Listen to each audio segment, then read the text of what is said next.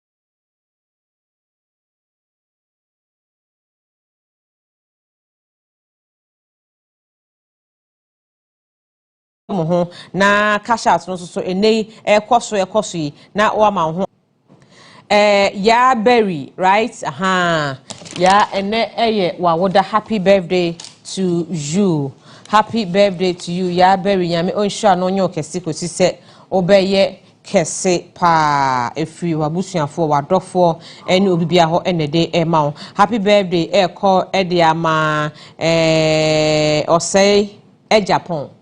Happy birthday to you. Pacho busuafo nyina se omo echiachia papa. Albert Mensa ene eye wawoda. Albert Mensa. Enye ya. Ondu ankasa o. Mr. Achu antise o.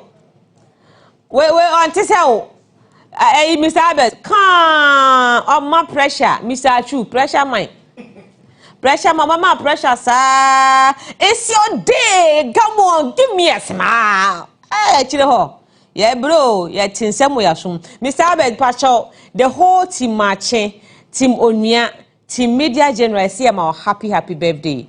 We are very hard working. Pacho, Mr. Achu, you are very hard work. Oberman lunch. Oh, wow, the quadri free food na there, mano. Any of Albert Pacho Frachu. Also, sika bedini ho.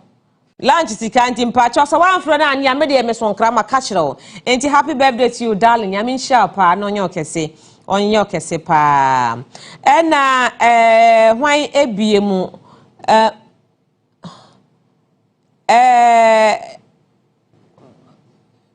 ni dini ni how okay Dr. Jones Opokuware me pacho oya lecture Ken USC. All right. Doc, pacho na ya wawoda. Happy birthday to you.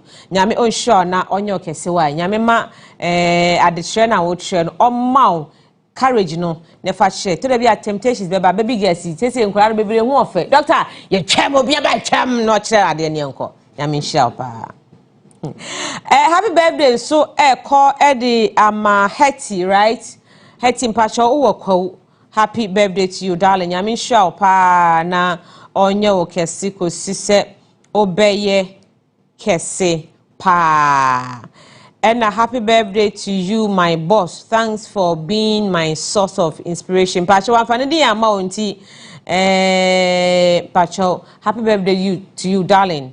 If you charmine, ho. Safari, right? And the buy Pacho honey, Odi ya farmer, intim Pacho minim sabre, wo phone ewo TV. So happy birthday to you. Nyame onsure na onyo kese pa. You are so beautiful. Nyame sure. Happy birthday, Cordia Manana Akosua Boatema Dr. Hema pacho ene ewa woda if you kunu wo mani abusuafo nyina ho na omo ede maum happy birthday eko ede ama Mrs. Elizabeth Abna Mensa Inso Brown pacho ene ewa woda Mrs. Nyame onhwa na onyo kesi kosi se obeye kese pa abusuafo nyina se wo moto so a obi na ebo no meto so a ma sorry me bodia manza ezua pacho ya wie ye birthday for na fe yenko Facebook no so na yenko ma fans kakra ya busuafo no so bebre aba me pacho ena no pay wo a waba Facebook no so bia nyame onhwa no onye okese Emily Smith good morning to you Nana Kofi Asian and Asian sorry Asian baby obia good morning to you Peace Mate baby obia good morning to you Afrakoma Dakowa or say happy birthday to my husband pacho sister Afrakoma ukunu ene eye na woda enti baby obia the church papa Patrick so yama ache Eric Asamoah good morning to you baby obia blessed son also baby obia ye chiao agro also good morning Onua Moses stay Amani okay also Dubai good morning Kofi Parliament and so also heard from Aguna Bobikuma Apa good morning to you Mauli baby obia ye chia papa Owusu Efri good morning David Eli good morning to you Emmanuel Ado good morning Francis Chum, good morning. Nana General, good morning. Blessing, good morning. Wilson, good morning. Kofi Parlin Machia, da busia for the Brenan Afedo, Moba Queen BP, Abna Fati Ahmed,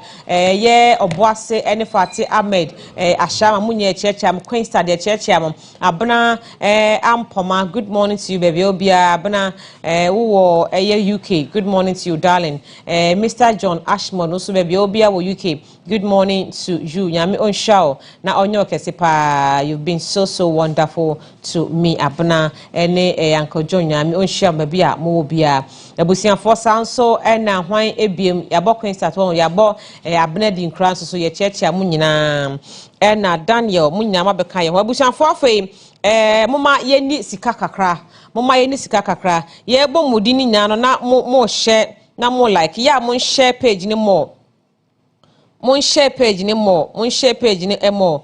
Baby a wo bia na wa share page ni more. Enti moma yen ko cash out no so na yen pesika na obi ne kan sika ofie sika e wo bank. Mesem baby a wo anano pa bia no. De emetumi e de amawo se busuani onua dofo anyame ya adoma Friday eye adofo da efri enne ekosi Friday mesrew cash out for say Wom emma thank you. Omo dawase Yera Muhammad ye thank you to. Cash out for the eye onua chede. Ye dawase esan se ebeye emfie mienu ni a womodo omo ho bedom onua TV eni onua Maakye. Sene Ghana fo maboa womo no omo so waboa mo amonya sika mu sika no. Mu deserve nsembo. Na mo ka so mo bo mo nsema mama mu hu because Obia woni fie ahụ enti omo se wo ne omo mpanifo atena se ama mo ka kire omo ho se de obetumi ayede ama Ghana fo Thursday yi eye se wo mbeti hyem akyede wo bema mo niema bebre da bia bo ni amasika ni atam sika enkrofo bebre mimitu ami TV asimi dem popotoa bi TV me wo hwakora no mani so wo me TV kitikiti bi tete black and white ni bia you know and si se me wa me a me de me last begusu enei na matwa ye bayi onua akyede yi kese mi twa bia mi fa me start from Monday no mi gusu a mi twa kosi se Friday ne beso eno no wo de 10 cedis na ebekọ ho wo de 10 cedis na ebekọ ho enti mi srew ba bia wo bia wo dial *439# star 439 hash. Now for uko option 7. Unse yade red webi afa hon. Yade koko bi afa hon. Yade afa hon. Enti de yade afa hon mono. Echire se eno this time around unko option 8. won call option 8 obekọ option 7 option 7 ho no no e na ye de achede en akogu enti TV akese bi e wo ho TV akese yem say 65 inches wo ho ebi wo ho e na fridge akakraka fridge atele bi e wo ho sa nso na mo se ba ko ne friends egg fryer na say air fryer air fryer eno so eno say me ni bi eno say me target no minya washing machine so a me pe minya microwave a me pe ena de chese ne ma na wo ni na minya bi a me pe abrabo na ya diun na ya na Oka obeka se we obowa eye no kore minya mani bresem e na meka no enti me no me de me last na beguso enti won so do last beguso no wo de 10 cedis pe e na be ho na wakwaji sa achede bi ba bia wo bia wo betimi atwa bi enti eno no eye Friday be hyase twa from Monday na ye twa Kusi Friday na ye boja ye no na odi age e pa oji anada akwacho ge anada akwacho boy anada akwacho maame fa na se ne ye ne birthday present pa cha fe yen ko option 3 ho ne ye ma musika yen ko option 3 ho e hob so star 439 hash yen ko option 3 ho no mo eye onua maakye me pa cha wo de 5 Ghana cedis e na ebekọ Ode Mr. Chu ye for ba kuntum na ye hwa de mpacho pese me chebi ode 5 Ghana cedis e na be call option 3 ho enti star 439 hash star 439 hash me pacho for 5 Ghana cedis call option number 3 na beji 2000 Ghana cedis ene enti me sremo a munyire mo ho na muncha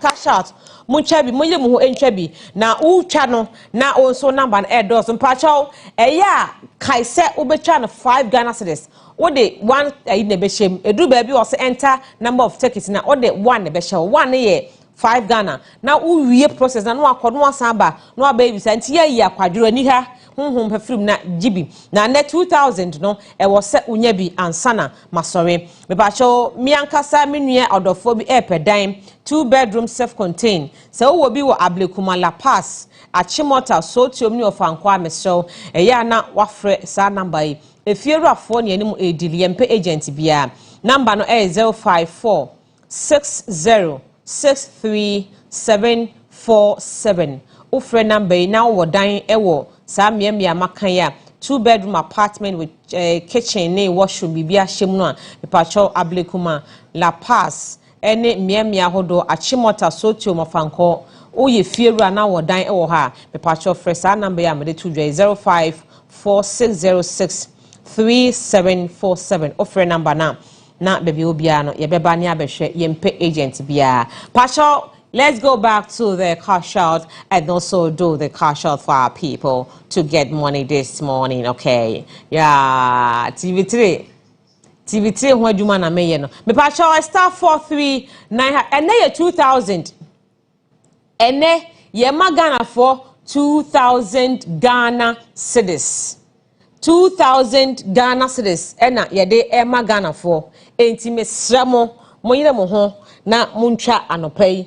Ye twa e wo se me komanim kakra ansana matimi acheska ne bi Mr. Chu de o de ye fa ba kuntum na nhye nkrofo nkura ne na wo mo emobi nka ho mo ye mo ba ko Bacho Junior's Glooming Parlor baby obia me cheche papa makache mse mi ti egu mi titi ma lock mi ti se me bo mi ti o me lock o Junior so na poko ye mi ti no me nails me bibia me ye o Junior so let's say na ba ko so abeka ho ye friend say calf nails wo East Legon ye friend baby Tulip Avenue pacho wo East Legon ne miamia hodo akọ na calf nails one year nails papa emfa emau me nails no so me sounds o china fa say ye cafe o china ye cafe baby on ye me nails e wo East Legon na me nails ne me pedicure so Junior's Grooming Parlor almost all la pass sister me ni pa to a almost so na ye me locks omo na ye ma me omo botire yi me mati omo ye bibia anti me pa la pass baby a ye La Paz Community Hospital one honum na Junior so nti munko na munko ye mutim pacho levels baby levels wo bia me cheche sanso na abusianfo nye cheche mo ye nche ba ko wa mpamcho ye nche cash out no ba ko com yen chebi aha sika diga boja diga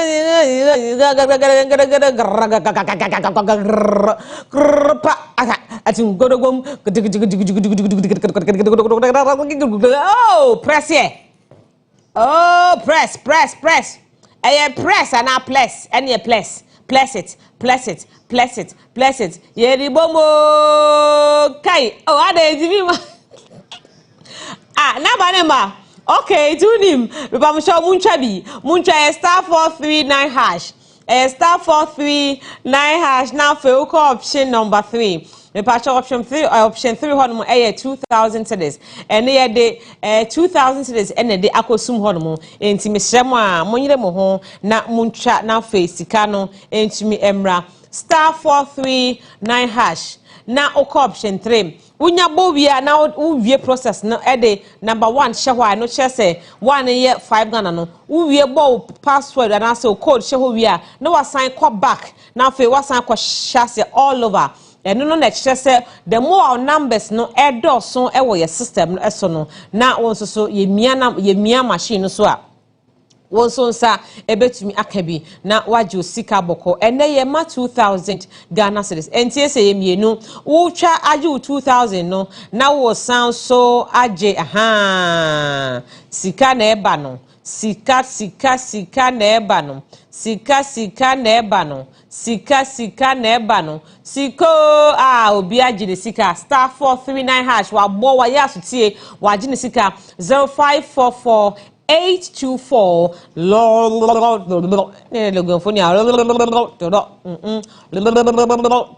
me pasha we ye asomre ena wanya ne cash enti show baby awo bia no won so obetumi age wo sika as simple as that no pressure no sweat enya fe na wo ko debi pressure bia enim baby awo bia mpacho kan ye ho na so dial star 439 hash ni ebi na ji usika boko na fa ko di Mr. star 439 hash wucha option 3 aji usika 2000 deno na o ko option 7 ohonso o de 10 cedis ena ko option 7 na eye onua chede no pacho Friday won so wajibi enti mama mo ho enya ha na munyi musika entem so kra pacho munyi dem ho ena me cheska me cheska na masori medical che ba ko mo meka me ho na yemfa de aka no enka ho de mo amutwa no ena ebe ma me vim na metumi aye. All right pacho, good morning. Good morning. Good morning. Obesi wasi morning. Papa Chef Fro saying. Hello. Papa Chef Fro saying odo. Papa Delight. Also did the saying. Papa Nyame do way you na say. Nyame adom Papa Chef Fro say me nua. Papa me didn't delight. Delight. Papa. Okay, Delight the obe voter Ridiana. Delight who vote hefa. By said you are something you Fijasi. Who Fijasi? Eh, Betrayedus. Who be chrome? Betrayedus. Fijasi hefa now. Me say Fijasi hefa now. You are cancel area no. Ayi kwan no so. Assembly kwan no so. This assembly kwan no so. Wow, afa sa kwan ma begusu ana se still that say envuturu. Sa kwan no, ama begusu, omu nguso. Ye ni acho. Wow. Me pacho anope wa twa cash out wa hu. Bad time when I shall say try Delight. Bear 5. Hey, Delight, what were na ware? What were? Ahomachi a obeda ha ma okunu ni wadi nkomo no twa cash out. Pacho say na be good phone so. Say na be good phone so. Pacho 2000. Wow. Say the may magic cash out atum. For some time now a man nko na dibio. Ya ni bra bro. O first day o dey dibi ni ohun. Mama. Oh, mommy, you ban it from. Oh, first day, I did cash out ni. For some second time, never. Hey, delight. And you tell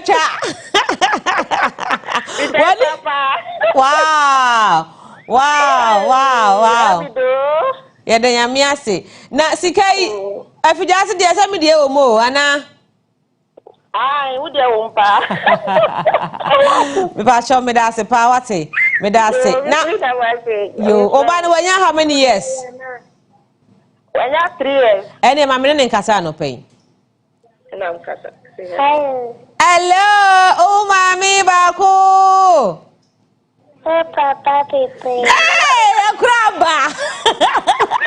Oh mami bako. Just wait. Oh papa pepe. Oh papa pepe. Yeah, frozen. Oh papa. Frozen. Eliana. What's your friend saying? Me dey bin you know. Mr. Chumu kasa bin ti o. Eliana. Okay. Eliana how many? Also was 3 years, right? Yes. Catch your mommy say on time track cash out. No what? Catch say mo nje twa. Why? Okay, Ellie. Me da se pass anope woni me ato enwum a say. Bye, honey. Bye. I love you, okay? All right, yene sister Delight, and then ba Eliana din komo free afijase de mia me mpatem mia me bro no so me free you ko Delight me free you ko enti me twam afijase na makomi krom enti mpasha Delight wadi 2000 Ghana cedis wadi 2000 Ghana cedis timpasha ma honya ha na muntwa bi mon dial star 439 hash star 439 hash star 439 hash star 439 hash. Me pacho yede vim and vigor echo option number 3. Option 3. Me pacho hot mun onua mache ewo. Onua mache ebutu option 3 hot mun ti me pacho. But modian na ma ho target say. Wo di sika botini we ebetwa. Wo di 2000 ebetwa. Wo di 200 ebetwa. Wo di 300 ebetwa. Wo di 150 ebetwa. Di ehia na say wo benya ntoboase na wayi ani ha eni akwadwo afiri mu na wabɔ no 55 obo no 55 no ano na wo so woji usika sister Delight o wafijase waje 2000 anope ya waje ne 2000 anope say Ghana ma said ye ni asia bra ye gisika no enya sem ketwa kra Ghana ma edi bra ba pa ye gisika edi egu ye botom anope Delight waje ne 2000 boko wonu obia ni nkuntabuo wodi atumode eko mesra wonso ba bia wo bia no wo betumi age 2000 Ghana cedis na wo de ekofie boko Friday enso ma honya ha na achede a ye che no eno nso be option 7 wo de 10 cedis ene be ko ho enti ma mo ho enye ha e wo sa ekwan no eso good morning honey Sura na say na me adom na nso bia boko de eno aka so de mfa kodi fufu wan fa me anko ene medo be ko ye be ko akodi na nanso kura no me wo agenda be 10 we ho say it be ho adwuma tse me ntimi afo akwa nya hweba say the ti bia mem wadidi ne be didi so ready form be didi peche the form no dey say the bia odi be fine pa bia ti be I boko I hope so obi ahoye me want some ka the way part 2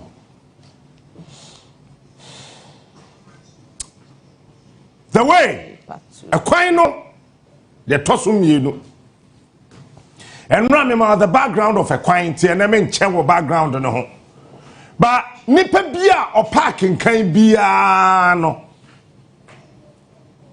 your microphone mpe reading san microphone no say ofa booka on the prefix ho on the introduction ho be one so dibirika no ko chapter 1 obi kura fa book na okan a onim kwan a ye kan. There's a way of doing everything. It sounds on pay reading tea. Of a book na no akọ last page. Hey book we 350 pages. Na mpofim no wa sha aka say da benda na meka ewie. Eti obuna bam anso wa she book that say. But my reference say book no say 350 pages ah. When the member was na pages mako 10 a acknowledgement. Any reference. A church way. If you tago can wait for Captain Smart. If you tago no aduane way. Say no yeah no. Worse be or what said or no person or you shouldn't necessarily or not as a writer, as an author no. But so what church and na what baby and no kokanya wow. Aje yenya ye pe reading na ye reading like mad dogs no. Na yakwa kokan no yakai book na wie no. So maybe se bibi o ho yente ase a so we can refer to his understanding of every single word. Mama can say we chira word be any asase so what definite meaning. The word kwasia any definite meaning. Aboa any definite meaning. Nyansani any definite meaning. Because so when you be kasa say say the power say not dream of what to say we dey munja no onu kwa na nim nyansa ye di watem. Also before you nyansa from naturally minja e can die. The black gene, there's something wrong with us. And you say nyame na mbo ye nyame boy ye na momo no ye nyan kasa yede sabe jimi sabe ensemhunu sabe eniema basamasa nyansa nim ewura ye mu ama na ewura ye papa no sisim akowura ye maame no ma wodiem etu betum so obi ye ohene no wawo aboa obi ye odikuro no wawo kwasea enyame na meka o na kira ho yenim hwokuro mo hene ne ma no wonsuban tu sa nyesa oye ohene pa anka wo che ne ma na obegu awon mebwa hwokuro mo hene wo de hwosofo pani hwere ma no suban wo de managing director say the manaba company ni mu adan na omoye sabe eburu sabe enyado eni die kwaso obuo kwaso jimi na kwatai wo md ni sisim and what transmogrify jimi na kwa na yira wodiem eti the end product no there. Eti before ye wo how ji ye tenase essan niema bia ya manaka ho. Look, let me tell you this thing today. Say obisa say odin tro about Captain Smart oh. Why you careful? A statement which is repeated for a very long period it may become truth. Eti yase asemesi opensa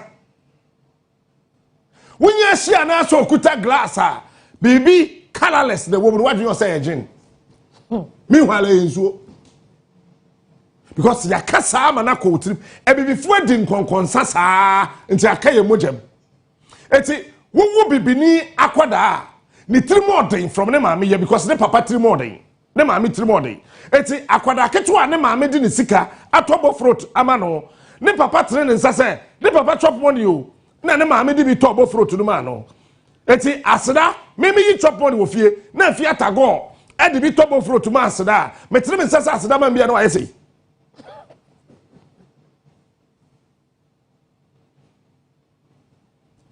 mewa bonsa akwada ketewa o hye ne maame achi a wadi 1 year enye kasa nyina nye sound nyina no te ase enye syllabus of every language nyina no te ase no wotene won sase o ma obi a na akwada da twene nsa o ma abo fruit bi why na kire no eye sabe eburu sabe nya ado jimi ye wo papa sisim ewura ne bemem apensuo bi egu ne maamim ma na kwa na wodiem ene ye de anyini ye nyina sa na ye te he memma obi adada wo ye ohene na wuti a masa wo pa obo betimi afu eno memfa ho because ye nyina sa na ye te ye nyina sa na ye te na kira he be me hu oba ne hu ofa na dream siso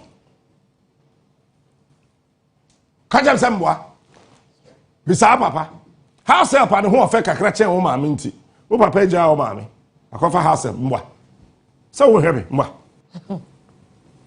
sister hwe house help no empa kakra oto ye nti ozo eja akofa house help eti naturally bibini ye gene ni mu no yare wom ye nka no kore edam kakra ewo bibini subam eti se wo hia bibini bi a on the natural bibini way to say me say na ye ho aye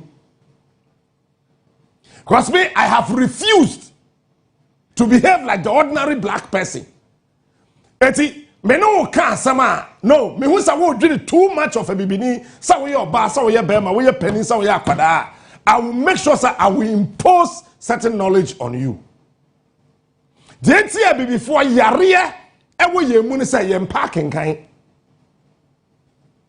and watch this nipa bi on parking kan bia no on patro because what do you know to write it down and then oni ma abetro nipa bi on pe read it bia no on patro I'm telling you today ke opa fa sikasha bible muto ho ma bibini e kombede no and so on as so ye Christoni na bibini timi fa bible ti say ade we iPad we oh mama me pillow si ba ko ade mama me fam je jot wadwem we ni pillow a oda so na bibini sabi enam jimi nti not the bible na to pillow na se not the pillow na to so not the tia to so no wada ade nti anyame behwe no wo yare sister jajimi no the bible is not the word of God. Ana mebwa me say meka no credit de ya meka no raw eti bibini timi fa bible na wakobie Psalm 23 the Lord is my shepherd na akwada na ayawo no foforo no tieni you akwada ayawo no foforo no ye bie the Lord is my shepherd na ya deda akwada na ye biem na da akwada na pampam na conversion achi akwada na kunu eti bible na kunu na sa wo yare ana sabe wuchimi na kunu the Lord is my shepherd na wo bible mu na nje nkwa it's a lie because bible no talks about knowledge and knowledge is the way. Where there is no knowledge, there's no way, because you will not know. And before we lack knowledge, we follow the certain knowledge of certain people. It's yet to be quatana sorry them. That software chawantro akatro say one man for the anyame nhyiraw. It's a lie. Enye ya affordable na ma nyame nhyira yen. Because me ma sorry them Pentecost. Ye be katro say wo yirmu mienu a member awurade adidi. Won't nyel da. Sa wo yire wo mpena won't be nkwa awurade adidi. And also won't be ndi asorpani. Eti de pese e kira won say wonnya kronkron anamba mewa sa so dum sa nete etino knowledge na ye nim ntino e ma ye ntimi hunu ekwan no efise before ye suro say ye bekan enti say ye go school we don't believe in practicals, we believe in theory. Even theory ni kura na ye kan no we look out for certain aspects of the theory. It's a fiat go me yere do fiat we okwa kwatro BEC na odwin so be nya apo amfa de no to mapempem ntena so yi we won some kan ha enanye o enanye awukude ha eti obi wo SHS 3 okotro final exams adia na teachers na kire ni nyina no nya sabi anim eti obi wo say teacher ni na be gina wo say you people go and study this kosua ade we na ndi pada kosua we eti say wo kosua Now do exam hall honesa. You say aponanto. Ewurade. No, meboa. Pacho meboa na. You say apono ama. He edene sa akowura universities. Eti obi ye first degree or level 100, level 200, level 300, level 400. Besi ene say edru final exams or train say lecturer beba no areas so study. It is nothing but foolishness. Because if the lecturer gives you an area to study to write the exams, what about the other things that he taught you? Eti bibini wie school a sabi oye kwasia, sabi oye empty-headed, sabi onimu hwe efrise yamano area. So onkosua. Ti osua no wie a na wakotro eno ho nsohwe. No watro nsohwe no na wa pass. Or pass wie a was me first degree, me wo master's degree.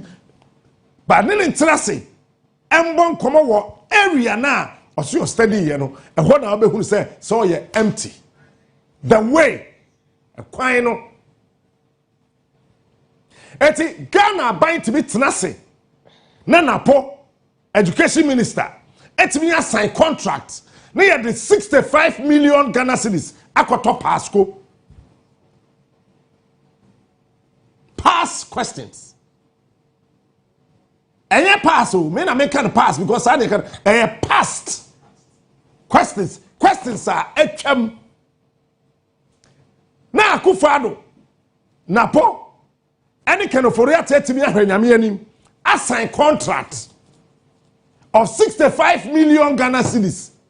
Ebi say 60 million. Ebi say 61. So plus or minus between 60 and 65 million. Ni assign sa contract no. Then ye kire say ye ma no enkonkotua past questions. Na po a oye doctor Otusin akosan eno ama. Eti di Otusin e kire wo ba geography. Di Otusin o kire wo ba no physics. Di Otusin wo ba no chemistry. Di Otusin wo ba no mathematics. Na yakoto past questions. Eti yemba no instead say one be broad, open, understanding, very practical. It is a no. We have bought past questions. Now, Kwadano, you are limiting the knowledge of expansion. So, Africa, we don't know the way of expansion. We do not know the way of increasing. The way of increase, the understanding of increase, and the understanding of increasing. We do not understand the power of increase and then the power of increasing because we are always limited. It was Akwadano and the JSS if we.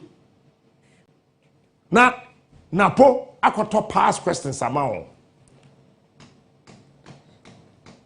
Na no ano he ma mentra hankase mo nkyira. Abai to me influence na nkwada pass exams.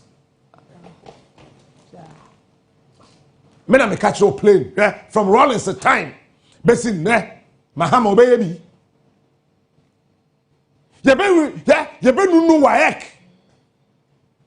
Because waek sabanya man is obeye useless. Me ye president ne waek megunu. If you don't know, I'm telling you today, if I become president today, I'll be free Ghana. BEC, bechem. We'll have the National Exams Board. The National Examinations Board to take care of every kind of examination in this country. It is a who will Legona, who try exams, and yell Legon lecture and a base supervisor, so there'll be an external invigilator.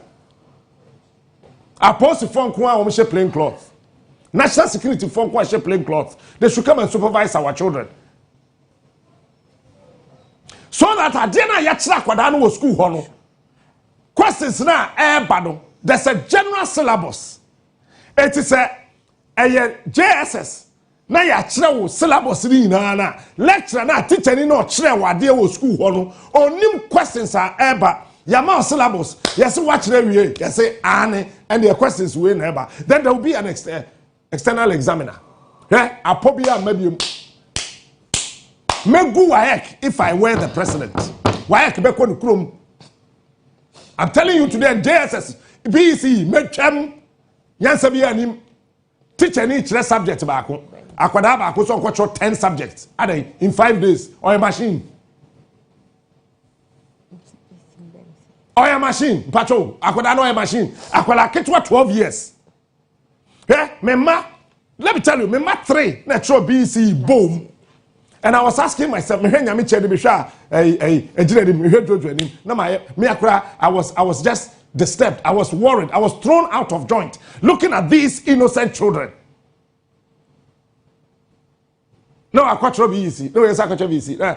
Every day, I quite back. University could you throw one subject. We throw you about 3-4 days. As one quite another one. Not be easy. I quite not drink it. I say a board man not drinking. You know. Yes, I quite subject. I can see you. Now, quite a ketwa or throw be about titration. On what front yes, teacher near manapo. No, we drink with the team. No, I quite now. The way before we don't know the way. You need more quiet. There's a problem with us. It's in a park or sign contract. Your top pass questions. Ghana and Central for me home. Tago home. Obia home. Ya take some sa. It's a who you answer and Kolano Coach BC. Umbe chapoto. It's a Kwadane Chao because past questions no. Ya the papa. All apologies to Auntie BD and Chairman Mr. New Channel. Jimmy. It's Mr. Shandoff the baby and Kwaba in school. Auntie B bank cost Aba in school. Me ba on kwa ban school atiama ne nana biye ne ho be kwa ban school eti yamana kwa eti se me kan plane asem kwasiafo na omo ma kwa ban school me bwa eti ya friend saito no what say site trophy site nito when him site trophy. So American is forget about yourself. You are just a side trophy person. It means that we are village champion. We are kwasia. It is saito no. Jimmy just a what Jimmy winim yansa. We are kwasia. We she tokrom. It is your man akwa ban school. You from saito for. We are side trophy. It is a akwada no kwa saito. Teacher ni no chira dia so saito teacher ni no oyere ya Onua ye senior site trophy. This is the way. Say na be before me say me kan no kura ne de ya na chira wo o papa masem o pa jame et Ghana your education ministers besenko obia ne ho ne ba kwa ban school how na drisu say ya ne ba kwa ban school da. Because Saito Sabe, because I want echo. Me wa fa edutum. Me na mkofa ni fi America be di MP. Ne ba bi ani Ghana ha. Okwa Saito. Wa hu managing director. Ne ba ekwa Saito da. Nanado ne ba okwa Saito. Ne nana be kwa Saito. It is a fine catch now, sir. A quite papa ni or quite dad anymore, or quite dad anymore. Already, Yanajuma, or quite dad anymore, or quite dad anymore, or quite dad anymore. Yami Yanajuma, a Juma, or quite dad anymore. Yakupon yet draw quite dad abiamu, Munjas and Hunu was for them. God does not change, but his ways are always dynamic. It is a sophobia catch now, sir. Yabi yet draw quite dad anymore, so for no name answer. Me catch your plane because God as God, he as a person will not change, but his ways are all dynamic. Because answer na nyame eba no mano sa nyame ye one way kwan dada mu a aka all factor in electricity. Nyame nim say eda bi beba Kwame Nkrumah e electricity beba Ghana. Na sa electricity na Kwame Nkrumah de beba no cables no rubber bi anhye ho. It is a Yakupo mistake, not the Anomako General Salai Post, so Obekum no matter what Ghana in. It is Yaminya one way God. He is a fixed, he's omnipotent and omnipresent, but his ways are dynamic. God is not a static God in operation. And before you're static in operation. It's your catch so be a director of operations at the presidency, and Sasim Kwan Oji, no see a dying, Lord coming. You can say, or be a minister of works and house now, on your contract, I can say, no sign no percentage. And before, Mr. Shand of Antibi, won't find me, Jimmy. Because sister, you better not put on your tears, say, Jimmy.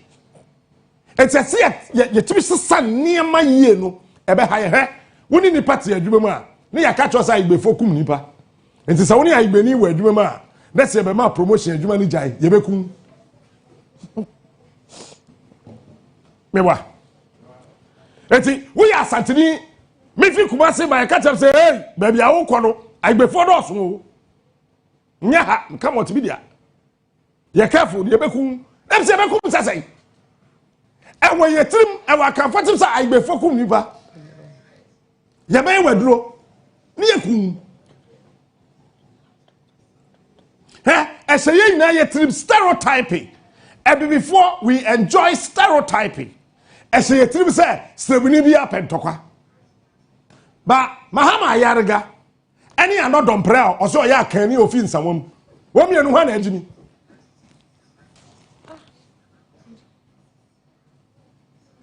I not don't pray. Any Mahama Yaraga, woman and one edge me, Srebini Bako. Any a canny Bako, some woman of your wedge me. So much my pointed your wedge me. Anabeba, former Tema East MP, oh, to be tam ballot paper. I had it to about parliament now already. Now, Harold Idrisu, Jirahono, I say no, catch us, please stop this. Eti, a canino. I friend ahin kura ohina wa kura wo na ohini mpo akura ne ye fro bia ahin kura de kire se ohini abɔ ne ho ban ade nyansa gu ne tirim enti de ohini ahwɛ so de nyansa gu ne tirim every ballot paper na ceremony tani ne gina ho ka kire se please stop this tani ne akani ne ho na agimi ya kan no kura se Captain Smart di atem me kan no raw betwe du mu TV ene ye wo wasem. Ya stereotype say oba bia hwe adwuma so a adwuma ni gu meboa say ya me no ka say Auntie B she will remain the greatest CEO our media industry to be able to manage Captain Smart. Me am a whole institution. We ni ma me catch me me tia sa no we oba na wadwe yourself to fear now pemia sister Jai. Now, I'm a whole university. Me were Department of Physics, Department of Chemistry, Mathematics, Sociology, Dondolo. I'm a whole institution. It's for Beatrice Ajimai to manage me. Manage a Fiat Ago. For Beatrice Ajimai to manage Kukuti. To manage a Ronald. Any million what 3 FM John Hughes. Hey, you think it's an easy thing? Many John in Kuano, we are the definition of the word trouble. When you stereotype that a ma, say what? Because Antibi, Eba Onua, Oba Media General. Near friend TV3 network. No, you be anka ho. Oba no baby Onua. Say Onua BT TV station bia. Oba na bi Oba na hair so na bedru baby adu. Eti before we are interested in stereotyping. Eti what was I say stereotyping ti ya sofo ne fan nyansa so ayira. Asofo ne bebre nyansa atiegu. Eti dan pareka so bunjan commission na Ghana fo bi ntiase. Because Ghana saw from commission na be 1 week 31st night ejabeto ha. Former president Bibewu. ohini bi bewu mini baby amede ko me ba be si super pepe popular person bi bewu enam sabi ya sofo no eye nkwasiafo na e wo bible mu no he bible no say okwasia adent na bible na uncover ho mo so am say captain smart man no ya kwasia mma me na juro e wo bible ni ada na me ka kwasia na ye wo ya Mr. Shanoff kwasia na bible mu wo kan twi bible na the word kwasia e wo nyame na mtro e sa asofo na wo na se wo translate bible no from English to Twi so wo de wo buade a ada no man pe word for am the word kwasia no mu ja kwasia ne sa kwasia wo wiase wo yi kwasia fi abrabobu a ye yina ye be ye agimifo enti ye tumi wo say ya asofo ni na ye nkwasiafo na wo bible nim because bible so kwasia na se na koma mu say nyame bi ni ho patcho me na mtro e Session of did I write that portion in the Bible? I did not. Bible no say kwasia ho. And here who say asofori na do 31st night I say jabeto ha. Eya kwasia fo nkom hye. Sofo bi o hye san kon bi ahwede nim wagimi. Ah hwede se. O preach aben no. Wa hwe obeso ohwene cause the numbon o hye kwasia nkom. So jabeto ha. The point is that Senjania catch say jabeto baby a ada na umbo fire service for amane na se kane wo ho a yenum no yen lay surveillance wo twa me jana to ho ansa ya ba be catch say me de me na me share kom na be aboa sofo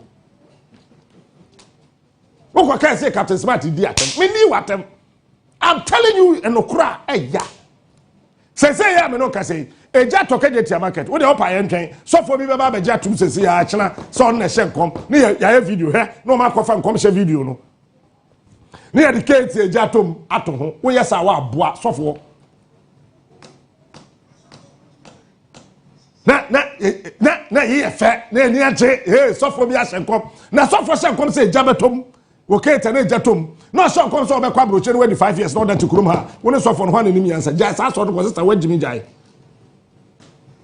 ye hwe yere gu hu sa ma sesei wo kwan wo minim o yele wo wiase mi na ye hwe gu minim mo wanom o se ye nim nyansa e be before ye yare the way mami nko kete se eja to ho e hye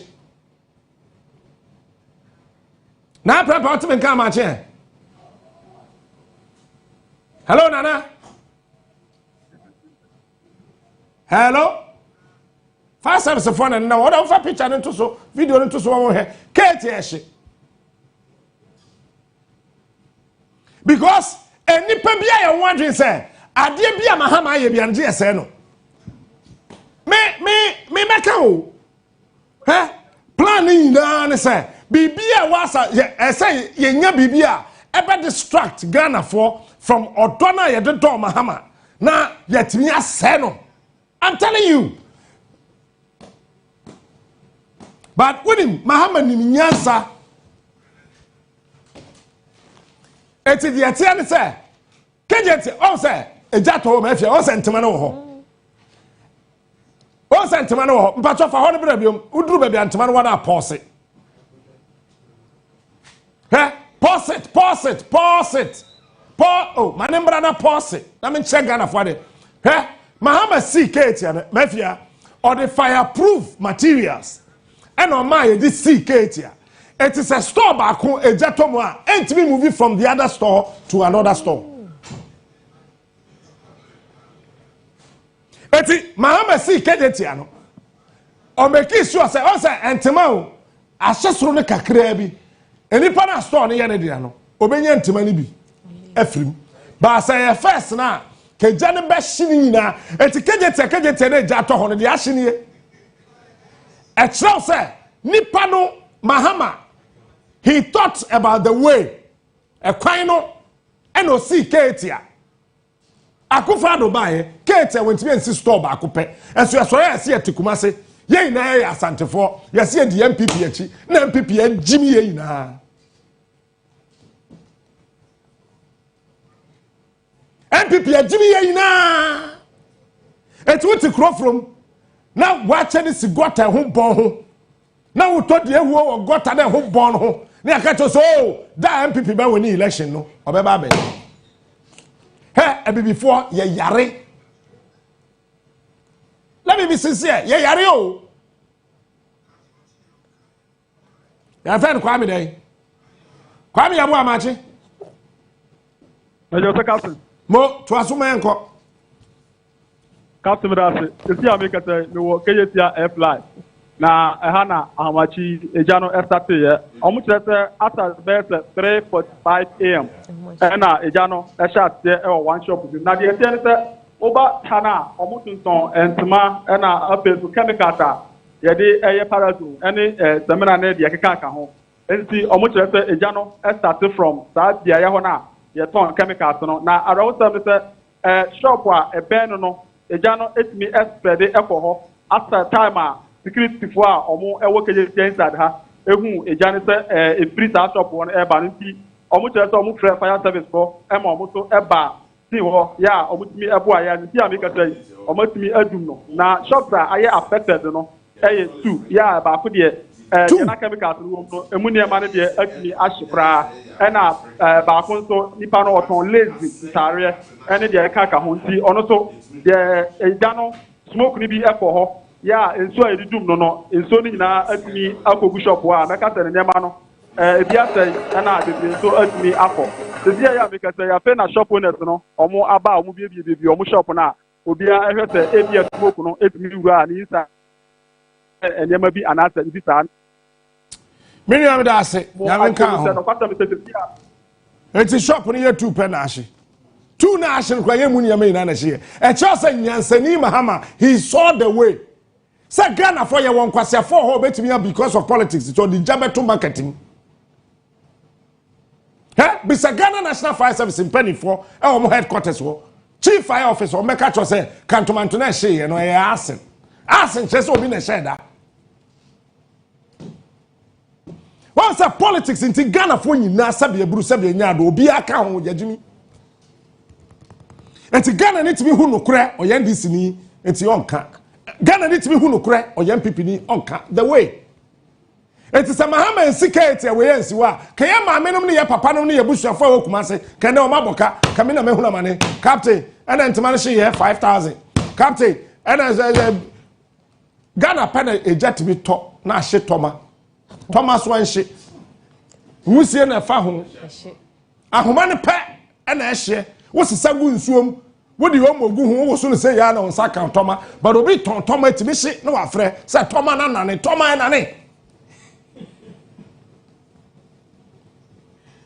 Wa ko fa toma fi China na anane a. Wo di beto adan toma ho. Ese anane. You see, ebusafo enye se ba no na eya wo. Yes, sir, baby, person me do be atemu. On my baby, I can I am yam shisheme. Misro, I'm afraid of the future. Because Onua Legon and Kwamefia, a nipa over 15,000. Na Legon for do maba bonte, and the only master's degree. No, Jane Ghana for Brafie come home. A nipa makumaku 15,000 plus. JB. Yen and I'm council of state elections yen to me and koja innocent. Public health, master's degree in public health, innocent. And no kwaje ono cross ceremony ni kura onko okwa no kwaje academic gone or share on Twitter page and do social media. Padi na wi. Hey, it be said line said nwan. Ya kwaje academic gone yes aso. Aso bi e begu kwa afo.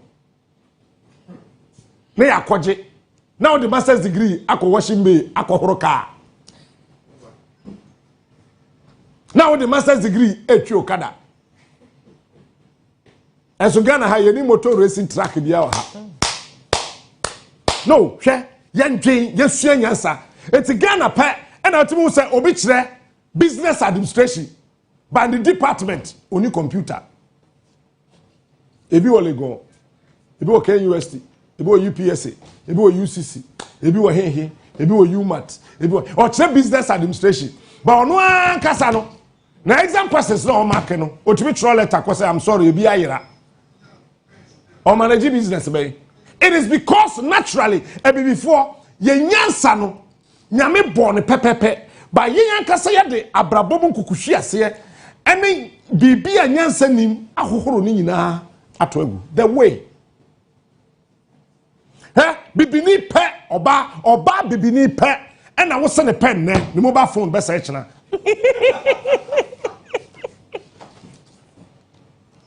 Say ya me no ka say. Let me tell you. I am a dream woody we oba wo han dan.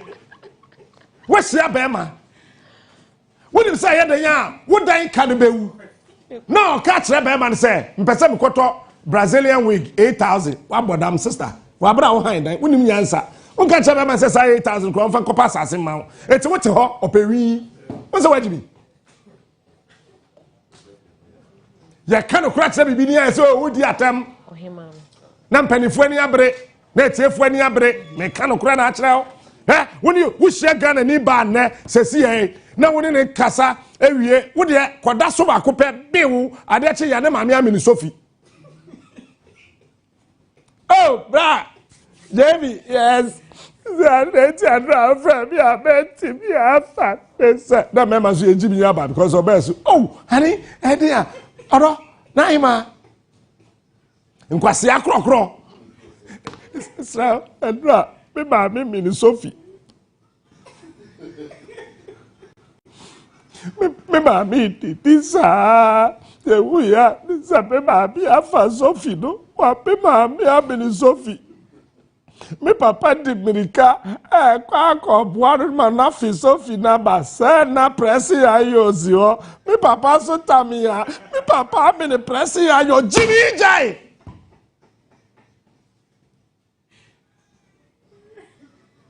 You see, there's something wrong with ya kanu kuro me sadam tio bibi ha ya dwe me sikin na ye tuntumu ba dwe na demitrim no me mpamo ma dwe ni bi. Eti nipa ti wa no wetimi ahwe nyame anim se ne maame amini Sophie sister wo han dan na wo ka tire be ma so nkoto 8,000 ma wo modam wo han dan wo se nkoto iPhone ma wo ntimi ntina din ntimi ndwene wo se no me hia JB bia wo bi JB o wo yire ba wo de aye hwe wo twi ba ko afam na wo de aye yi a won kan say me favor aka me dan boso me mienu obetumi nti je bi fa kakra so me so na me nko open wig woni be tell oba na je wig no or the kope be ma foforo and look, there's something wrong with us bibi haya den me to wasa na obi afre me captain me say yes me hear moa wo me phone so messages I'm responding in I am moi. I need help. I need help. I need help on qua messages. Me about all my life from Kwan send them I love you. Because me who catch them say I love you, I don't understand. Catch them say me do. And I'm tears here. I love you, me ni poor trust. I know about that man. And no cancer bro for I don't know. Maybe I bro not sure the word I love you. Maybe I know about them. I don't know. And it's a Valentine. I've told you I'm not your Valentine. Don't send me any message Friday. Nobody should tell me I am your Valentine. I hate it. Sa Valentine, Papa, no Roman father for Monware. No, I call for a band and him. Near so I share or bad or bad to me, I will find tea or show love. Nonsense. When you laugh, I show my Krumha.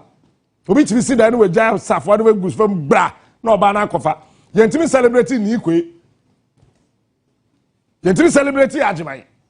Na mu din kwasia Valentine echi radio ni TV stations obi a hye kokko na ye pebi akwa yie kura ye nyanto semfu akwa. You see, there's something wrong with a black man. There's something actually wrong with a black man. Na be sa de no aye basa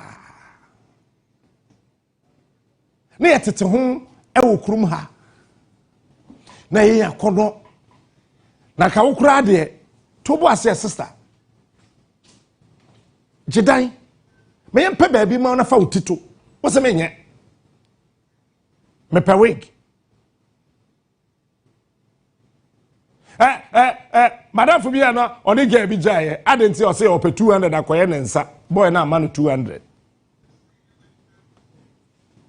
ya mano 200 cedis ankwhye ne nails na wa obi hia no ka kire say JB na the girl ni me a nti ya fe on san kwase akeka no JB girlfriend pa na hwe de me mowraye na JB hia no mowre na Sophie na hye shovel na hye. You see, this is the problem.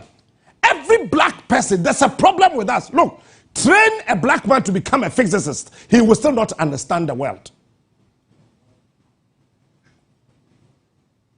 Eti Kwame Nkrumah Shas, yes sir, he was thinking 50 years ahead of his peers. The UP tradition, led by Buzia, Akufo-Addo Papa, Edward Akufo-Addo, they thought that Kwame Nkrumah was crazy.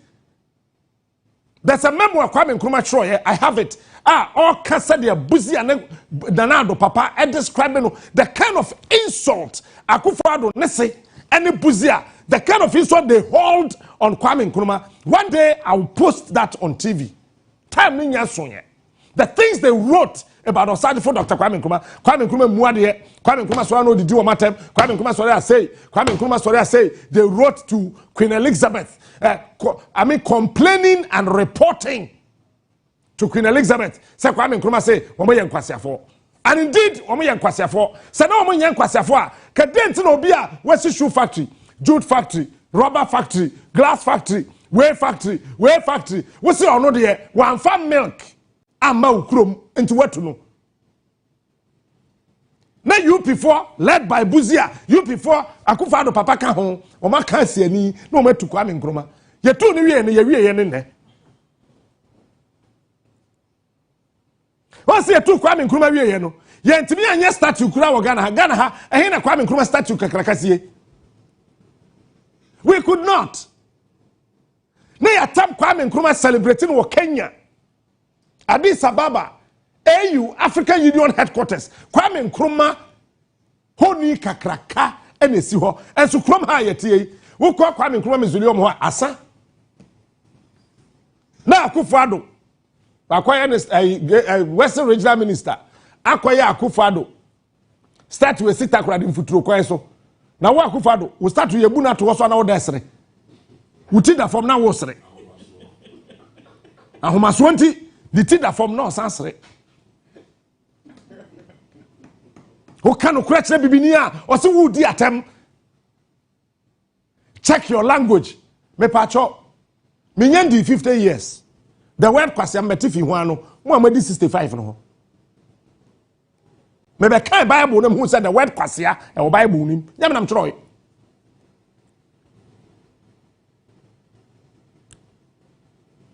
Abrabona ye pod ye true babia. Look, ebe before Ghana ni hey brafom ye trase de yesua nyansa.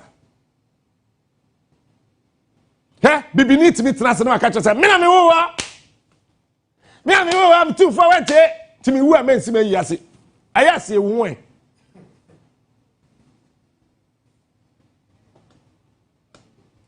Mi wu amensi me yase. Na sama enim katawto. Meanwhile, who ye now see more bin si we yes. Sani padamani si we yes no. On etu a wo mo kire fi. E we be before ye trim ama e be before me ma fan ye jimi. Yes yo, wo a ba ne your ba ne dia titru ye akanfo no. Eti mema bebre sam krom ha, o mo hwemma. Cause emma your ban dia. Maybe to me yukuni, me worry asunani a, yesi me ma no, omobo asuna busua, enton omobo no, eya asuna, me ya yukuni nti, esi, abane nyame ba, ti be ma hwe ba. Wonsa man so de mana kwahye dem, wo papa de, wo wanhwe wo. Wuni ma me ka kire wo. Wo agapade bi ya, ye ma wo ma, ene me. Eti se ye to fridge. Ema ya mami ani atotao esi ye papa sene. Ukosra papa no atotao. Cause who say wona na be matao na bona sene. E wa kantengwam. Tu papa so setao. Eti be ma bia ma ne mami sika odisie, o ma ne papa sika epie wa bonten. Enam se yeni mi yanseti, Mother's Day nko an ye celebrate be me ka ho bi. Ne ya soso Mother's Day so, ne ye ja Father's Day. Me papa ne me mami anda ampe. sperm na ngu agi mu anka wo me eti di odi sperm ne baaye ma me call me ma me yam no wo me enu ho na sese celebrate no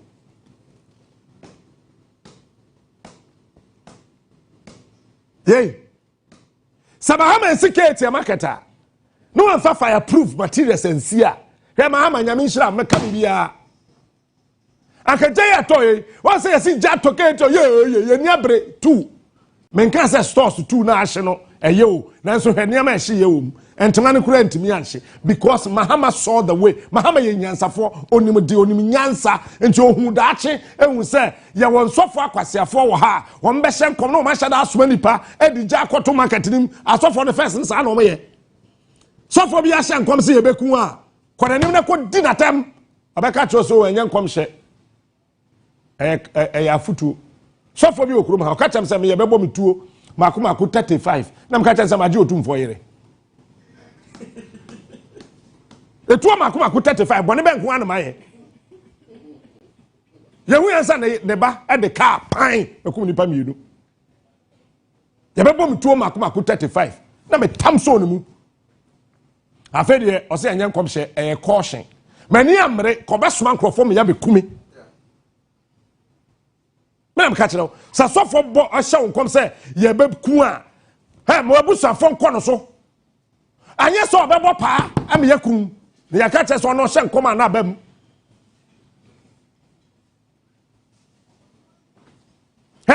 Hey, Sophia, a Domihoya or Wuye, or shall no one suffocate one come. Say suffocate one. Won say suffocate one nya asre jebi. Na suffocate me the car na suffocate on other suma no. Wo suma suffocate fin kran. Akwata krade. Akwa sise crusade grounds. Na wetimi the car ne ko. Ama ya dismantle brake system na wo car ni.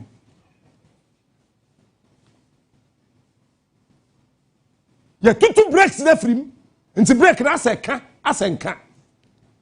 Na so for na do 8 o'clock. Ye hwe anointing oil egu ne so.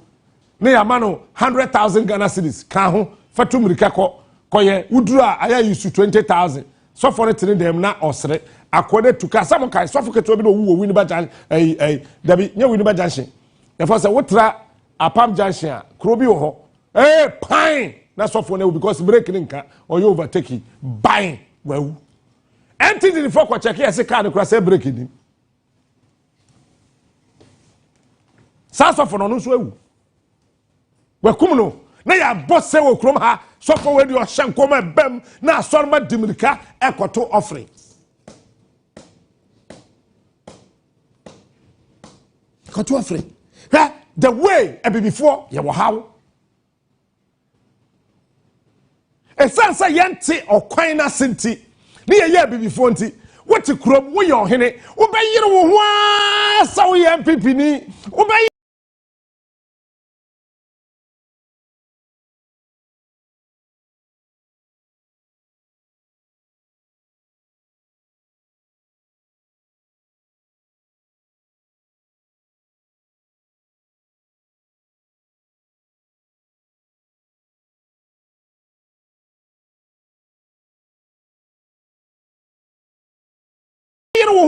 so we end this by force. What's that? Yes, I'm a Nana, what's the crime? Why you don't want MPP? Nana, why you don't want NDC? NDC by an MPP by what's a make quack post the Council of State? Ubwa, much of 4 by the disrupt election. Because much of 1 anymore. It's 1 pede. Right, you do baby, I won't. For and yes, some man on a yow. I am a yam shishim. You have no idea. And now, Nameteha, me sorry, I call Greater Accra. Council of State elections. And I say, I was there. I went there.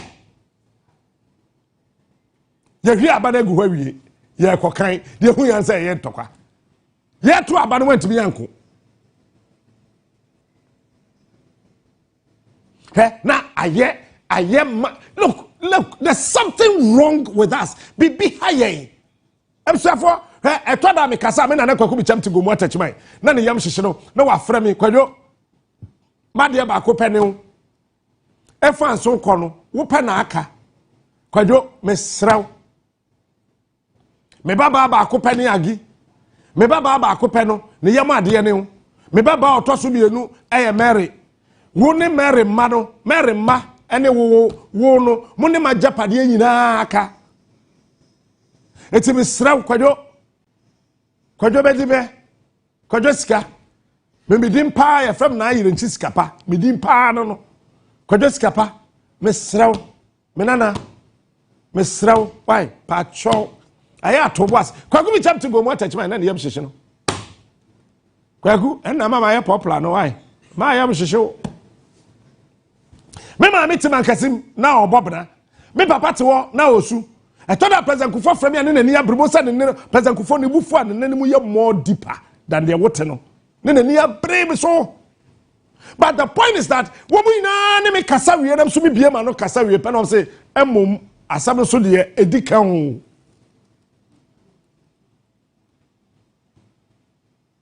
Once a Ghana for in a din, ya beto abano.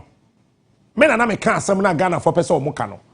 Sankana na do na buy yen crofo onimi yansa.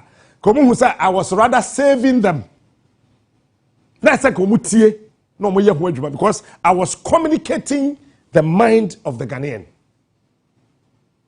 But they did not understand. Eti na wan kasa wo kopere ageden. Nana, Ashanti Region Council of State Abano, I can sit here and promise you, on my 3 times, Emfa. The next day, Tom the same thing, BC. Nipa ba kubi wum, aji osi from. I am telling you. What the opa? My isi nkasa watu ewi akan. Emfa. And we are great akra. I was sitting right there. You see, you do baby a Kusi say, you bet me a tenacity. Say this is the way. You are not careful, I had great akramwa. And I was standing right there. God did it. Come and say, Nana, would you free her? No be amfadi am wall.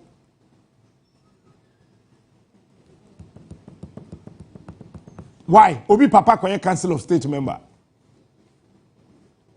So that's the way. Because our branch here now, so your bank manager and think go back home.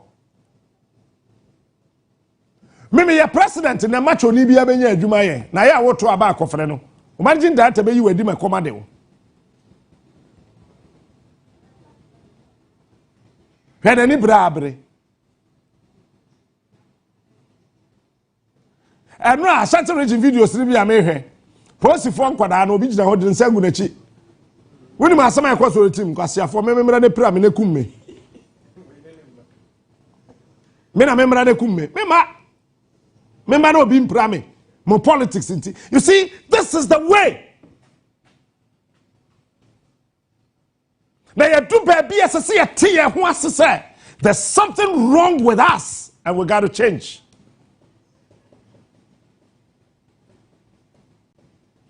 Say ya tikrum ha ye kasa ya ye na ye bon komo yi emsia wo de to bo asena hwa ade ba ma twe sekan edidi ni yirachi we twa de sekan ba ako na ya de akọ hospital na ya pam na sofo atimi akotena se ye mompae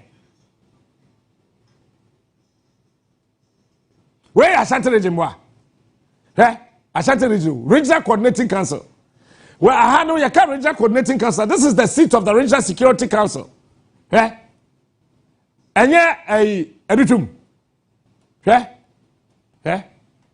no more conu. Shade. Ashanti Regional NDC chairman Ekono. We know Yakoto Council of State. I feel you had any pana or Kwakotu Captain Smart for no. Aji ya bodo so atwede yanse obetumfo na afuto be na ode beba oto sa na ade ne bo nani so ohwe video ntokwa hware na wa so wo ye NDC di MPP aba power okwa pre Council of State ayede what dey kwire Council of State na partisan wo boa partisan dabe hene o ye MPP ni pure ada na do afa to bu afede anye no Council of State chairman yey Professor Kofi Awono ada na Rollins enja no ho akofa Professor Dubu ahe anye no Council of State chairman ye kromo ha no enam say yenim nyansanti no ya ye bibia politics NDC MPP it is a we MPP ni NDC ba atwo say bra atwo cause one ye obi be proud I'm telling you where Council of State me say Ashanti region one be san kwoto bi mo so be share date the same thing be see upa bra entonchia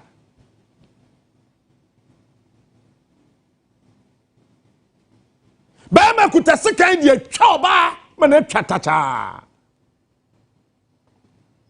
na kamwa mpese sorry jina wanam kire wade sa sofo ne be bompa e ofia mame epra we de ansa na ye beto aso no ye pese ye yi won a e ba ya ye be ka asem no kire na ye wi a na yem papa abompa Ghana Perry was spiritual father and biological father. Me, I don't have a spiritual father. Amakwata is my father. He's not my spiritual father. He's a human being. He's not spirit. I love Amakwata. He's my father. He cannot be a spirit father. I love him. Me Don Bruta. Uche. Eric Boy, Rain House. I love him as my brother. He was also for me and don't make a BSc. Uncle Jose Jabeshi. Debbie. Now, a shopping not Tihono. The Dindi elder boy did donko. Only a Central One presiding elder. The Tosubio Dickness Josephine, or a chorus leader, some kind Bible. The toss on a catechist. Ewo Roma, sorry, Ewo Christ the King. The toss on the Assemblies of God of Penny, or no Uprichi, Ewo Dakuman. The toss on the ICGC software, or no so wolf and call. If you are saying, Mama, so and 7 a.m. Mompai. Bema Chesakai, a choba prano, Yakobompai. Na posted in count. On the party inside, ya, Yehovah Shirano, Pachoye, na so and some. Na Obano and Sayania, CSC and so in some, and two son in some Kakra Cosrabose or bread. Which able to a soft was and so and 70. Na pain. Na Quenina, ye, Shira. Oh, radie! Oh, the party inside ya. There was no. Oh, yes, Rade boy. When I was a young couple. Na quenina. Yes, Papa Bebompire. Adomina young coupon neo. Udini Yehovah. When I did came by what they were in trum. It's a near the Tihui, a well rather than I was to say. Young couple hears a manifest can job out of what. Kwasi empire sa o kapa yesi ye yakwada no ya enti say ya ba be hye ye bompa said nipa biara ene ahohom biara asori etia awade no wo Yesu demu ye kutia won na yam Yesu Kristo wusode etumi so na wo tumi so na nsanche ne tumi so etwifa wo nyina so mihwai na sopani bi eja aware wo kurum ha Bompa say urade ye nyankopon.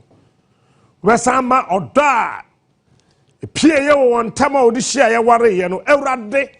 Obegugu sa odo no sunsuo na oba no ye twa ne sekan. She's in pain. Ye ka chaba say hey bra what Jimmy no. Yes oba de oni be ma di asem a ondibim. Oba de wo ye de na ne wukunu di asem. na adibim nonsense na oba ne de crazy na ewo ne mu oba de kerosene na ewo ne mojam oba tu so the poison egu aduane mama ne kunu okuta plate nsa na afiri ne nsa gbobra ye hu se poison wo nkrama ye dibi awu ya kwatra se de ye koka ho asem ya bɔ mpae se bible kura ka kire se ye wotumi wo ye mu ye di awuduro kura enye ehwe be ma ne di ya nko wu sofo wo ye ma poison ya be ode ya bɔ mpae ne ya ka asem no 1 year o se o ne ya kojira so dem ne ya danya me ase ema no soso ne kwase ase da e wa asore me danya me ase munjam ye danya me ase no ye na do ye ho da na asorofo no wo ma ware ase no ma ware papa da age so amen no bi bu ani chie na sen de nyame adom nyame ahweme ne mi kunu so na ye ntema ye basa na nyame nkrofo bebo mpae no bibia timi atotodin sa na koye o Medina Pentecost sofo no oba ne koda elder okoda ase wie ya kwasi ada anwumre na papa no wo ma me no wabrosan no so behwe fom say patra na oku no ye wia ne yakose line akwentu bi wo haye betu enye wia si ha akwentu no bi is right tell us why already about the Pentecost 34 so dramas so wa kocha na ye na cross the so eni jeba na sadano ewia na yakacho se na yama elder preach se nyame na dema nyame na eje me wo ya me basa meje mba meba begu awade no mbefa mba ko wa sore tena wo Pentecost aso dem na jimi meba befa mba insase abachi be ma na tena sakacha se bra wo jimi jai the way kwan ni ne wo na aso be ware obi anhye wo aware anya by force wo na aso person ware ba ware entwese kan wo ba so yentwitwa no sister yentama paso Caesars so de be wo okunu yentumi hwe di padanim sofo suro so beti ya be man na so sofo suro so beti oba de na so to bia timi kan kra ne yete wo sa ne ya sore ko ne yakum nipa na be matimi de sekan etwa ne yere epra no ne yakopam ema ne so bi so jimi hu bi da madafo ba ko bo board yere bas ye ko ene yebusa se Mavis na ye den osio na me ye yi na me kuta aduane na me patre ye wo staircase de so staircase so ne ya bode fimfram the way okwan no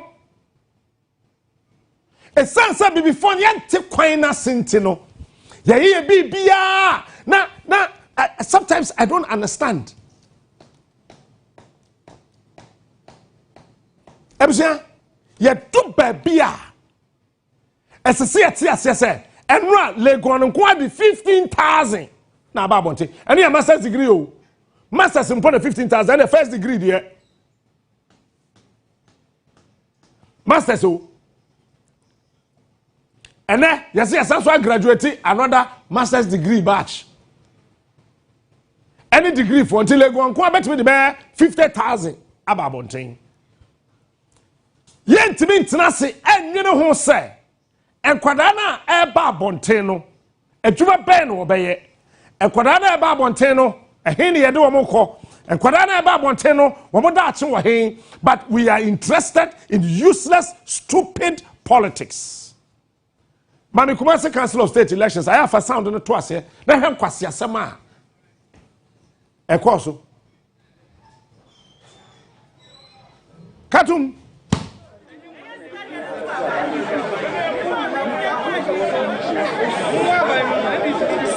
na yede eyefe kayo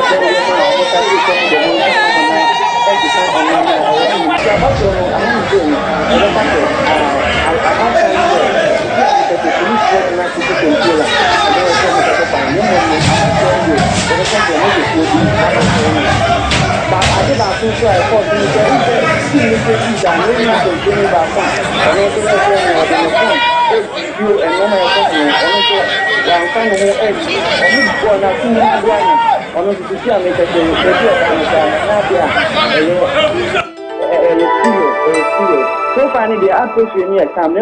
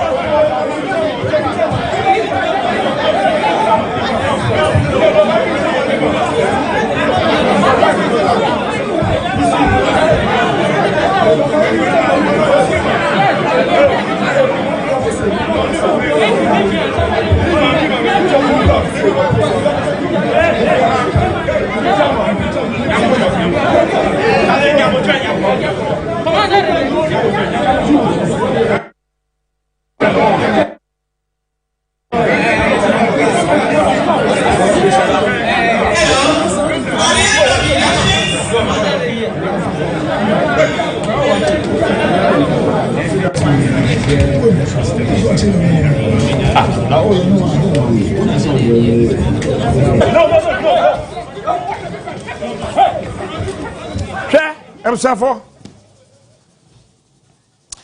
eti ye du baabi a esese ye te okwan no ase medika ka cho se wiase ye we niam me ensape de kuta wiase. I'm telling you today, forget about the wunim e your okwan no kure ne nkwa asa we sa niam me ensa we free wiase a the world will cease to exist, cause okwan a ye fa so ya de papa ena wo wiase no kura na o say nyame nyansem no wanka enkwa no kura ne nkwa wanka nsa o say okwan no kura eti wo a wonim okwan no wodi no kura ne so a ena wonya nkwa sa niema ye nipa ye wo wiase na ye wu a enkwa wo wiase asa eti kosisa bibini behu okwan no obete no kura no ase ye nya nkwa enkwa ne nyesa wote ase wewu keke o won we abrabo patroso won we abrabo wo de typical example appointments committee vetting won jimi ya exhibit wo ho nipa no be ye Sam George oba be hwe communications so yet way data boy a dim and crofokra and nekra me checking nipa do wa ehwe me was ehwe me on Facebook omo say 7k pe 7k be there me 7k be your private ayi wo fi a o say JBC obi wo 42 7k me maso ade on me dining hall na me ye Facebook live na me 7k me makacho from April hoko no me nya 10k bi ade eche me nya less than 10k ade eche me adwuma me na me kacho because me nim de me wo plan menye presenters no sorry an we dware timi oba da saa no waye peche no waye mre oso kro ndware no hunten no wa sha atade no wakota TV so san kwase ade no menye bi. You must have a plan. I have a plan. Me see from April, me call less than 10K. Me adecha me meduma. Because I know what I'm bringing. Mon share ade no so kra 7.1 dem de day. Mon share me yanko. Mon share in time me yanko monte. Mon pankangu with a mom 7.3 pe. You see, yet we are not able to think. Some judge akwa appointments committee, obey communications minister. Communication obey then obey. Data. And say yeah hello. Or you now me wa oh. Let's say no also be ba wa ma. E den echo. Bibia you okay. Ma, wo ye. Ai, kwadwo me wo ye o. Na bro ye mate wonka. Me see elections ni ntira. I give bro ye sika beba. And one the dem any internet nkofo de be call WhatsApp. Abo adwaman kakra. Nkrofo amoyere mu ni krom ha eno an se obeyere ne ho a wenya video call kakra de ahyem yeto ya no an ye de ye kan kra bra wo ti krom ha nkrofo kra de WhatsApp video no ye phone sex eno an nkrofo de ye eti Ghana fo ina ba sora no po be kwa adwuma no nanim ina ye se wada cause otwen ye wo ba ko bi an de ye se edu e bot 12 o'clock kwa credit no free nti Ghana fo ina te omo no omo guest no omo yere no ebo nkomo anadwo ade be che obekwa adwuma no nanim ina ye basa no yare eso nyare ye pese Sam George to be try and say may you say my data boaba from may you say ne ko bi san say hwan na hwe na omo te ho kwasia questions woko kan say menka ade try say oh wo check here time na your friend say bag me or your minority leader no sa question na no busa ye nti ye ne sa wo papa bo wo ma nti e so bo yere oh time na honorable Abraham Osedu oyetama East MP anatama West Tama West MP no saa na ekoye chairman sabo nsuso saa na ye eti esese ye ne saa ana ye saa eti Sam George akwatena o manim insese bebi so mo ne bebi sa ne nyansa question o betimi a kire ye kwen obefa so a ebe ma data bo aba fom ye mbisa no ko check Sam George Samuel Okudje to ablakwa odi how many hours ho almost 5 hours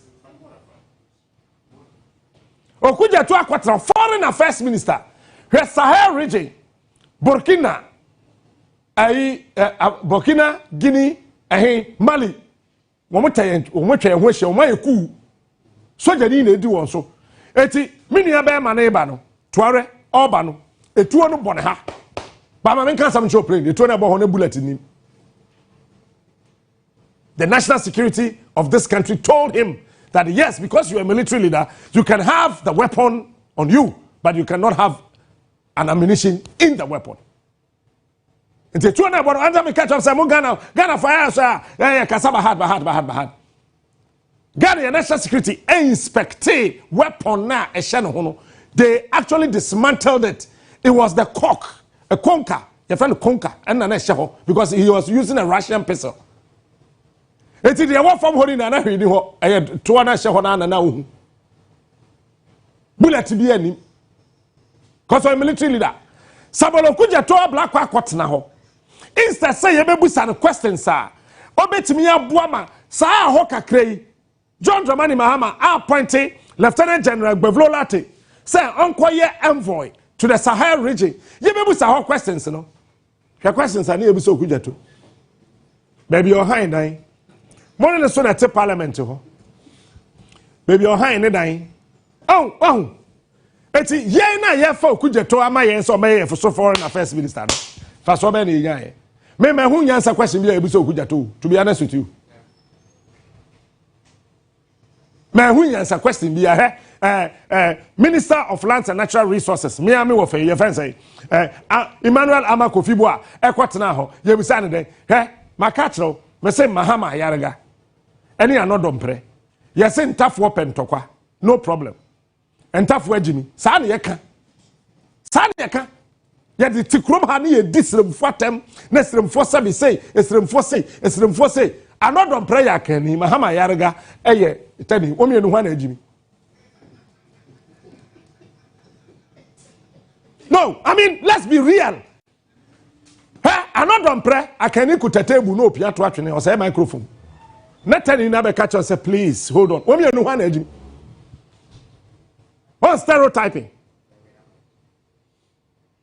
Na Kofi Amabu akwatena ho. Ye say on pan na ado achew. Sa asem na o kan na nye. Meanwhile you two galam say sensu. Ye pair solutions. The way, the truth, and the life. And to say before you bet say you walk kwan no kra and nkwa yantia we will not be able to develop our space.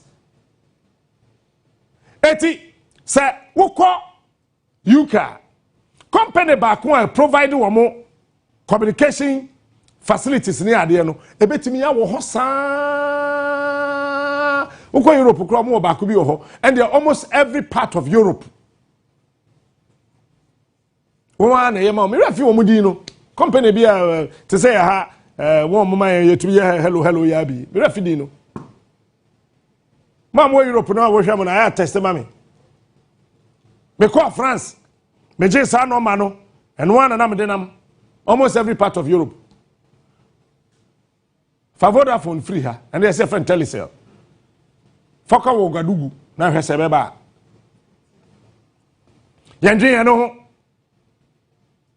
yeti krom hey apart from SMS God in back on your friend say MMS so say den your SMS and now we back bi wo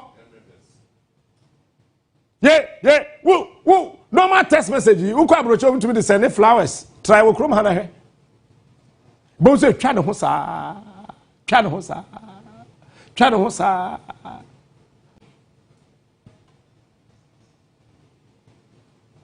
and then who told data? You see, hey, bam, I did 20 Ghana. The Nipana Munoni 3 cities. Obeton Credro Anomewu. And none year train. Ghana, your gold, your diamond, your boxers, your lithium, your manganese. Sika wo mo ndu 2%. Na Emmanuel Amakofibua akwatana ho. Na yesi on pa akufa do acho asem na okan no anka ne yi. Meanwhile ono sa anodom mpre na ote ho no. Okache mahama so ye case. Na ade we bisa nyansani question. So on pacho. And then we think it's normal. The way, the truth, and the life. Say finally.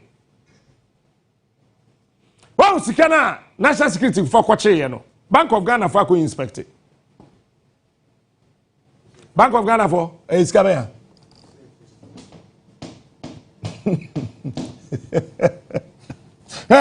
Before you're funny.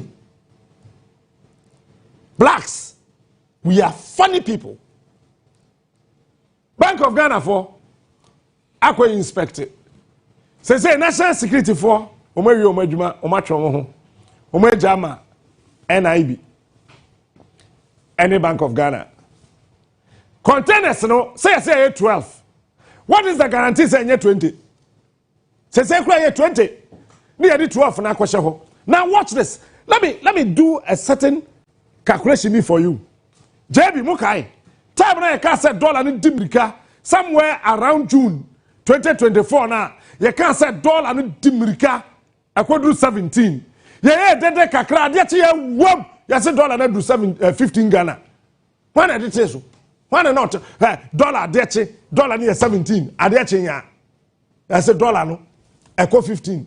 Ewo eti esa dollars we na ye kobo obesia na na teba bi e na obi sagu system ni mu ana mi busa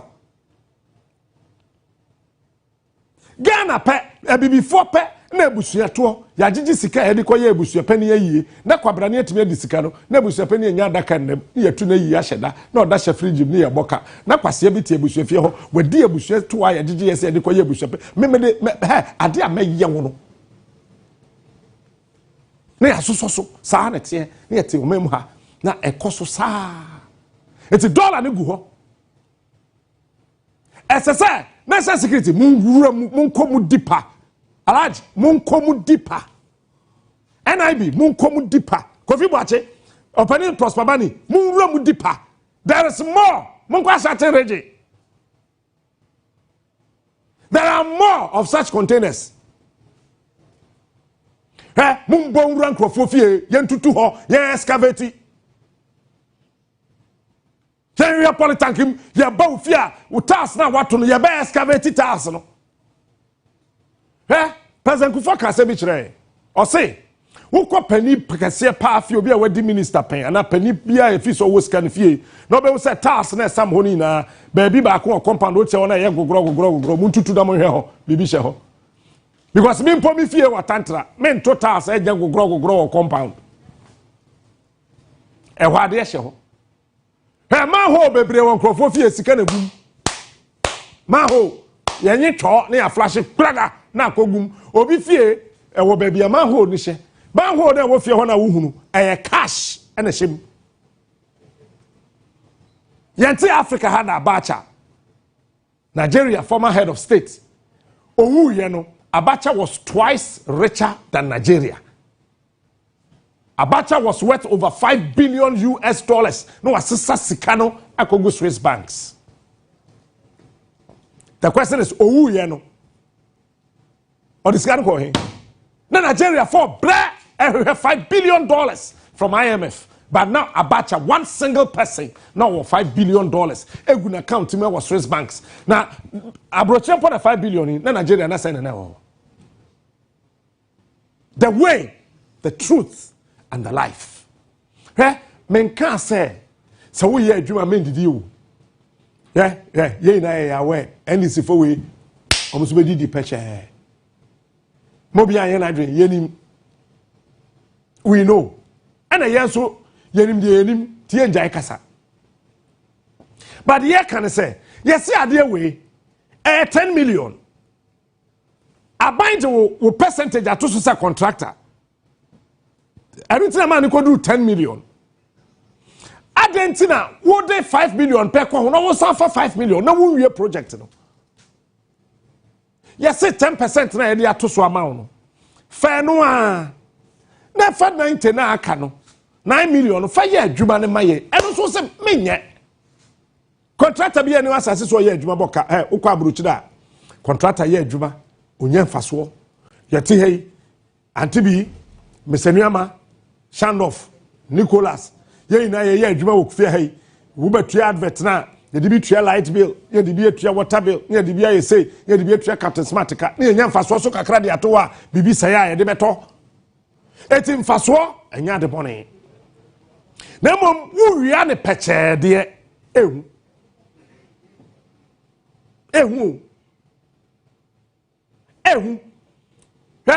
say ya me no ka say Godwin Land Cruisers na aban kraye over 3,000 Land Cruisers the basin ne aban went to be counted 300 ye hu be Land Cruisers no wo it's 2024 Land Cruisers na wo krum ha na ministers ne government functionaries didn't now shum ni na ira 2024 ni na ira say aka 2017 2018 2019 it's from 2022 where Land Cruisers ni na yes ye hu Besine, ye hu Land Cruisers no. Mahama say, what the mama yen concentrated the air no. Na oral in chassis, all the cars will come.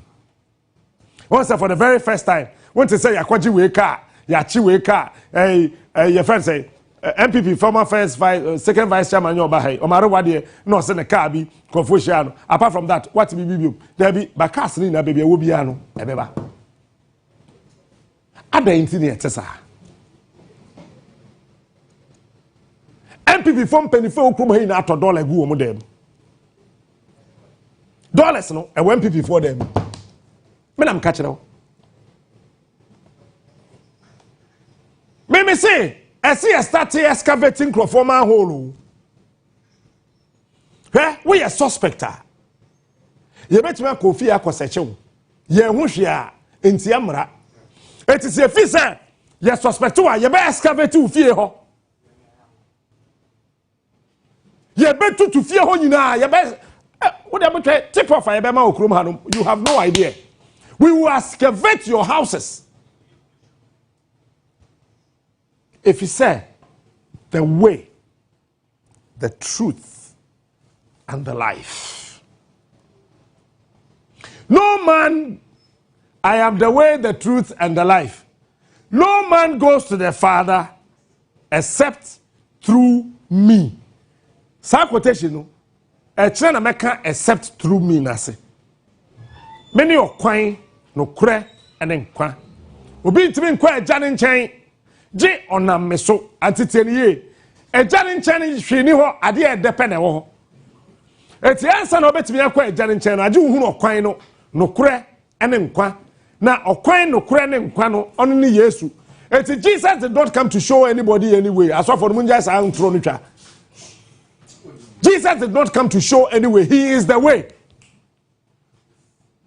Jesus did not come to show us any truth. He is the truth.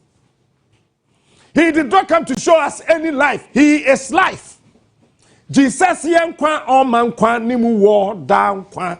Eti man can't tell say suffer and say Jesus came to show us the way. Who told you he came to show you the way? When we were quiet, Doctor do a quiet na dan work hospital one. Who do one quiet na kasa cho say quiet nya no na kasa fa hak na ko. What be that? O quiet nkyere quiet. Yesu oye quiet. Yesu oye nokure. Yesu oye nkwa. Jesus ye nkwa o mankwa ni mu wo da nkwa. Ti wa mekire ye nkwa oye nkwanti o de nkwa na bra yen. He did not come to show us. He came and gave us. Or the mayen one train. Obi onimbe bi a wo kɔ no kyerɛ wo ba Yesu amɛkyerɛ hwe cause ɔno amu no yɛ nkwa yɛnte yɛ ho ase na ɔman no ntimi enye yi Dr. Edua Beduru pɛsɛ yɛkɔ topic we no ɛso nti aya na ɛba me kyɛ momfa nkyɛ me efi ɛkyerɛ kɔ no mɛkyerɛ obi a ntimi nkɔ agya ne nkyɛn gye sɛ ɔnam me so Bible ne Quran na ɛda hɔ no politics enye hwe. So said Dr. Do you Muslim you no ko heaven anya Quran no kan yintra. Who share there be no no ko heaven. Anya Bible no kan yintra. Anya ba Quran na Dr. Do kan na be man akọ heaven. In any case, why na ekọ heaven no? Why na ekọ heaven? Who pack kan Quran na wasase so nyina. If you don't know the way, we ni mo kwan ni mo no kore no. No way nkwa unya honko no kwasem no se men transase we so nwene heaven dwene go tem na ayefin no me metiko me nwene heaven hu I'm telling you plain heaven anyam papa de si ye nyam de ya me nwene heaven me dwene se Ghana adwuma mra na boys nya bi nye me ni adaje de dwene heaven ho because yankopon say obo mfiti ase no obo so no asase na agi kura ni ho ba benya time abedwene mfiti ase ho dabi heaven na wo so ho no onfa ne ho asase so hanam te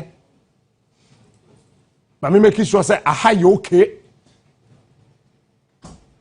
Ghana pe na be hu elder sofo ope visa akwa America ya heaven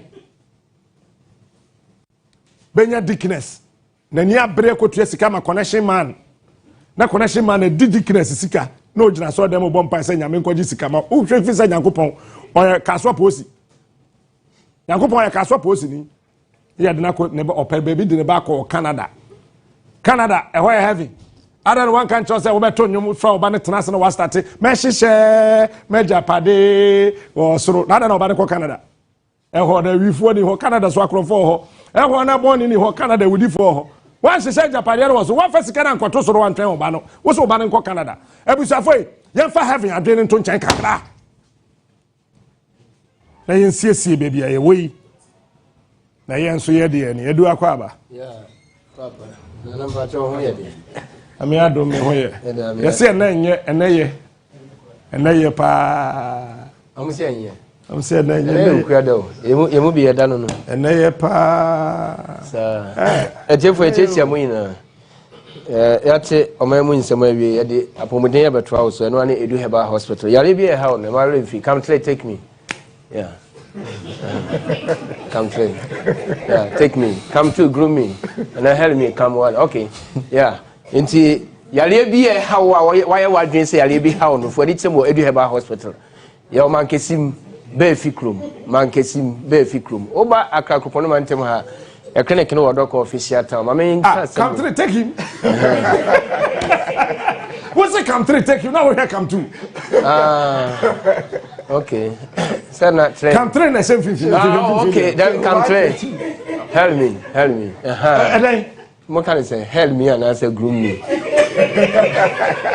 oh kodo sir technicalities no me can come train take me I say nipa na come train you okay therefore edu heba hospital you say ya dey be how when him say stroke na how bra edu heba hospital ya o man kesim be fikrum ya branch ba ko e wo doctor official town ya branch ba ko o dey phenomenon no why phenomenon no camera say asan fa 20 na phenomenon no na ya me ya wadom na oba ya so ya sa wo na hia o say infection na how say won sa na sensen won na sensen wo kon wo da wo say agene anampo we oba we fiti kuma nkoyie yare bi e how no heba hospital ye treat general diseases and afen so chronic ones chronic no ma remfi say pressure diabetes syphilis asthma and then almighty stroke the Ghana and Africa the obi anim we are stroke na ma catch wa ma edu heba clinic na tena fie e boya mesombo why mistake Momode ko edu heba hospital ye bebo e ma ho atumi aton edro bi e dia baba onten me boss stores ya wo kwa oben bi miensa na de aka no wa akopedo na chiri kwan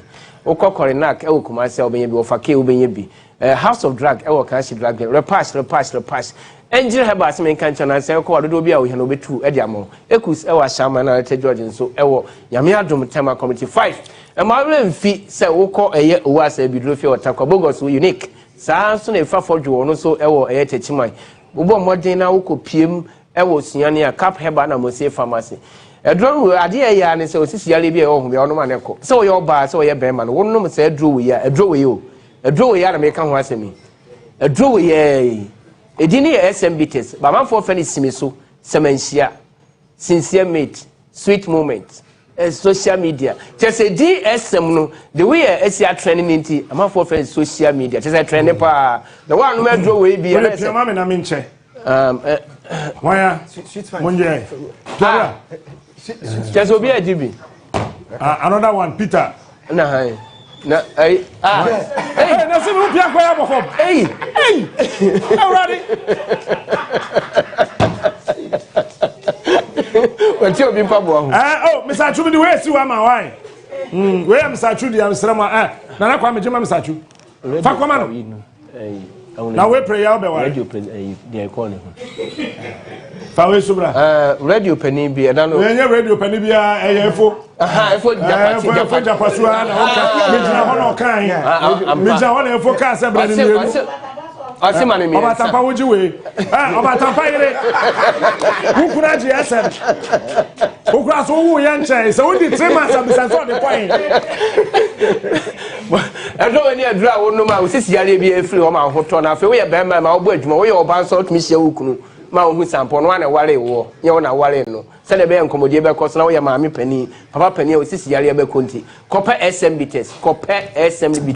Lincoln Pharmacy. Osi wa guna so adu enyum ne ya de abrofo ntumi ansa obibi ni ba ya wa besa Dr. Dwe ye udi brasi tedu he ba no bomode akwa ne nkwa enwo ehia hye nso mame na me kasa UK ho omo mobile telecommunication company bi ye fa ne Laika mobile bisasa emfie dodo se na Laika adi ewo ho yen ya ha ye hyase ewo ariba oriba yadene sa na ba space phone na ba riba ena efi ariba eba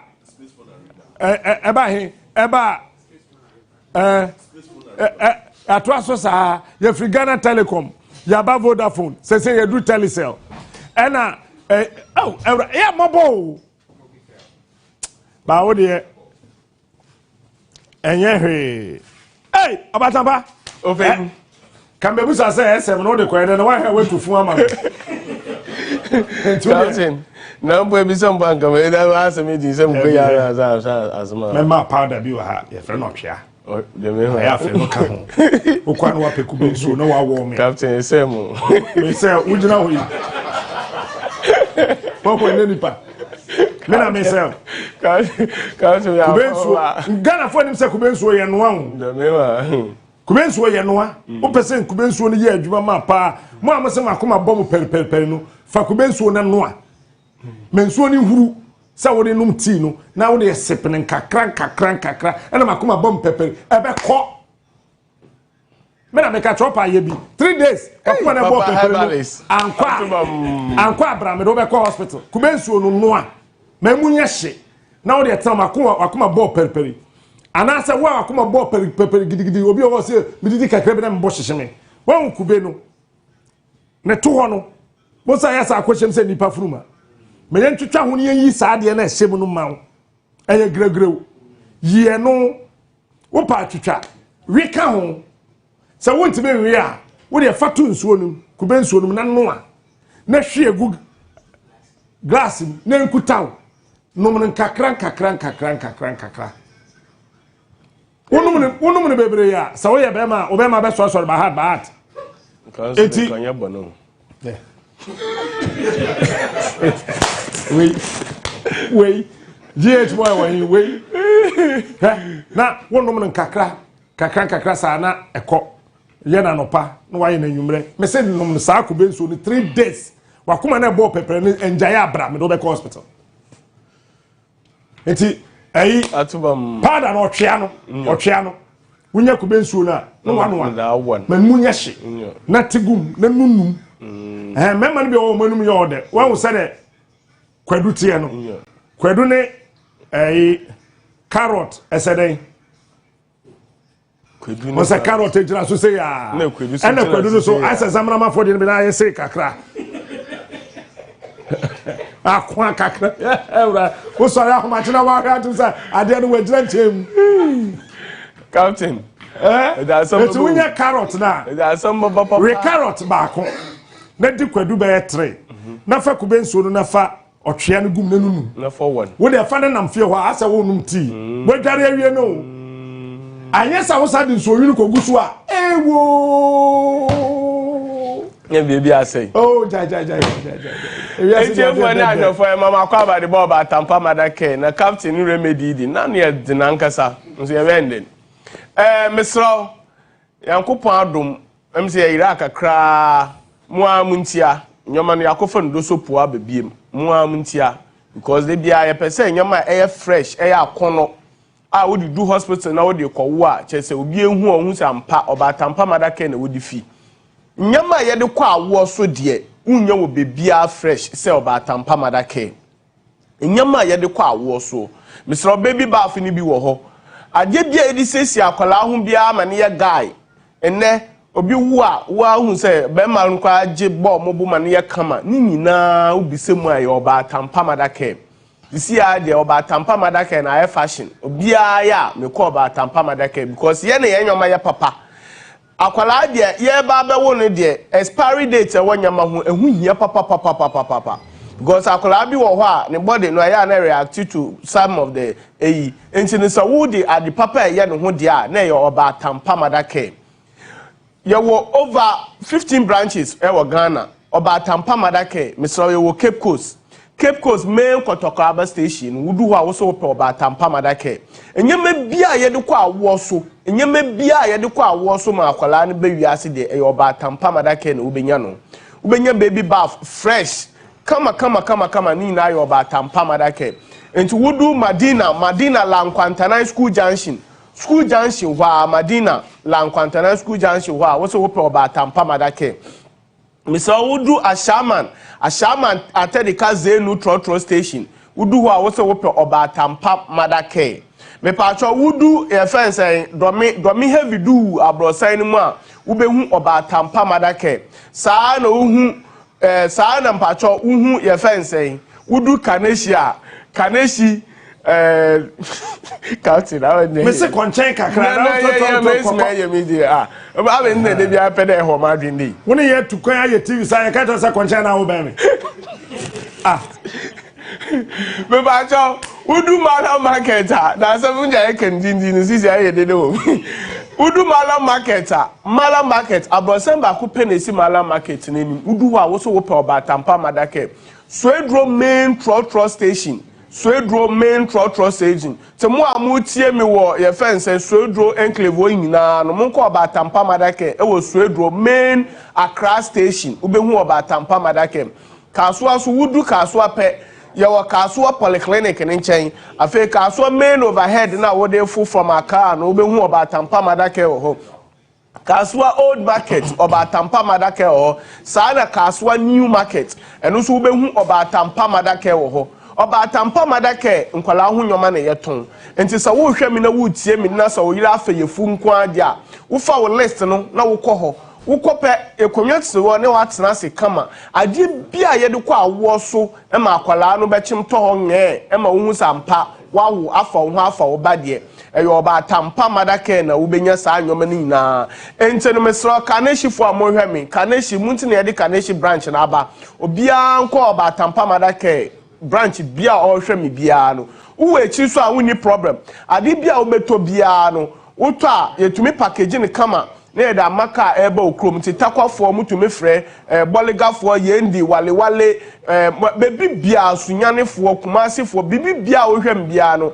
eyo ba Tampa Madake na so wodi weni kyerɛ na wo to wonyama ne kama ni a package ni kama ne da maka ye de car ne normal mbema na afi ye de driver ne normal ne de normal bo nyoma no ho ne da send wo ni problem kra ena tie ne send no so say who show usika about Tampa Madake na who send usika about Tampa Madake a me pacho ha azani ha ifie ha azani ha de bia ye ka nti who send usika no ba nko ade a be bia wo pani bia na e baba kama we ni problem number ne ye 0540 777 590 0540 777 590 and 0559 189 775 0559 189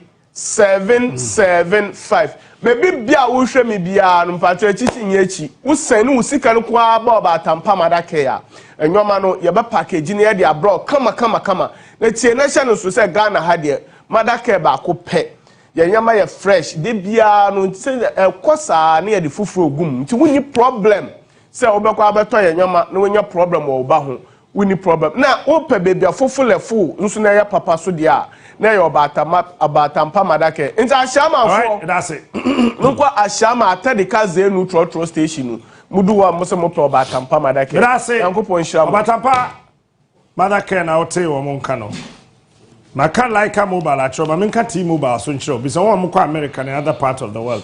T-Mobile by a yeah, dear, your friend no says Zeno said eba Airtel, eba Tigo. You could see a friend no Airtel Tigo. Would the answer? You be friend JB Mobile. Yeah, yes, son. You see, this is what is wrong with us. Na Senator Rollins in Parliament, Kenyan saseme bebo Ghana ma, na be maybe an adrian bofomo yare. Say, sit down, daughter of a medra.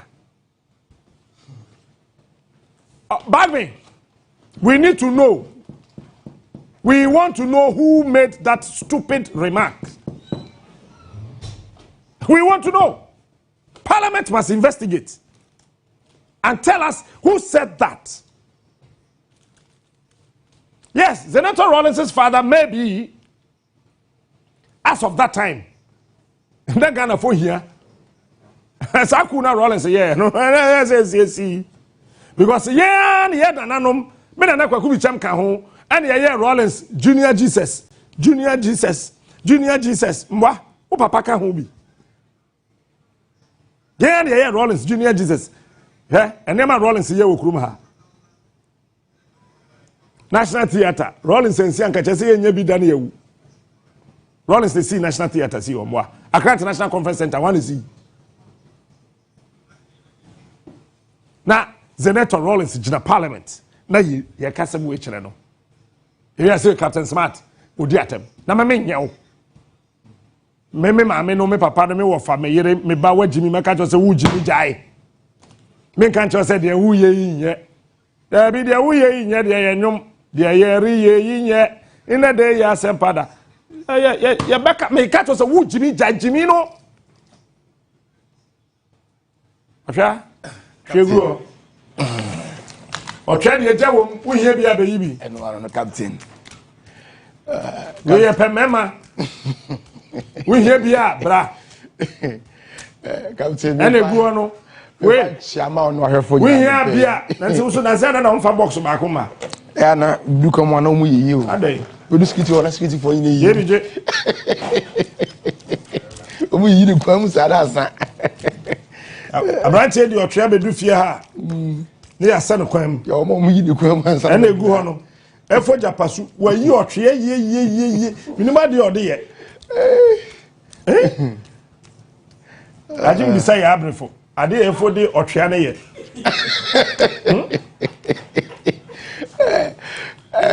otwea de caption say eyesisi ade aduro kro ne yetimo obi a ne sia ne ya bia de aduro wo hia ya otwea heba powder say achia say sugar say eye wo ya etwetwen aduro wo hia eye otwea heba powder obi a koko na fifi no eye ne ya uja na moja wom ema ne yem bom nyina onom otwea pa na eko obi ase bi oda bi pie do so a check over 10-15 years de bia bi pini so saa enkoda onom otwea na eko obi anajo ntimi na wana obi a na opie na obejo nso onom otwea na eko enti otwea ne ya adura esa yare na san so no immune booster enti wonom aduro no esa yare na san mo ahode so enti o mbe so ba yare mpo a de wo hia na se de bia afa ba ko sei tigu nso ohiem na wonum na afra na wanom captain sifa guku benzu aya no mu enukura de edu twam na gina so say we say Friday aye den Thursday me boa Mr. awale for mu nya botere maye ma no mu ntre fie e so jafo no so enti se be ma akwa de a na so nya otwe ne bi na wo de ahye wo for Thursday no because emoka gu engobo kan se usika kwa e wo se boka na wo ti so mfa so obati ya so hia otwe heba powder na onye kubensu na one side na wo de awo no wo wi abobọ na hwe ade ebe ginam pampe ewumpa da na ebe nyane na ye adwuma asa wo ye be ma na twe wurum aya fia bi aya lengi sa stora mesro wo hia otwe heba powder na asan woro na ba we na ma atem agi no esa yare eje adwuma meka sei wo ye oba ena message no emma asizi atiko esa no bia na wonom se wo de bo ho ban se be ya onyim nti no emma biem a wo hia otwea heba powder wo to numbers na wo screen ni so no na wa frɛ yen ni a kyerɛ wo de wo bɛyɛ no wo ye oba ene enka bi wo ho enso bi gu wo kwan na sei wo to otwea na wa frɛ yen wo ye oba wo nu kunu sia wo dem a wo nte de ye be wo so wa no fi oba no manom enya wo de wo to otwea na wa frɛ yen ni a kyerɛ wo de wo bɛyɛ no aye otwea heba powder enya nwono enka eni achi wade bia pharmacy heba shop ebi etu aduro bia kwa so a wonya otwea ni bito se bia wo pa bia etu ato na wa kra wa ka si drug den de wo mto aduro bia ato bi wo circle so akasbe na fm ebi wo honom bi ka se water crade a mensa kepkos boachi ansa o was e water kwa kuma se bia etu aduro bia bi wo honom Jeff mankasim mumuni away enterprise e wo wa pike gombela e watermale cap e wo sunyan ebi etu aduro bia bia to Gabson pharmacy ebi wo hono e 0591 Chansana otwea de ye mpanifo de ya mankasa yibi mekasa 0591 mekasa won a moyem twen na mi lodu mese won a moyem pen wo a wo ye be ma no di o fa what's why I be give you wa ma di asa Charlie mese before there so be so be anya be ma me na me ye be ma o baby na sa obeton won niam o so be di aduro ma na be give you ana me digu aba no wafa mese wa wo ye be ma no bra wo ba fa wo be yi a wo ga be hu se wa yi wa ye be ma bra What they come out? Efo. Me say, oh, chia. Oh, chia dia yo. Eye Juma. Oh, chia. Bra was work at what be my bra. I can't wait. Okay, come on, take me. O de him, I meant to my no be who's a cameraman here. Oh, chia. Mami you been go abrante ho no boss your baby. Me say me na ya be fire be say for so chia no de dey. O portrait do. Em bebre won bottom o. Etimi numbers ni 0591 56 55 57. When my dey be am dey o try here. Captain so catch them. Say me yes salad. Okay. Am dey apete so. Captain. Sha.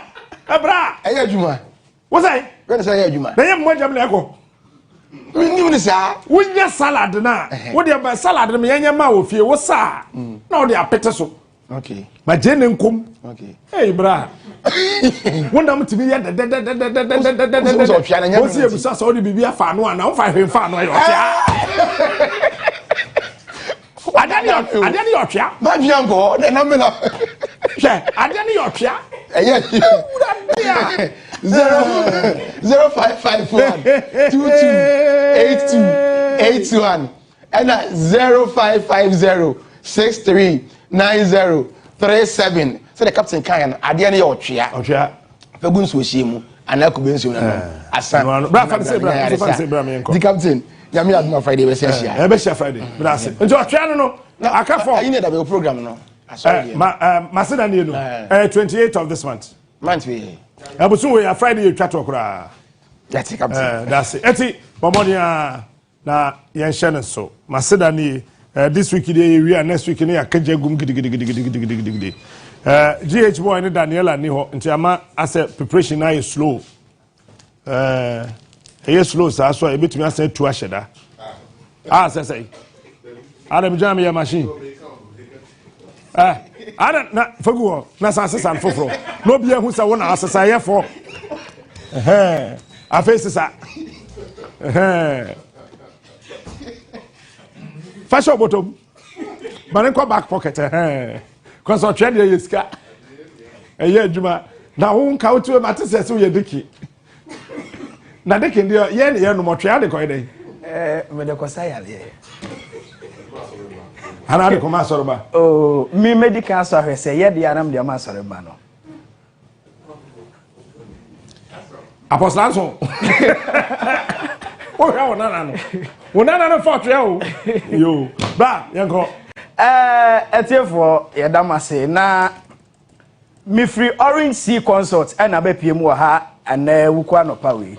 Na se ye ka se Orange Sea Consult a dwuma ko kase bi a abepiem wo Ghana man mu ha eboa yen wo akwantusem because enipa bebre epese ko mutu kwan oma ye mfie bebre ni enso muntimi nya omo visa anya den event kwan obi timi tueska ye de ne ko embassy ko ye bibia enso at the end of the day no ye ka chense ye de wo ko Europe countries ibi enso be huni ade wakokosi Nigeria anase Burkina Faso when you 19 Orange Sea Consult in penny for say bra na be register ni emfa wonko na kokoye adwuma oba just registration and police report medical spend abaye ni ade woko anu aye de wakwakoye adwuma na Orange Sea Consult so enye se ye de woko wa bra oni adwuma kra wakoye da bi ye ma ohu adwuma kra wakwakoye before ansa ne de wako na Australia for na we kra hiame Australia for na ye yam registration amoko match we no mo offer letter aba enti every first week to second week of March aircon no me pa mo chawo say ebi edika receive call say free ye ho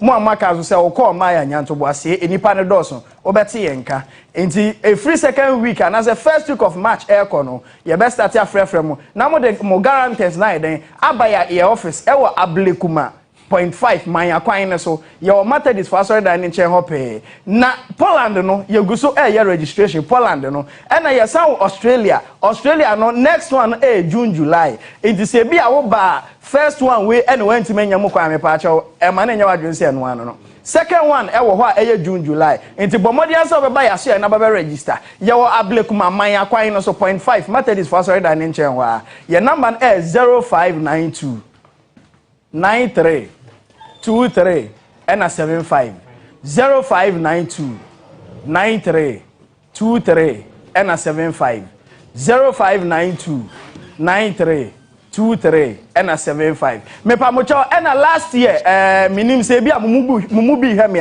me kan na hwe last year omo ko na ka nipa 5 bi omo medicals ne ho sensem mi ntem omo anya de omo ntimi anko bi but sabre omo so mo vesa aye ready ntem me pa cho utie me sabre utie me ana se o hwe me sabre na se last year na ka omo ko Australia no ho na se bia o ka omo medicals ne ko yen sensem a wentimi anko ni bia me pa cho bomodi an se wo beba ya so ye baby a oba last year e ho an ye wo ablikuma 0.5 but modi an se obeba na ovesa na iden are ready Poland no me se mesre ye gusu registration wo ye oba wo ye bema wo betimi akobi Australia no so wo a oba ya ka obese wo kom match bia oba ayaman me pa cho ye June July de so enti bomodi an se obeba number 0245 26 11 25 0245 26 11 25 and 0556 52 11 47 your office e wo Ablekuma manya kwan no so 0.5 unya onya foka kasa open manya ka Ablekuma se bia ka ne si curve cra traffic light na wa chom se omo nche manya ka na bra your office wo fe number na ye busy a enu nti na me kire ya so ye no bomodi aso beba ho oba registration pe na ba ye ne ye do ko na koye adwuma na tu ayeka enti bomodi ase obeba ya so ye Mamenda wase orange sea epua orange ni twidi that's it eti bomodi ase obekọ wonum aso ye hoda fe won etimi aboa me do betumrika won wade ekutami ye opa da bi wo ho a se nyame ye wadom na wonya bisi wo fie a de ye ne se ede enkwa ba fie pa da bi wo ho a friend Saturday night ye de bo amutuom ne ahamu na ma ne mpanifo tete form de form no fo ase na mfifire na firi o pa da we emfa mo no fo ase pa da we eje nkwa ye friend Dominion eba powder akura machi eja bibia woko gami adom papa hu wache no kre we ya atwudia okay yen ya atwu misachu yeah ne powder no my Dominion JB G2 we ko machu na mamba ko okay na fa ba ko so bra fa next one ka ho okay na we use one mate won say croford no kre na kire wo say the Dominion ye ofie ha no ye de sika na to say wo ba fa box bra mate captain man sir JB wo de ye den so who the we are from no no kre yeah Steven Aba ye de sika koto bra say wo ni ma ye ka kire wo me numbro ni aduro no kre minimum num ebe mu anyini a che me numbro ni aduro ani tina da bia ho ofe no Steven na broken heart ye de Dominion na kio je openi osasa no yeah edro na ye to ofia no de wu say ye che no mo ani nkwa ho na che say ye wo ha no ene ye num ohene ye nko pasi ato edro na mo awie bono ma na ye nko Captain, Dominion herbal powder there. Send me buy a more from Kramoma many age homo. Because Dominion herbal powder is immune booster. You can say immune booster. A drew to me one quabuano. On the brofocas, I can say immune booster. Into Dominion, a raw system ni more. A boost to a one in young one them more. A moment to me kutia ya leo be about nipediamo. Into say Dominion herbal powder, a draw. Ewura system ni mu pa ubon se emwa bia yale bia epese ni udi akotene no emma system ni ye strong nti etumi ne emwa ni di akon na de ba kwa Dominion herbal powder tumi ye ma captain ye nwanwan se Dominion herbal powder betumi aboa ma obi a ne owo your friends diabetes anase pressure eboa ma eba fom Emma obu house and the pressure ne ba no so a ema ni ti pa no ni ti tumi dwa ne pa obi ha pressure no oda ontumi nda obi ha pressure no tumi ba no so na wagogo dominion herbal powder de onum atumi boa ma ahoɔden ba omu obi ha diabetes ni tumi ma ne fon ontumi ndidi obenum nsu obedwonso saa ba dominion herbal powder ne de eba oni pedua ni mu a eboa o ema o diabetes no eye kama eboa ma unya ahoɔden because they be ade ba asamba kwa ya mekan say yale beba oni pedua ma na say diabetes beba oni pedua mu na obe anytime bia no obe num nsu anase wuntumi nda o fon abasa ya na ha adwe nti se dominion herbal powder ni wura system ni mu a eboa ma diabetes no eye kama ama wankasa doctor kro hwe diabetes beka se eduro be na wonom koso na nom ama wankasa tumi se ho ayefe obu ho no a oti yaw awo ni nipadua nim ubo se the system no de bia no oti pains oda osole abeka se de wo mafunu na abro no obu ha oda na osole a omo mesuso ni mu a wontumi nsole unya dominion herbal powder na sa wo no mo a eboa ema yaw bia wo nipadua nim no afili obu ha ne spinal cord na problem ni wom captain obu ha ne spinal cord no se ne esi ye no no ano oden oda no osole agisi bepeja no se wunya dominion ye kon chi ye ya sa wunya dominion herbal powder no mu a captain eboa wo ema sa yaw ni nyina afiri ni padua nim na dominion herbal powder na de ba kwa ye nwanwan se ewura system ni mu a obu ha na wo ye oba na wuntumi mmu nsa ebetumi aboa ma wonse buo na furo kama because eno enani minim nipa bebre mu di adanse se menum dominion herbal powder sisi a prof metumi afa yefunu mimi wale ebi a 15 years ebi a 10 years ebi a 5 years na wintumi nwo but ebra me nya dominion herbal powder no ye no efedie mawo obi won so ane de ni stroke captain obu a stroke no onse eyentini mu ade enti se moja ntumi endi afusane woni padua ni mu a na stroke no doctor me ha ho bebre me ya to aduro na mambo no ma me nko office line here 0543 15 81 95 0543 15 81 95 ana omo wo friends Kumasi ni mpata mu no omo so omo de ne 043 0243 63 23 28 0243 63 23 28 uko counter shop herbal shop ne your friend say pharmacy bia bia obekobia so dominion herbal powder na wankasa obeka mu asem wa men kan wasem doctor dase eti bomodi ana ko dominion wa say eneno me ana magic kenten no me nua be ma ko fori say yakọ Pentecost ya yefra ya wonwum ya to manya dia me kuma pe me hu atomi menya come on follow me menya dia me kuma pe me hu atomi menya easy menya waterproof paint menya dia me kuma pe ewurade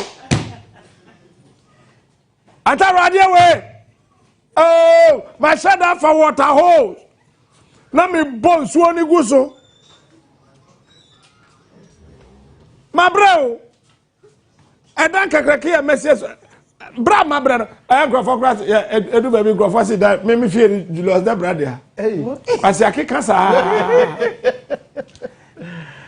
we the boss say so no boss say papa native yes yeah thank you that's it thank you mo abrante me your friend Abdul.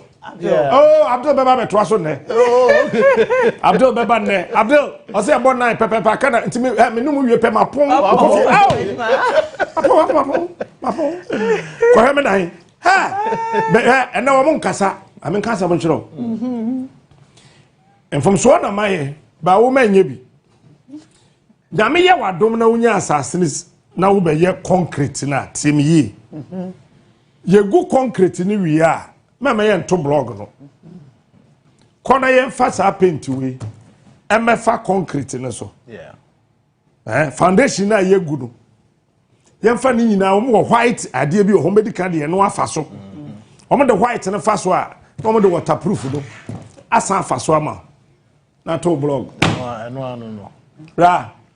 To blog. Sister, your friend to the free blog. To blog. We bet na dan mu whatever years. Nsuo na baba dan na se na proper no. And now she obi a wato ne dan hotels and chese o sika obo nsuo na ha no. Obo. Enye sika no. Nsuo ne ha no. No. Nsuo ne ha no. Hey! She bucket no ho. Your friend easy. Eno ani. Mesrem pa cho. Memo bi anda da se makofa we fi China, makofa we fi Singapore, ma to materials fi Singapore sa ba kokora mo ame. Enie. Esrao. No. Enfendi agro. No. Bono man enko. Catch a doctor say we me na meton. Hey, adewe. Thank you so much. Thank you so much. I think what can Obiebe who the impact on society because who ye concrete now and na Uncle Smart akacho if acho your Becca Junction. Becca Junction wha ye Peace FM and allied filling station no.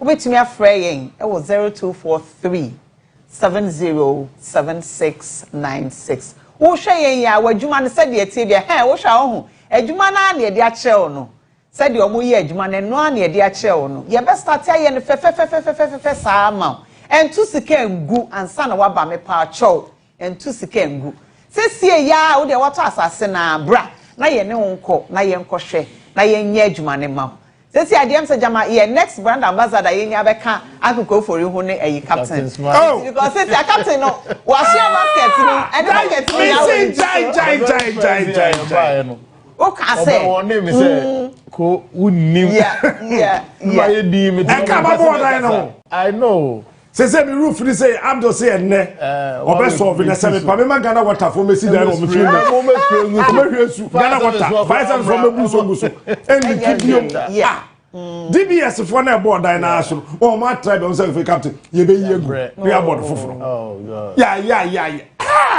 adewe oh bra mesra me say dan no wusi a ye two foundation ni wi a ugu concrete ni wi a kofa we fa so yeah man you say ne board so mpo nya de na me ka say ka oh enya den kra there was another time na me ka say o compare prices say wo krom na your price no very reasonable very reasonable building engineers say that we say enchene wa asase ni enchene be ya enchene bi ani asase bi master enchene master ni enchene master ye easy pet me na mkatro this one me maso ahwe me nya de am koma pe say na abrochire snow tire de snow salt e clear no say ya na ade na ni o no man na wo ho no 0243 70 76 96 Fatu tim number we eyenkwa diabetes kura wo dan ni mu diabetes wo dan mu me na mka so dan wo diabetes kura be 0243 707696 sesi ya fresh sesi ya ba mankasi mfoase mu ni branch wo ho ye wo obi o ko takrade ye ni obi kasa like nipa 2 ye ni obi kasa wo bechem for be mama mo dan Mama ye die. Oh, mama, me and mama store man kasi. Oh, good. On man kasi from Portugal yerba. Those Canada captain asema you know me hende dinti yerba. Distributor ho. And only mama amaye. That's fine. Okay. So man kasi. Wa kwa Cape Coast nyina. That's right. Ye benya bi o wato. Kwa so salt ponder. And am so mo wo epona. Yeah. Same problem. Yeah. I'm captain asaba eyi market na muso share basket ne acha de ya share na ye ko no pay die be di dia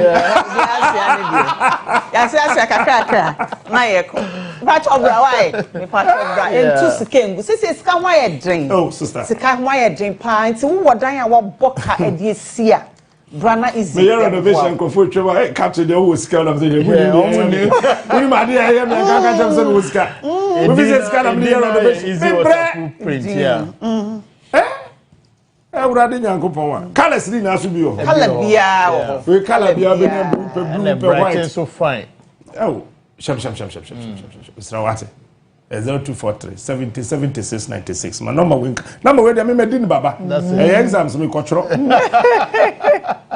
70 76 96. Fatu 3. Who sit down pay. E dan yentesaka o.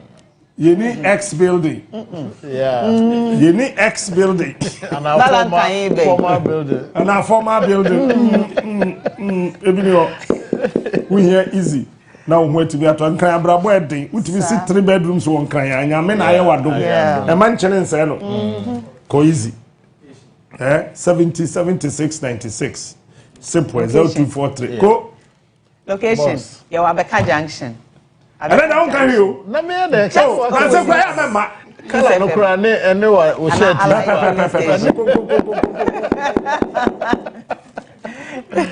Yeah. It's Misrawa. Thank you. From Madam was go with Medas you. Wa me bra. Oh, already. Nyamenka ono no nya. Oh, yeah, them say we be din so be guswa. Said the mean kan ne yampa. Yeah.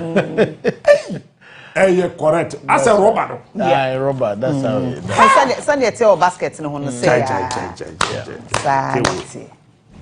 Yada wase. Ya me come ho. Amen. Yada ya wa ba si apacho ya ba. Ya sin krofo be expose. O my ready. Alfredo ada na say Alfredo France for ne so o mo chiawo.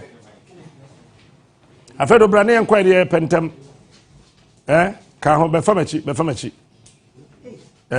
Bra, ese yese me nto sabe.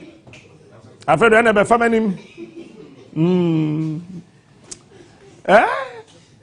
We are with Alfredo ko Europe pe na ko France. Yeah, me call leave next week. Into we go France.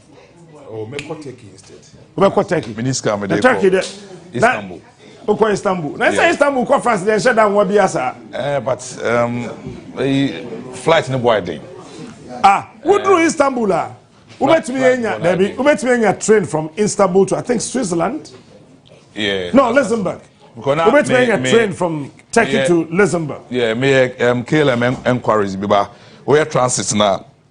We hear transit Kusi Istanbul. One awful. One also winiska. Me say me here me pese me rekrom be here transit me pay flight me pay nya trotro ni bia do dem be fa Amsterdam am kakra do dem be fa France Paris kakra do dem be fa France Lisbon kakra do dem wa me pay sa trotro flight ni bi. Wow, ebi before.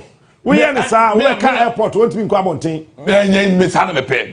I say we go to France airport. Me yes na mo Paris airport me train next flight. No. Yes na wa say family. No, they make Amsterdam. You see Amsterdam be about 3 hours. No, I say different flights. No, I say for. Yes, I won't krum.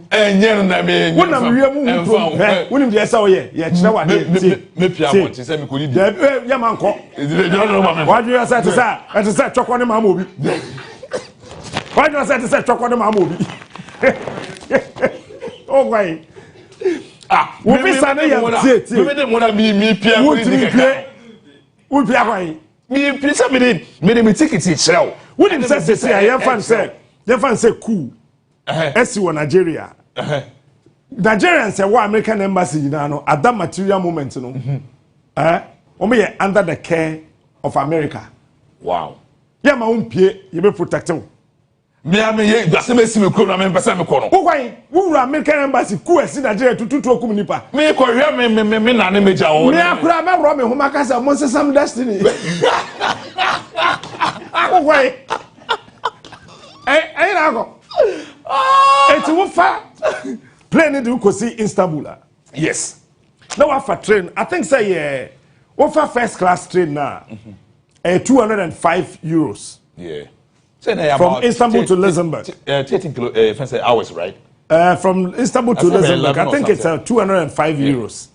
Now, Edouard Kusi ho. to the Luxembourg. Train station one. Why you mistake? We full wrong. There be one full wrong train. Oh, Jenna. I want to Bukuma and pike choko mamo bi kaswa choko mamo bi kaswa. Na why you? So be Jenna. There be obi engineer about one year. Train here be see.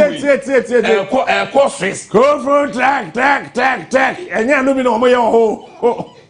And you no be no. Oh, Jenna. What about say? So be Jenna.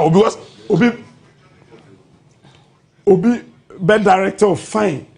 Now I tram from Istanbul to Luxembourg. It be miss no. Man, you say had a miss. E do Luxembourg original. It do now so people. Luxembourg train station one crowd Udruwa. I think it's a machine. No. One of the unique train stations that was Luxembourg. Okay. Omon Udruwa. I said that's a town. It's beautiful. But they say you do basso beer. Train station one. So we are first class. Train is one more first class. When to say the end, I'm cantonment. I don't conform to say I will glass. No. It way train back on say about. Train mate. Say I will check train mate. Mate say. Can training committee say no here. Going. On the train what say? Ah, why you crossing here? Na coach say. Hey, the train coach. Why you crossing here? Those days sleeper. Say vacation. They can Europe trainer. What is sleeper bar? Me kasam na aso. Vacations I me come na no Kumasi a. Ye full say a. Let train me quality. E be quality say be till the following morning no. Offer the sleeper. I don't forbid that. I don't forbid that. Train what was say? Say say ba Kumasi na me ye Kumasi train be quality. Yes. Na na bedura. That be say what team? So na quality. What team say oh say akonya na we enim say intimate team say and also team say it's what they be say na what take mechanic ko enim oh me no say we be say car ko enim ba me tell no etina me say na dey action you etina me say real for the sleeper there be etina me say na dey action there be we do Europa train no from first class you train your first class wo yes. What's the more? You better be served to say the OT aeroplane pepe. Okay. Ha. It was to Luxembourg.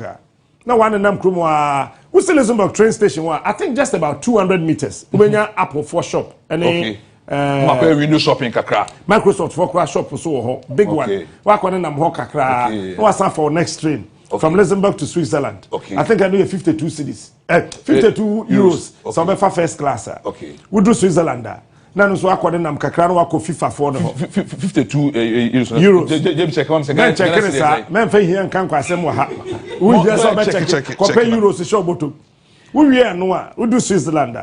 Well, I mean no catch us person ko Paris. Yeah. We be train from Switzerland to Paris. Ha, we do Paris na eja wa frɛ madam. Na wa be fa wo train station ho. Ono kra o che Otepia fit. Oh, okay. When I saw that. Otepia fit. I want the Pentecost. I saw that. No. On some support there Pentecost. I Pentecost they do. Messi maybe what no Pentecost na ben no. I saw me can want it. Okay. But no. When in Paris, Germany. No. But so no. Otepia fit.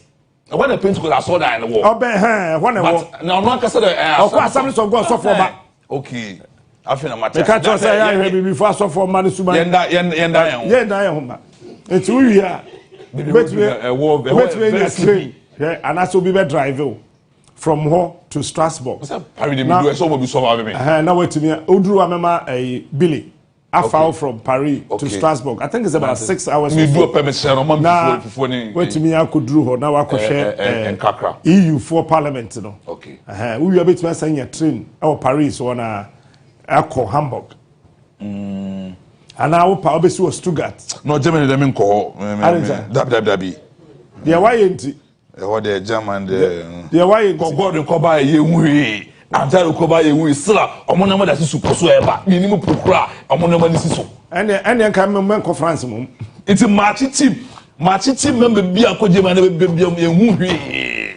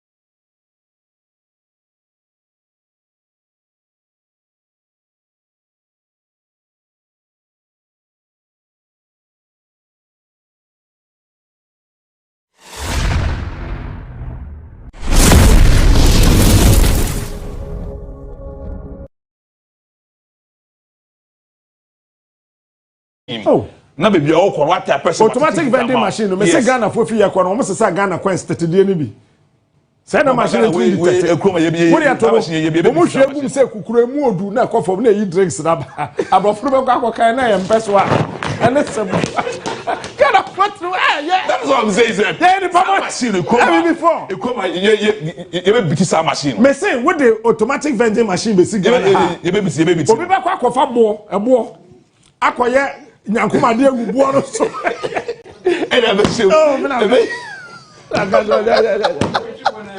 say na minim say abrochire school bus gina can come maw school bus America Florida Tampa Mount imagine me here Mercedes Benz na be ma Ghana ni Sam Abanti emu o shekakra na imagine Mercedes Benz na me de me sa to ho say na me kuta international passport na uchusi ewuja 33613 emna me konsa mu se bus tintintin bi yellow agina mu se cast na to so no bi ajan so gofo de no mo ye adamu bona mana me pentem be no mama nkom baby ni na wi fa ho me pentem ko fa kohwa oh no me yi afa ho na me ko hwem bra me ko enim kakra bi da sia ni kew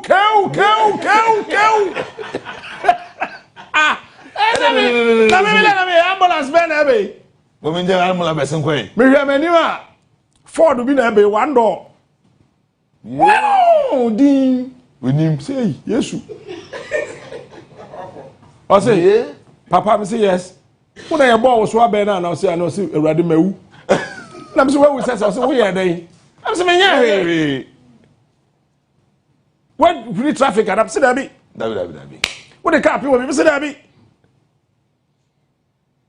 hello sir can you put your hands on the steering wheel Kasaye, purpose, Kasaye. In fact, say no, kind of first in the man.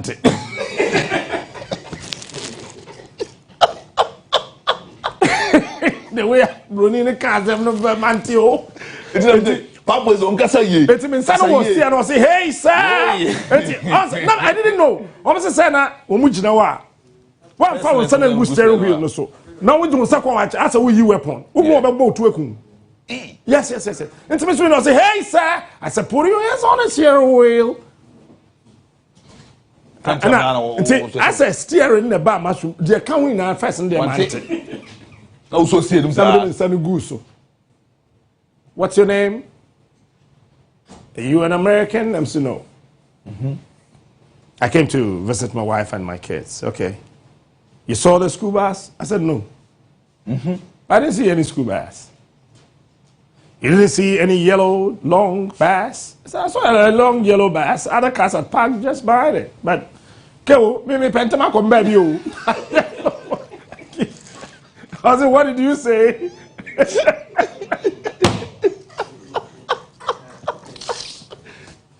No, but I'm you saw that long yellow bus? I said, yes. That's okay, that's a school bus. It's an offense. Only you have to be home, bam. No, what tip paper be where we run the car, no affair. Sir, computer, laptop, you are the best in the bonnet. So go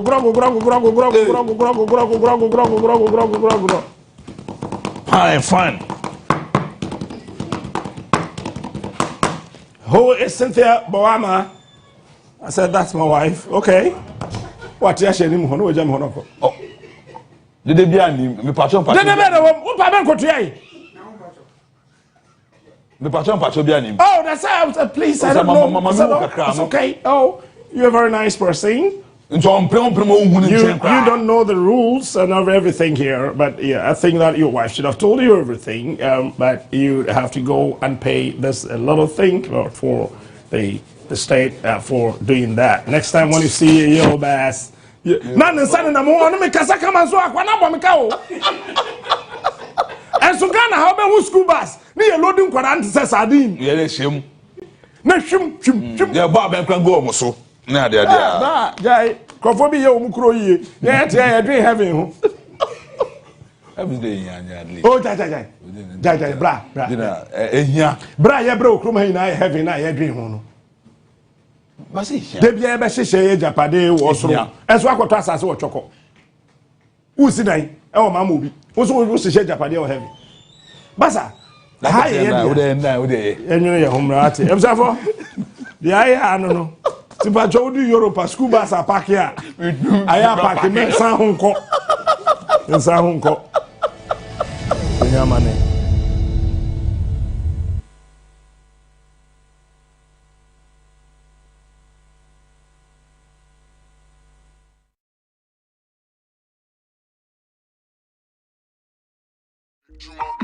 This ad is not about how convenient or easy to use our app is, although it is. It's not about how accessible our loans are, although they are.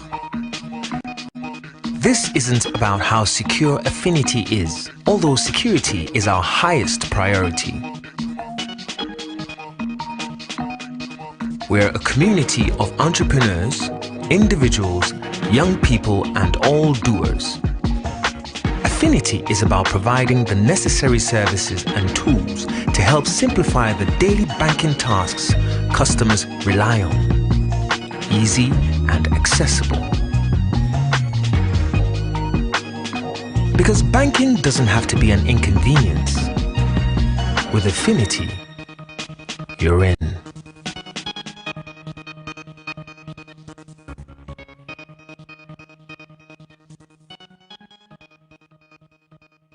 Honey, new sabo, and a pot evaporated milk. Tasty and creamy, right? So. And a pot milk, a well custard one, a fine. Na se wo Tom Brown no rice water muswa, a nice. Honey, trip na baso, me the and a pot mayonnaise. Na me dia salad, any burger, fries niso, and a pot tasty ketchup. In a good side, coffee ni jollof no so made the end up perfume long green rice. Oh, you are. Don't forget your favorite and a chocolate milk drink. Oh, more quite so. Honey, you are sorted. I'm in control like a pilot on Anapa Airways. Mama. Me know. Anapa, I can't stand it. Just a moment. And now power, huh? Yeah! And oh yeah, Jack Macron no more. It's you cannot there. Hey, you contumre. What okni? Tomato sauce I want you bebre. And a sardine for box with salad here. Hey, you stew. And a jollof. Na better one. That don't know it though. After that. And the power of ya, or meant to bunny a doa. You want a soy sauce, check for you, sir, or more tasty. And a baked beans for the breakfast. Let's all a salad, oh, she, and a patuna. We can puffle. Let's all a salad in the oh, taste good. And a pan on dairy creamer. 4 box we so can see oats, na cremitino. Yawa and a spaghetti. Talia papa bi. Mansunin si jadun re. Na fa and a spaghetti no gum. Wo and a patalia no I ready. For what on you with you. So ya na pa no so kodia. Inkrati.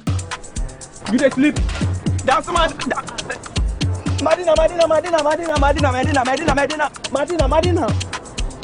Sentuntum say wunna ma de jume ma wonsa.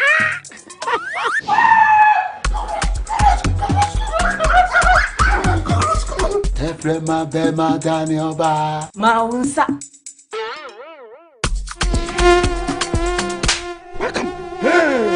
Sentuntum ma boasumuda ma wonsa. That shall not slap. Having black mosquito quail. Come on, Tontom. Na empum visie bebre. Na emma wo mowa. Na emma wo sham. Na sham. Having insecticide spray. Eye sham. Ne sansu kumwa wotu any omo muria nyina. Now having naphthalene balls and having perfumed insect repellent no. E kumwa woria. Na senja hwa wechiri.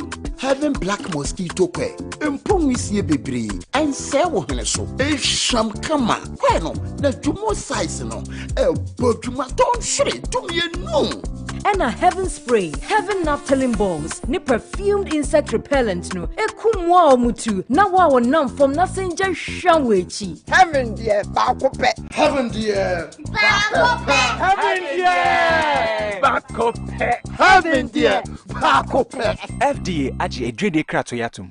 Mama baba gentleman dental clinic yedumadi ayedi ane se yebesiesie wosen na yabo wosen ho ban ama wonum enso ate anase wosen animonyam so afa na ntuma pa efi fix one no anase ye tafre no permanent one no eno nsusu yesi a untimi entu biem eno ene yefe no PFM bridge anase PFM crown afi yesan eye cleaning services oba ye profession no mu na yefe no scaling and polishing se ebia enema bi ahyehyehye esen mu se bi okasa etimi ma pampan ene ade ebamu na no oba gentleman dental ye ni nyina bi ewo ho gentleman dental clinic ye wo Koforidua Central Police Station entian ho a na wodru enkran so a ye wo nungwa na atomic down do mekwa benya runabout no so ho na wodru takwade pipe ano traffic light na ewo pipe ano ho ye ne OGN bank na wo the same premises na Kachiman so ye wo magazine market kwan so ho a anase opposite AY Ahmed na wodru Kumasi Abrepo Junction total filling station wa traffic light na enihwe G runabout no ufri total filling station na yabron sign na edi ho ye adwuma free eda joada kopem eda me I share from Nana Yaw JB. It's all about bang bang bang bang. Medi eye adwuma pamre e de bro e wo connect 97.1 FM from 10 a.m. to 2 p.m. Mondays to Fridays. Bibia tutua enum kasade entertainment no ye friend no information wi ase and the information bia aha na obetine kane afeso no kai say ye the celebrity Wednesday e de bro Wednesdays bia e wo this show eno ye feature obi a wagidi e wo YouTube na ye na ba show no so live afeso kai say ahemfie so tutua e wo dudie so enu sinkunya ebonkunya na issue abeda board no itimi adiscuss na obi aso enya kwan afre akire o madwen kai bi also say Fridays e rap. It's all about rap. Freestyle Friday on Connect 97.1 FM. Ejuma Pamreso. If I show Ushamia, a bang bang bang bang. You when you don't like you do.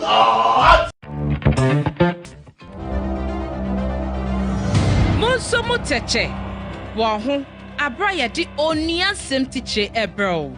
The etwasem eba nkwamo. Yade nsem no enso mo pepepe yeso. Eni tumidie so.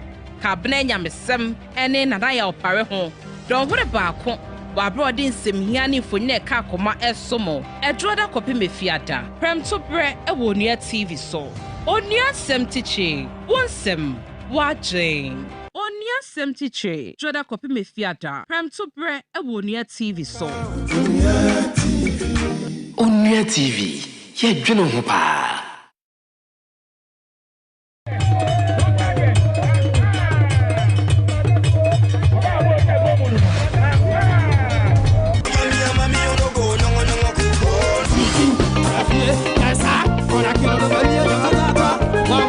At 7 p.m. no, a yabomodia a can nama McBrown, and in the studio audience for you now. Yet the 1 hour one sandwich ma, 1 hour what do much it is. 1 hour when you need a so ewa brabomuno. Sam Cofonia tea and sa a film, na such mediano, your friend is your breathing. And I sometimes run and be ye mubino, your family no, ube sa yeno, I could see. Not sa family no crowd, no, I won't know or put.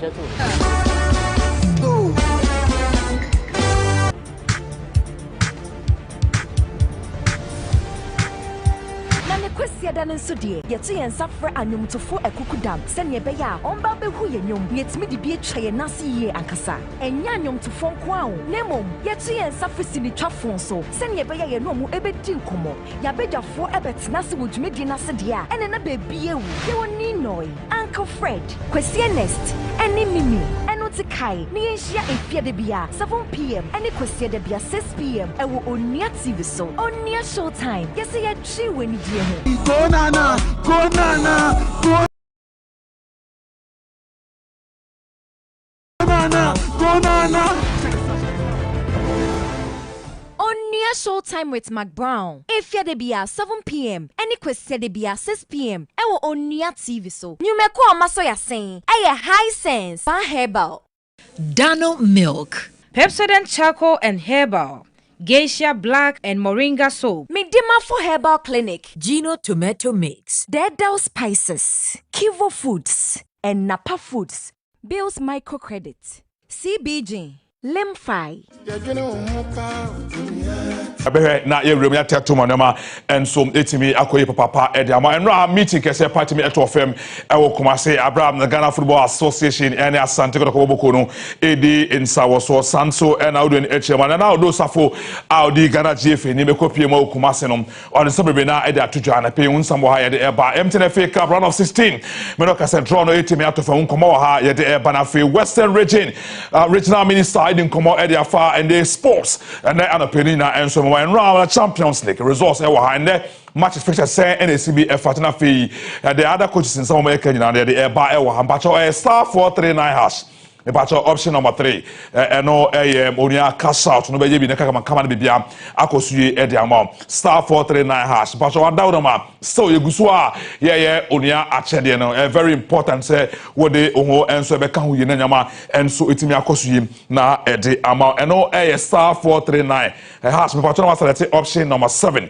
10 Ghana cedi na ye to bacho Onua achede we ye sikasemu but the amount device a wo do a me bacho betimi use no wo fie amount electronic devices are the patrol be here no favorite me so very important say obeti me the come up televisions microwave deep freezers cookers now there be a lot of and the items and I the air combontin so I the air star 439 hash option number 7 Onua achede wadawdo man to be bia betimi aka kama na timi akoso kase kama to here I was a red pen here the Maakye number 7 Onua achede Onua achede 10 Ghana cedi eguso ekoso me bia ekoso ma for now there ope 2k 3k 4k 5k awadawdo ma say odon agim na wo select option number 3 the 2k sinkwa na ye kono in the 2k sinkwa and now say me ma 2k asana me ko ma 2000 and me ma 2000 ebioma nsana metimi asore jubaje no so de bia etimi akoso da ho ketu bia ba ye ba ye be shen sabrase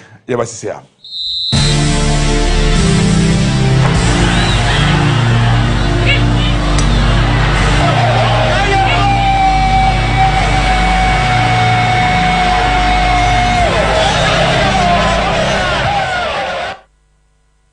Nana Pinkra IMC chairman Edema Kumasi Asante Kotoko me pacha opening kase no ni kuku apai ni bofu se Ghana Football Association e bra asam na esi ye no oma mma Asante Kotoko 9 so ansana omre mani echemo ewo Nana Poli ebusu afi sanama GFA no Kotoko Nana Pinkra echese Kotoko eni enje ho mo wasa ka mo di kan kra ko efe busa se mo ko ye na esi mo ba bi busa ye says no boy, they see about the same.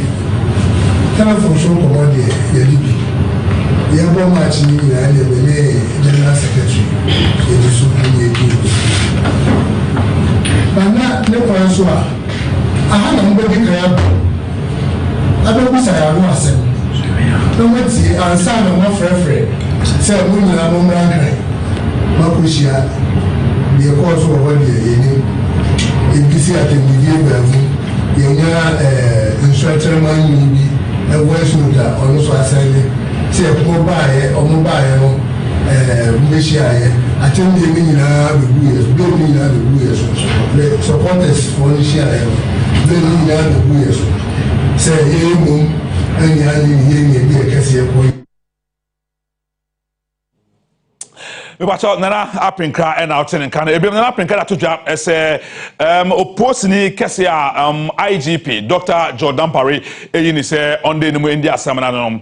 Onya de obo asanteman nti enya de ombepren that is mame DCOP Lydia Donkom omo entimi eno no enye dwubi nto omo toto say Dan Parry say ententem ya no o mame no onsesa no say de be ya nhwehwemu a ekoso ewo nsama esiye ewo nsuaten between Kotoko and Nsatama no pepperly betimi aye adwuma asensi ye na nye na ha afem ba ye konko ti se sekani awon was the na the song me fa primers e ya to ni is a trophy ni na mo e ya to ni madam Lydia Donko ye nyano GF mo na mo fa no ye nyano we asen then some of the kai nyina no Therefore, the engineer will be at, therefore, the IGP. Nana Odro Safo Penny Cassia Odi Ghana Football Association and Nemo Ecopiemo Ewo Kotocom or more secretary at meeting echo. So now man Ghana for Assase Airbo Ket Sumbose Keto Keko Sense Asamene Bayanum, the president of the association on Carry Mfa on Timikwan Kosas and Kotokanase Nana Poli any Nebusia San Namana Ket Ayeno and Yadi Trayeno and now Odro Safo to just say amount for air camp Domo Kenyan and Egum, but the credit said the president of the association, Kurt Edwin Simon Kreku, Impempe no Ekasei, opinion any krumha, Nijan say on Tepo, Kurt Eyare, and Unti and a Ghana for incident in camp, a one summer, a see a one swatre. Opening, since I said, see, a month and look at Kurt no fan, only kruma. Nah, you look back as a moon fan, but I not share with the lady. Mobile why I can't back door. But Mima is on shelf for was we are called. Get a mat, get on Tiapo. What Tiapa, I'm only part of the can first with the fear. We are sure second to cry the car with the chairman. Because a year or two only linear, where or two linear. As a mother, no fun, no one more to Kuma, Mugamuna. Me bacho eno nana Odro Safo den come to edwa edema na pe ye de bi e ma no so era so e wo nana Odro Safo na kachi but e beto so ba mame enkamfo obatampa madake delivery package no enfama so obatampa se ababium yakopon e ya duma ochena eko obatampa e she ne dwumeje na so den enye aso kuma kra ne do da ba de e tie editwom nti wadawro ma se ene wonyem se afri na wawo me pacho obatampa se men can't say Kawakuma at 2 yem for my cycle or package papa and more there come original package pa and about tampa or say the mom especially me wo fasten na wa won for na kwadan about tampa say obenya court seat 6 pieces obenya welcome dresses 3 pieces obenya baby sponge obenya baby towel baby soap baby oil baby lotion baby gel baby powder baby comb a lot there percentage na about tampa din na obenya be package in come etimi amount na bibia enso etimi akoyi papa edamanyaman edoso papa or cotton spirit na de nyina no me pato on sebetimi akawa fi Parazone ade nyina no batampa se ni nyina no package kwese pa waya otwa hwede amount nyame atuma ochena on the 13th of February and me pacho dwumede we sase de nipa me pacho enye asonko kanto be sane som na wetimi ede ama batampa da wroma enkomo na ye de pacho batampa na ma no 0540 777 590 050 0540 777 590 I said 0559 189 775 and numbers are me pacho offer obatampa on sam ebetime akan bibia so etime akosoye and so eti amapato tafa premium penny for say men kan sure say for ni echemu ewo omakache wada ma omo ewo premium sanitary sanitary part premium sanitary parts ewo ho sansom premium washing powder and so on sebetime akabina for premium baby wipes me pacho and so kejua wona for premium baby diaper me pacho and so benye bi me pacho any size bi a ope bia no watawroma wonsam ebetimi akabi sey ketwa sey ho ne ho sey kese watawroma uden echemu e wachafafo omakachi a wonsa ebetimi akana bibia akosuye etem pacha wholesale originals ni na so ay krado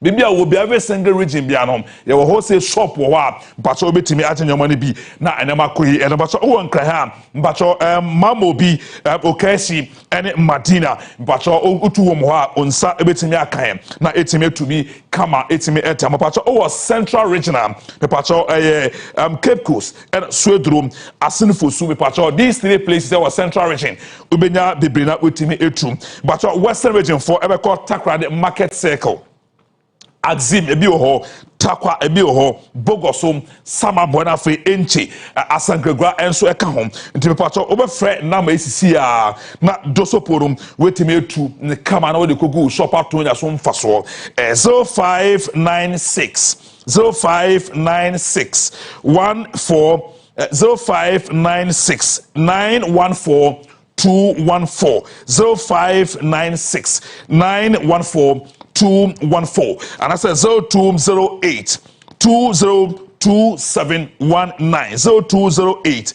0208-202719. And all numbers and patrol we do HMO now for premium and paying for patrol and downma every type of biao here biano unsa ebetimi account. But yes, I come back never in HMO ewo nana odro safo nakachi. The for say Asante Kotoko and for your class of folk management statement on my Edeba Bontain and then she my Ghana Football Association one. Now many Ukraine Dodona ewo kwemwa GFI eguswa amo eyehu ejuma. They sent to the FA. Most of them are in the is there already. Just that we've not done good, very well enforcement, which we have decided to take note and then work on it again. So those that are not there, we will look at it, and some of them comes along with financial implications, and so we'll take steps to educate the clubs and see how best we can do it. Right, so I know the air coso and so and yede amanana odosafo ni common bi and yetime da man ye movie away from nana odosafo na enremo ewo Akumase Asante Kotokomo communication director orani den the loyal Safu Duku but no kasa and ma Akumase Asante Kotoko ade atuja ese Asante Kotoko edin kan say football no mo embo bio no mo bobi mende but so mo back about bio ma they din kan o ka say Ghana Football Association say every single state will be able to make sure say security be very tight than the currently air cost near one. The toss emienu on may install a CCTV cameras across the all 18 league class of moment venue. The Ghana and Santa Mani we pay Kotoko back Abeboa and Ghana Premier League no 18 akoso. Yente Piero Edama Kumase Asante Kotoko. He mentioned the immediate term reforms. And they were all centered on the issues of security and safety. I want to see a certain number of security personnel at our various stadia. And then we also want security cameras to be installed in all the 18 league centers before we can return to the field. It is the organizers of the league, it's the FA. The FA is supposed to ensure the safety of all persons who go to the various stadia.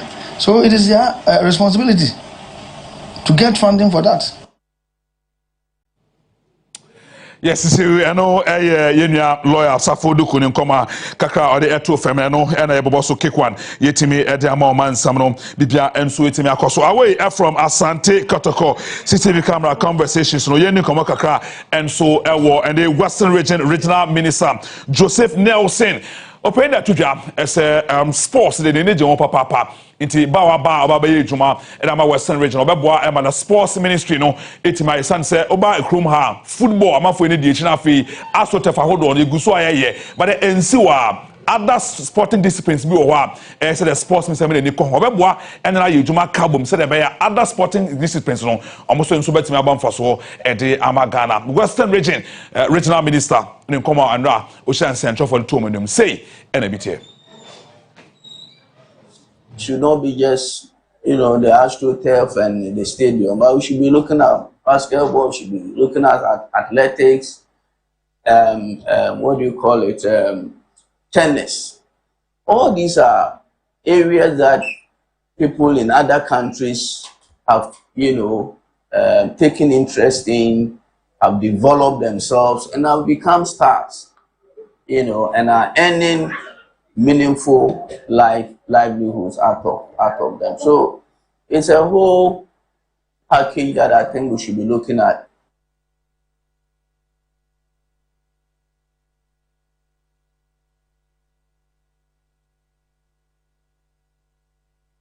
We are going to say an interview Kasepa or Jumedi Swa General the Bana Bibia and so it's my cordina many yefriho into Aka Bingo Bet.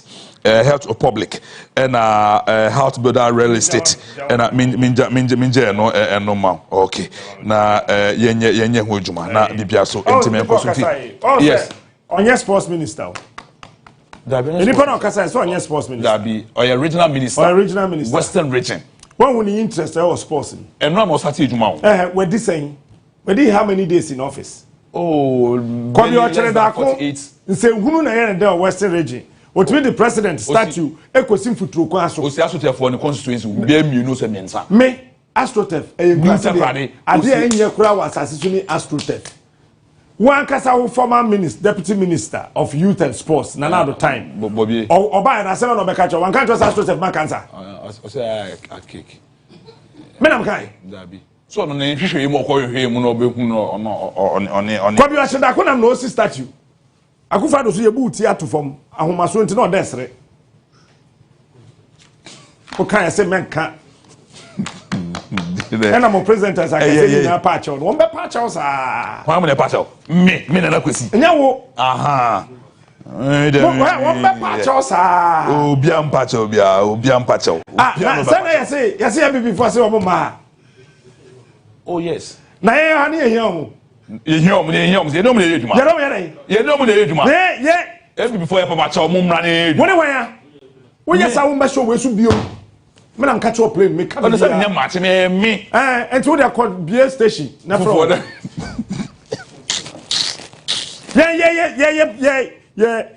Yeah, wo fear hey. 2014 no mba. No. No say ma omo baba match dey omo match dey so omo mba match so. And say wo mba so me here. Me here this you. Me here MPP. They should understand the politicians by now they should know me. Time na me tell adom na NDC form ma. Nipa ba ko pe no ba gbesi no tu. Ono pe na no bo no so ba once a week. Me I don't need the politician. MPP mine by first a second vice. Almost stop it no.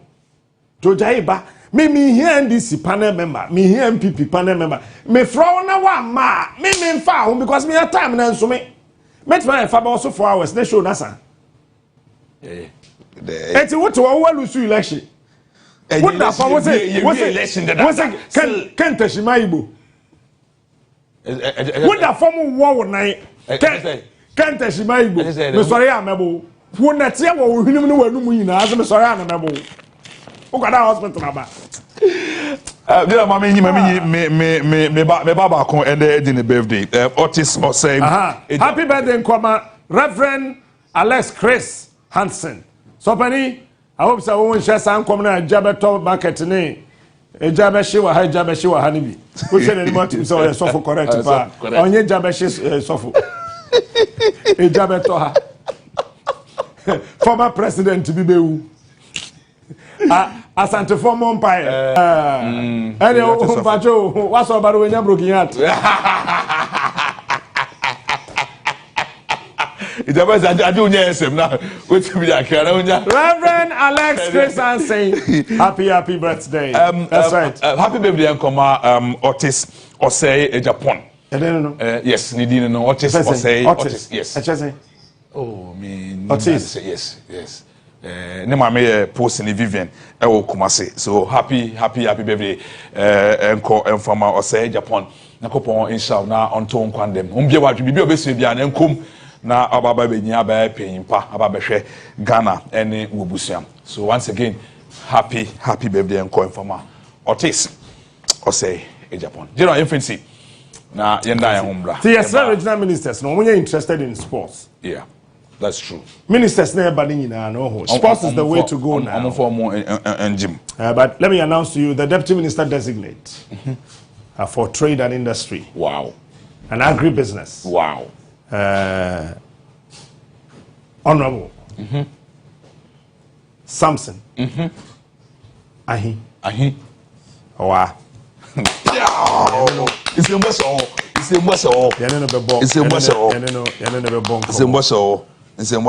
Congratulations in advance.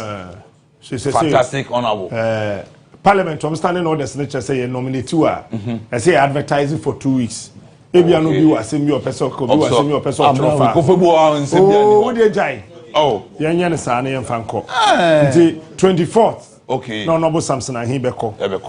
Mentimi and Koja. Ministers no be but only one over Kuja. I say, and some Samson hinso dia me pira. I say so kubia there. When your problem. Nti mekwa kwoteva oba no mechia oba no mechia. No. Na ba fit Samson be call trade industry and agribusiness. One say eba no cocoa.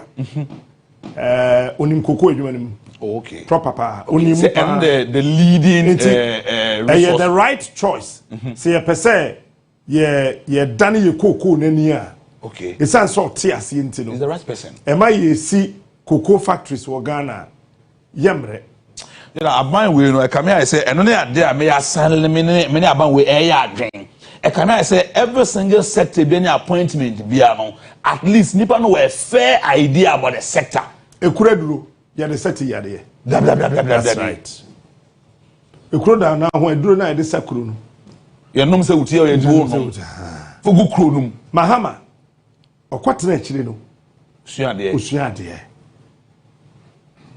But then say ntoko na I bibiri dodo eno so ya de. NDC for no kontoko too much. Awa he kan yan ho asem ye. Kontoko friends the new elections om ye. Council of State there no. Oh and dem kan ho asem no pay. Why are there? Oh let me Judy. Me Judy. Ba de tie ni say.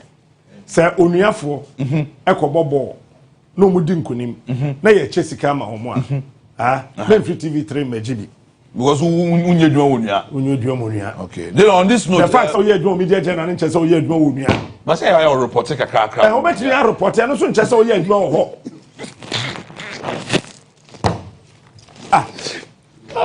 Yeah, you one under one umbrella. But the idea say when we say Joma Hama obe timi ya ahwenyamanim so kofa Kofi Juma in Council of State chairman. Ebedin. Adintra. People feel bad, people feel no. Nana we end this ni MPP aba power so we compare Council of State. What do you dey? Nana sign. Central region about number 13 times. We be very fine. Number to be ever. We be very fine. Ever. Yeah, my peace in preview was a Central region. Yeah, that waba. Yeah, ba no bo Samson. Yeah, ho ba ko so kana ho. Yeah, be bon komo. You no bo Samson the last one hour to. Na you. El General.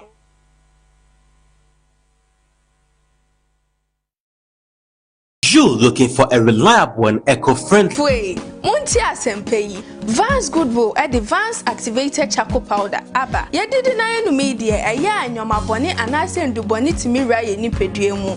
Ne sentino and a Vance Activated Charcoal Powder, Abba Jasso, sa eba bois, na eyi ta in do bonnet a your friend who talks in see every ye ni pedriemu. Na when ya pomodin, Shane so say, ye funny de biara, na imum a bra ususu se poison, and I say a wood robi akwo enye ma apenfo abatan a woma woma no fo ne nkwada a wonya nyamfie dumienu ko herbal shops pharmacies ana over the counter medicine sellers ho na wo benye biato FDA age ejedie nkrato yi atumu se wo pene dudu etu a friend wo 0598 179 724 ana say 0244 218 476.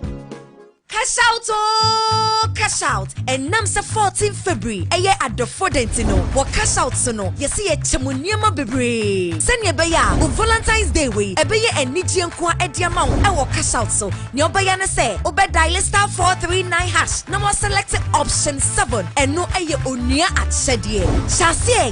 Netu no butu butu butu. If it's na edikosi 14 February no. Nyo bayana say, what the 10 cities ebebo. Na dodo na obeto no. You get a chance to win big.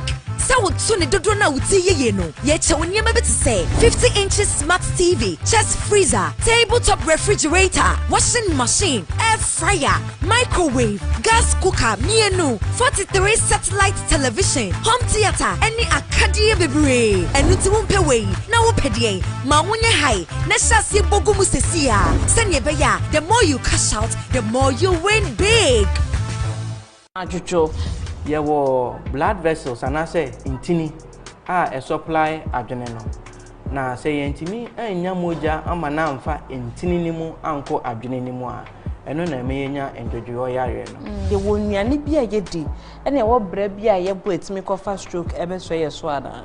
O pressure e wo so a ema obipi no ema utiminya higher chance of getting stroke. So we obi a wo pressure so ya hwe ye pa. Na wo fa wondro no. Udi fruits any vegetables kakra green more green leaves no and no you much more better baby ani pa ne fa na ajojo no e ho na wo ba be passive mobilization no one movie the joint we moving it up down obey for all the joints in the body to be an answer. We are no abano rest side no so usomusa o de ko actually now they are buying. Onua doctor, kwese de bia 5 p.m. Ewo Onua TV so. Onua TV, ye dwene ho pa. Me body ni me yena kuma swapedie nyina de ma no wa bra me nkasa ho na hanso de abribia na ogyadem me yenya metime bia se ne ebusuan ebenya odo ene nkabom abribia na bibibia me ye emebusuafo ani gia abribia ewe busua bia mu no asoba asede ena me evident mafa to me ho so se meye ede ama triparty abusuan Madame Funi epie ukruwan kratemon uzi edwalai se no hwe nim se nipa bema ene bewo wono se se menya nipa bema ni osefata so begidin baabia ene ne basanju ene mehu abufu nti ni obedi kura no obetuegu Raja Beta yeyina no pa bia edwada ekosifiada 11 am ewo Onua TV so Onua TV ye dwene ho pa. Agrobus every Joe with your screen goddess, the highest in the gathering. I drop Ronifa baby Monaguchi. Thank you. Baby Joe, memini debia 9 p.m. Ni echa repeat ejo debia 9:30 p.m. Ewo Onua TV so. Nyumeko maso ya saying, I am Platinum Plastics Limited. Reflow sanitary pad. Out mosquito spray. Any coil. Darling lemon drink. XYZ wine. Onua TV, ye dwene ho pa.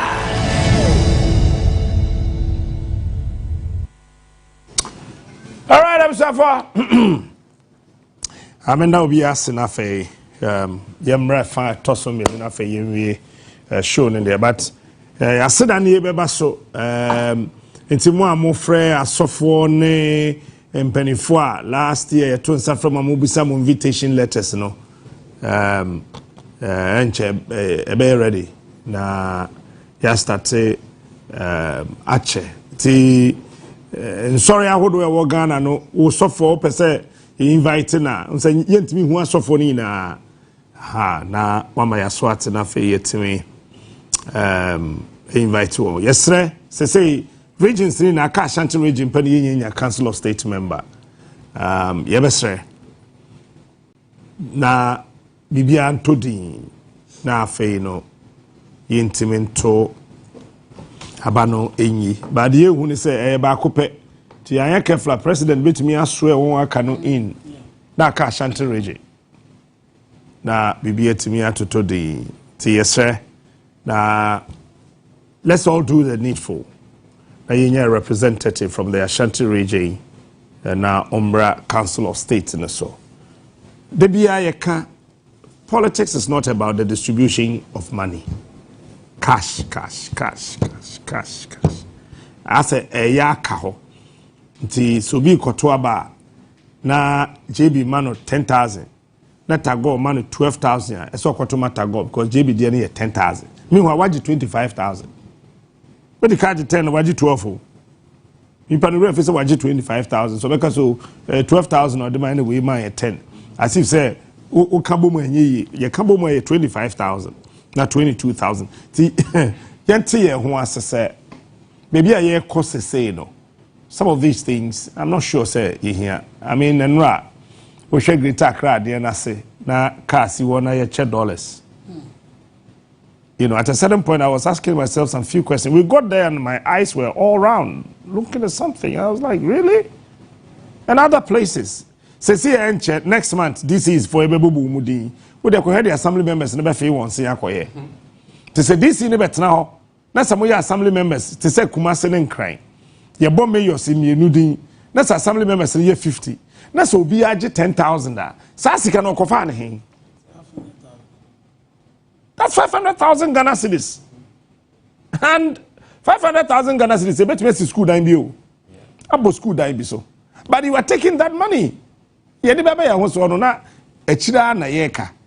But unfortunately, ya chikuraswa nkosifi. Set kwe ewa father in all white and afei the Honorable MP was a former minister paying. Honorable Samson Ahe, a deputy minister designate, trade, agribusiness and industry. Honorable Akwaba. Bibi abokode. Kwe we dey umuwa nti money. Morning. Bibi I fine. Bibi I fine. Super.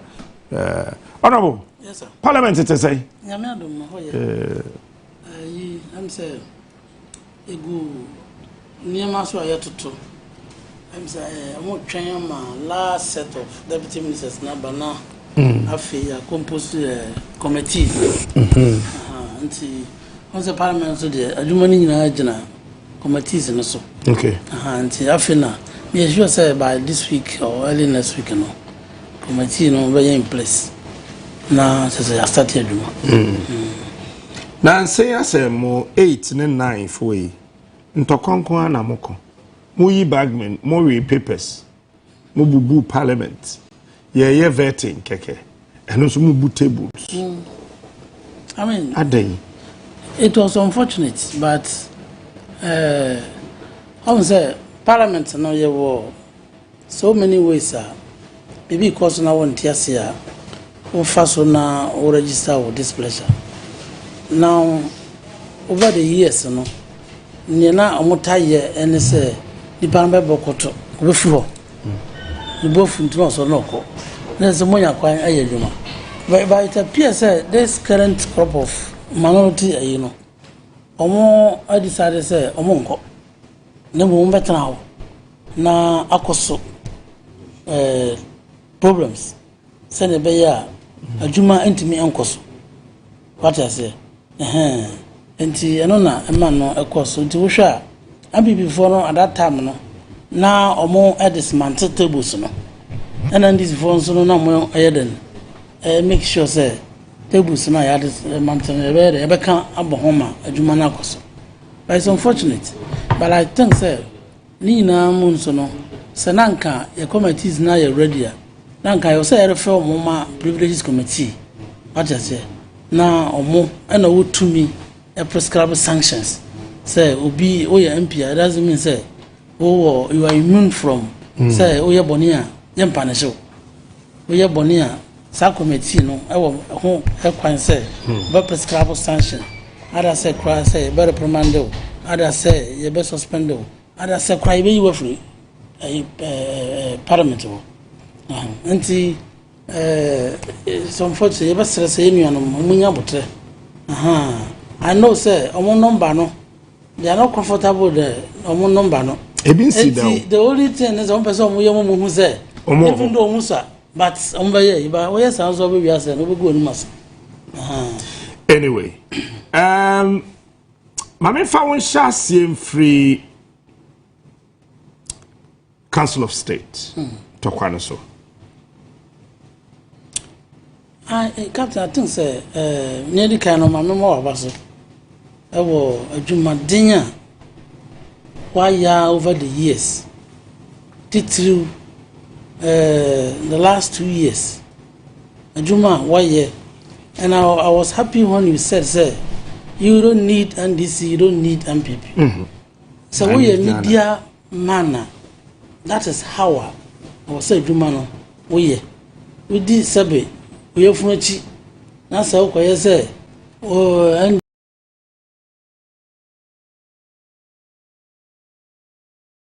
NDC and NDC ye boniu oye papa o de onum say waye papa MPP ye boni a onum say waye papa na oye adanam say obi baby e touch ma obeka no and I was happy when you mentioned that and I know say Ghana for bebre ni musa because ya papa we obi so captain say asa munhwe you na kwano de kwano de I who ni awo nti enhwe ni ye nti yetoto ye nema ye na onyanwa onfancho and I think say that ayina waje no dina waje no eboa ema woye wadwuma ni now Council of State elections no enyi na say ye wo Council of State as non-partisan institution yetu omompanyini efo na mmara no ehye se omompani no ewo tumi eponte ebinom na mmara no so se yenya regional rep ewo council of state no so enti ya makwan se every region bia no for more assembly members na ya to yi omo no omo district bia oho bia no yeyi nipa mienu amomo for more electoral college eto aba ewo sa region mu eyi nipa bako what's enough say ya de ya to yi ya regional chairman bigedu na a contest here nipa 2 a contest against him but as at any die better aba no mu yenu na awodro amano enti ya wo 9 districts enti 2 no say wo 18 delegates on ba better aba no ana we dey no 100% asundwe na ebae miamia bebiri so omoto no asundwe mu. That's right. But wo hwe ne course wa chantere de na asefem enti sene na wo call on them say yemasundwe emra na yenya kwan enyi Ashanti regional rep no yenso e no betumu bi say yenhwe sene be ya yanimani because you are right sabe council state members no president yi ni de be ka 15 ho a ontimi kan say wo twen aya say yakoto abana aka one police station wanya 1000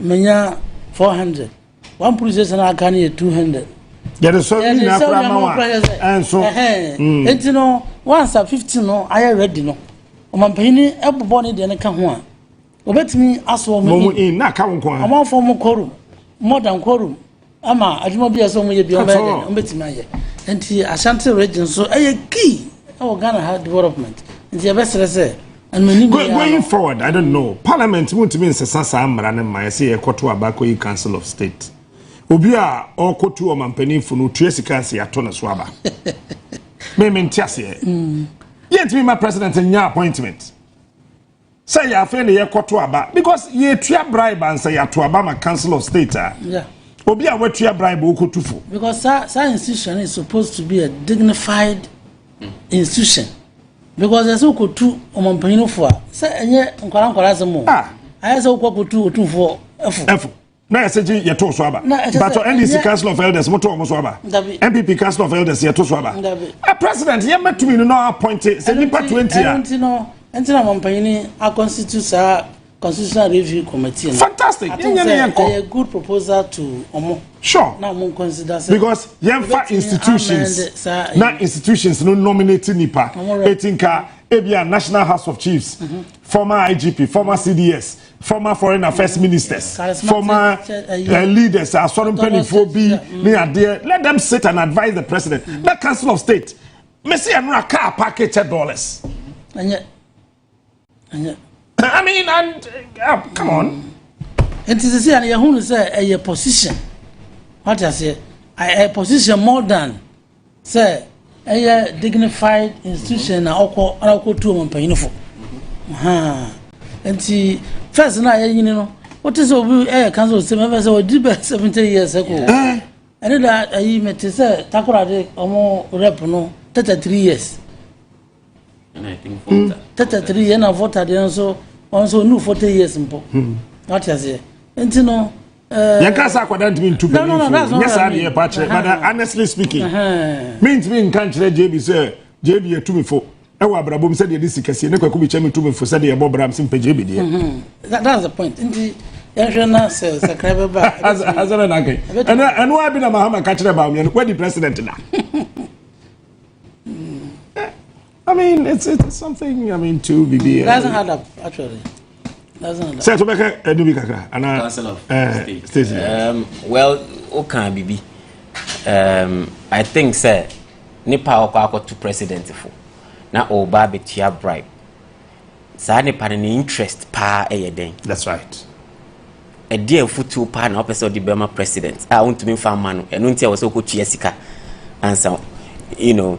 But with the young people, no more joining. No, maybe a young, so obviously I will align because maybe I know more better to president. No for, around young people like on say paying for no what now kwala no so no. If I say president say oh yeah we my youth now and also adepa nti ne saa na me hwe no that's right say yes you know we'll have some young men in there but aside that the monies that played out and not dear just it was way overboard nti na chese nipa no interest it was say nipa no ye hwe ne yi because you could even lead the president into a ditch then a can owner was so to president for constitution yeah no matter what. How can a corrupt person advise a president on your corrupt? Yeah, I mean, and the people who didn't pay are the people. Me say me crop one thing America. In a mean say me kwa a year like you know me crop for me region no into no bet iska. Constitutional Review Commission or me transfer da be ya. Me pentama ko ho. Na. Because anyama we no mentiase. Yes, me that's my proposal. We should stop the voting for the Council of State. The president must appoint. Appoint, yeah, simple. Just appoint. They will say nipa we the president you am so we don't need Council of State. Na yenya upper chamber of eminent people. What I say? Now I won't take it that. Edina na asesa ho. Apache man Edina na asesa. Yeah, but I don't know. Let's Apache man here appoint na ye to aba. By appointment. Well, the same Council of State. But I don't know. By like also just by groups. What yes, I mean, of groups. I think that. Until no, we are saying no market for when you are more. Queen mother be no hobby. Fantastic. I saw for no group no hobby. I have for now we will hobby. I teach for group no be hobby. Medical for until yes I know be not say at any point in time be no. You two for collectively no be because Ghana Bar Association and you're represented on the Council of State. Former Chief Justice or your politician neteso. Midwifery Council. Womuni rep ewo ho medical doctors Ghana here rep bi ade ho lecturers eni ho yeni obi a ho na yesi yen kwoto aba and one realize that almost all the regions are him for neko before him for the ko enya de boni but I think that some voting no yenjai for the Council of State afutuo ye free today say me tue sika as man kotu obi free me madrin chere ne say yenyi elections in free na president no are appointed yen increase margin na institutions ewo reps no wo so no enti yes former council of former anka every former chairman of Council of State bia no like honorable was suggesting there's an upper whatever room womuni na wo former chairman for ni na wo who heads of various top notch institutions like the security institutions and you know when we now want to advise the president as someone could down no more dream one a babu until to say mood yeah but Ashanti region kasi ho Chiska Greater Accra kasi ho Chiska Eastern region kasi ho Chiska Central region kasi ho Chiska Western region kasi ho Chiska nani pa Chiska ansa yeto no so aba no bedru president wanya ne ka no beti no na captain Shesenia who passion for this country. My main for one kasa any example. I only say country no ninkoswo any nyamapa ubetumi dia boa eno ntina ebia obekwa akogina say opeso ye council na ya catch us so betuesi cancer. Like your personality ubetuesi asika no. Me eno ni abanto mame. Aha. Mimi ntia. Oh. Nti sikatia ne die. I was anyone wakano. It should be by appointment. I say appointed. I say president appointed. Honorable BB Koso I think last week. The last 2 weeks next started here. Attorney General see what discontinues cases be. Yeah. Back here Dr. Puni Cocoa Board. The toss will be a year. That's what I say. Mr. Siama, Bank of Ghana, former deputy governor, no, and I say Democracy Hub. Yeah, koye demonstration against Galamsey na Akufo-Addo Maakye. President Mahama say, Attorney General so onye interested. So we okoye Galamsey demonstration mom ya channel. Ni eja wuntu me. Enti omunja ne yina yenko. Enkrofo so omo nte ase. Say Attorney General say, yenye koye demonstration na eche in case no. Manning continue bi. Any open any others. But no more parliament. I'm say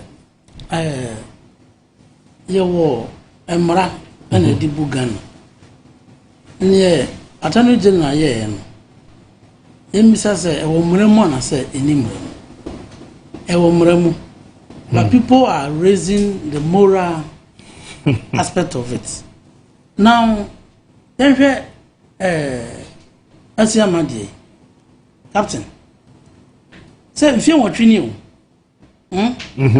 if you want to know your day Asiama court per information tell say on mine as a state you know ewo 10 witnesses edu for 8 years and that you be for no more nipa 2 I testify we if you want to nipa 2 enti o nanado MPP for abana so witness me no come from back so the dance no third one no brother was omo hu no also ntimi ndia dance na nkasa kra enti omo court kra no omo akoso amako seeking for ayi for senator say yenim tam kra be for case ni bi enti se mfie wotwe afena nipa mienu abedi adanse dia asa omo se yen trust one say the next 8 years 4 another 8 years biem ansa na 6 enti ehia be 32 years ansa ye na enti oman are we ready for sa adewe ni na mo so ye ka o ni na no oman no eboka na wo mo a chi nipa na wo to say wo so wadi bone no mfie wo 20 mi am prosecute no mfie wo twe emra ko a afanyo tumuko court supreme court ne ene na ya fra asem no na ya bu asem no captain ya court ne na ya fra asem no ne na ya bu asem no ne okay mama me typical example guy be no war one of the constituencies were her no ye NDC polling station organizer or say youth organizer being one of the constituencies in Greater Accra Mohammed something okay say the police phone be ye wo elections ni mo no eye Ghana police for da na ye ko che no that day na mo che no omo de ne court 2 weeks time na ya jail no 4 years wo question na obisa ye wow say so dan samo mo mfie nan yes so obisa question and is we Attorney General na oba office but honorable sa agbanten na sam ko yi no even na mo kan chance honorable say yes so na ye no lawyer okay I'll take it up. Yes, and I'm serious about it. I'll take it up. Eti we Attorney General na say oba na docket we be da wanim. Na we hwe facts no. Na say mpanyfo say o kwa kwahwe nsuo na say wo hu ase a. Adwene e wo ho a. So na nsuo na hu da ho mboba nkwa na gu ase wo say wo start hwe nsuo no. Enti ya the fact na bro, wo hwe mo no bibia ni mu a. Opuni kesi. Tabia opuni for 8 years.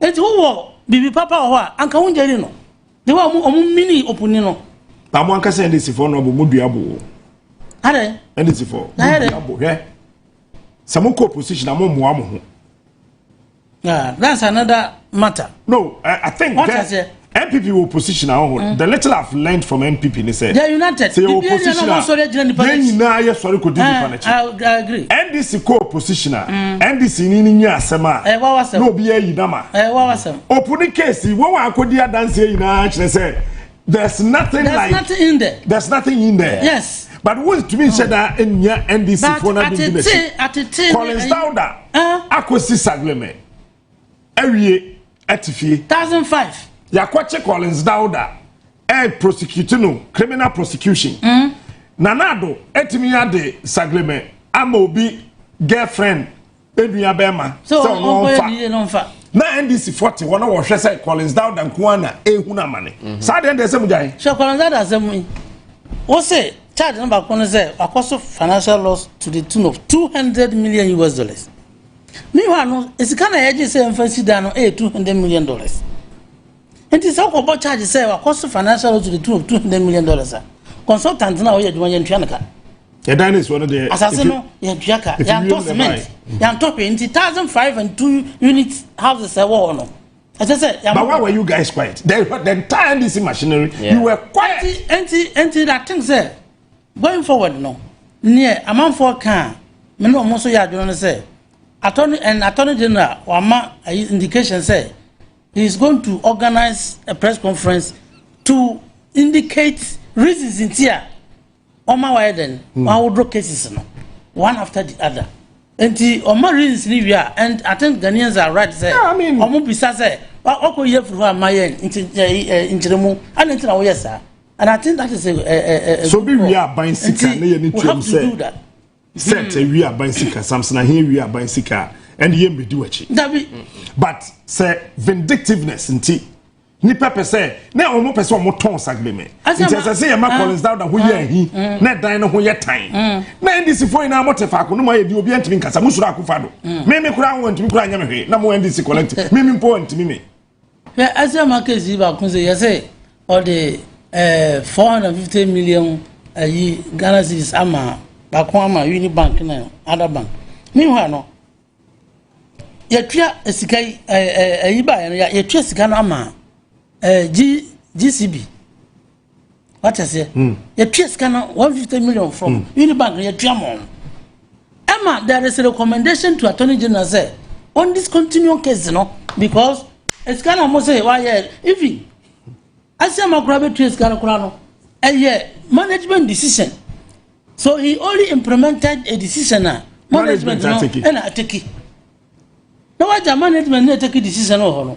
Na ode ono akojana court meanwhile no esika na wo se wotua no so no e se tuama aban into na court ye den ana mo so ye din ye den nge din ne se ye na atibu enti no but I believe say I was say AG eba out na oma ni reasons tia o take those steps no na emwa obi a na sansem no enwu because President Mahama obedient me nko kan say because moye and this fonti na o ma yetwa case no because Ghana ha president bia ni ho no ankasa prosecute no ne members what you say youth employment case ni ba ya no na ye hui aya na mpese me body nkura because ya na wo kai omo yaw to the sense ye jelly a sitting member of parliament I even know I am say no I former MP what you say ye jelly no sa national service case by and President Mahama they and President Mahama you be obeka say we NDC ni na say also as the ministers what is some country on arrogant on edge on hand make sure say you don't get yourself into any corruption and they be the marshal center the chief executives no marshal center near te ha twen what I say and no President Mahama no I do pray here in the plan. I'm saying that you call voter region. Or any be sorry, so what's it transcend in your job for them? What's it? Also, transcend in your job for them. What I say, and I say, transcend. What is so cast in your job for them?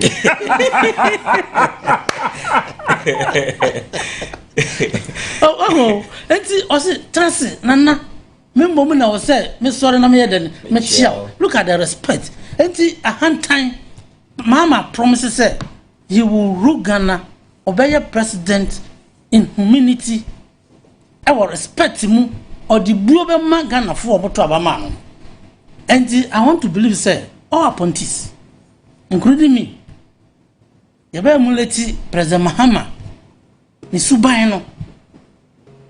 Nisubayano. Na wanya dia. Akwebi na tunu mi say wala ujejereje. Wa ujejereje. What you say? Enti no. Me fi say Ghana for kasa say Argentina Attorney General awodro cases no. Na mo call on Attorney General say ne omma cogent reasons ti ama why say no it's in the right direction. Anti no puni case no mbedi. I sat na me wo fi ana me kan me so asafma for krom pene mo puni nkoje so waye boni mpo a Just na case bi akwa ni ho. Yeah, we can say kro. Na unim investigation e koso no. Omo sa little over yi na omo say anko through processes are ama ya approval from sa agronomist for no hono ma ya yi na ante kokot. Omo am people follow to the same ayin bi adroni bi. In large quantities. Yes, so we so from ponko de ko bokina. Omo ya westerns. There be a from ponko for fertilizer so ko bokina. Omo ko to ndade bi ye say de do koko ayi de twetwe koko ayi a na ye de ba ko so awa etin koko bag nti akwafo na nto. Ni na go. What is more than causing financial loss than adewe?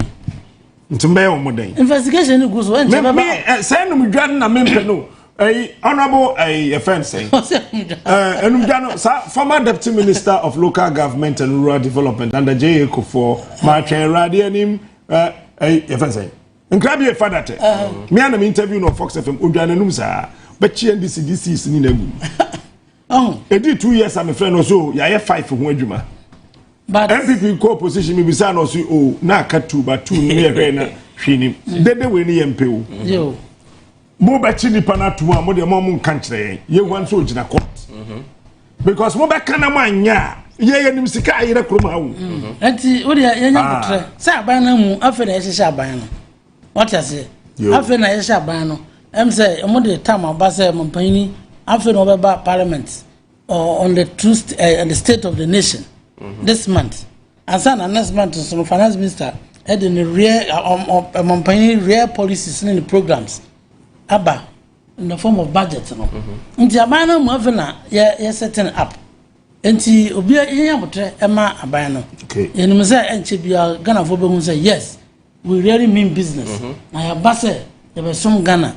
Ya base mandate na omodi amaye no.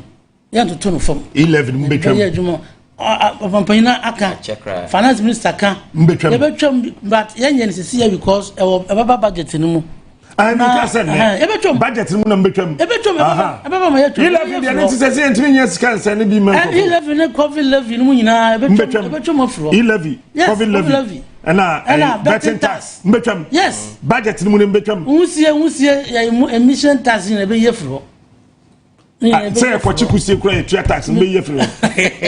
Okay. We free on him. Ati ebe yin za tax na afro.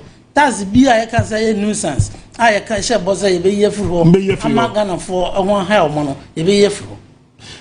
Set say who niam say we be bunu to say me a who Ghana say I mean Captain atmosphere ne dia asesa. Atmosphere na asesa.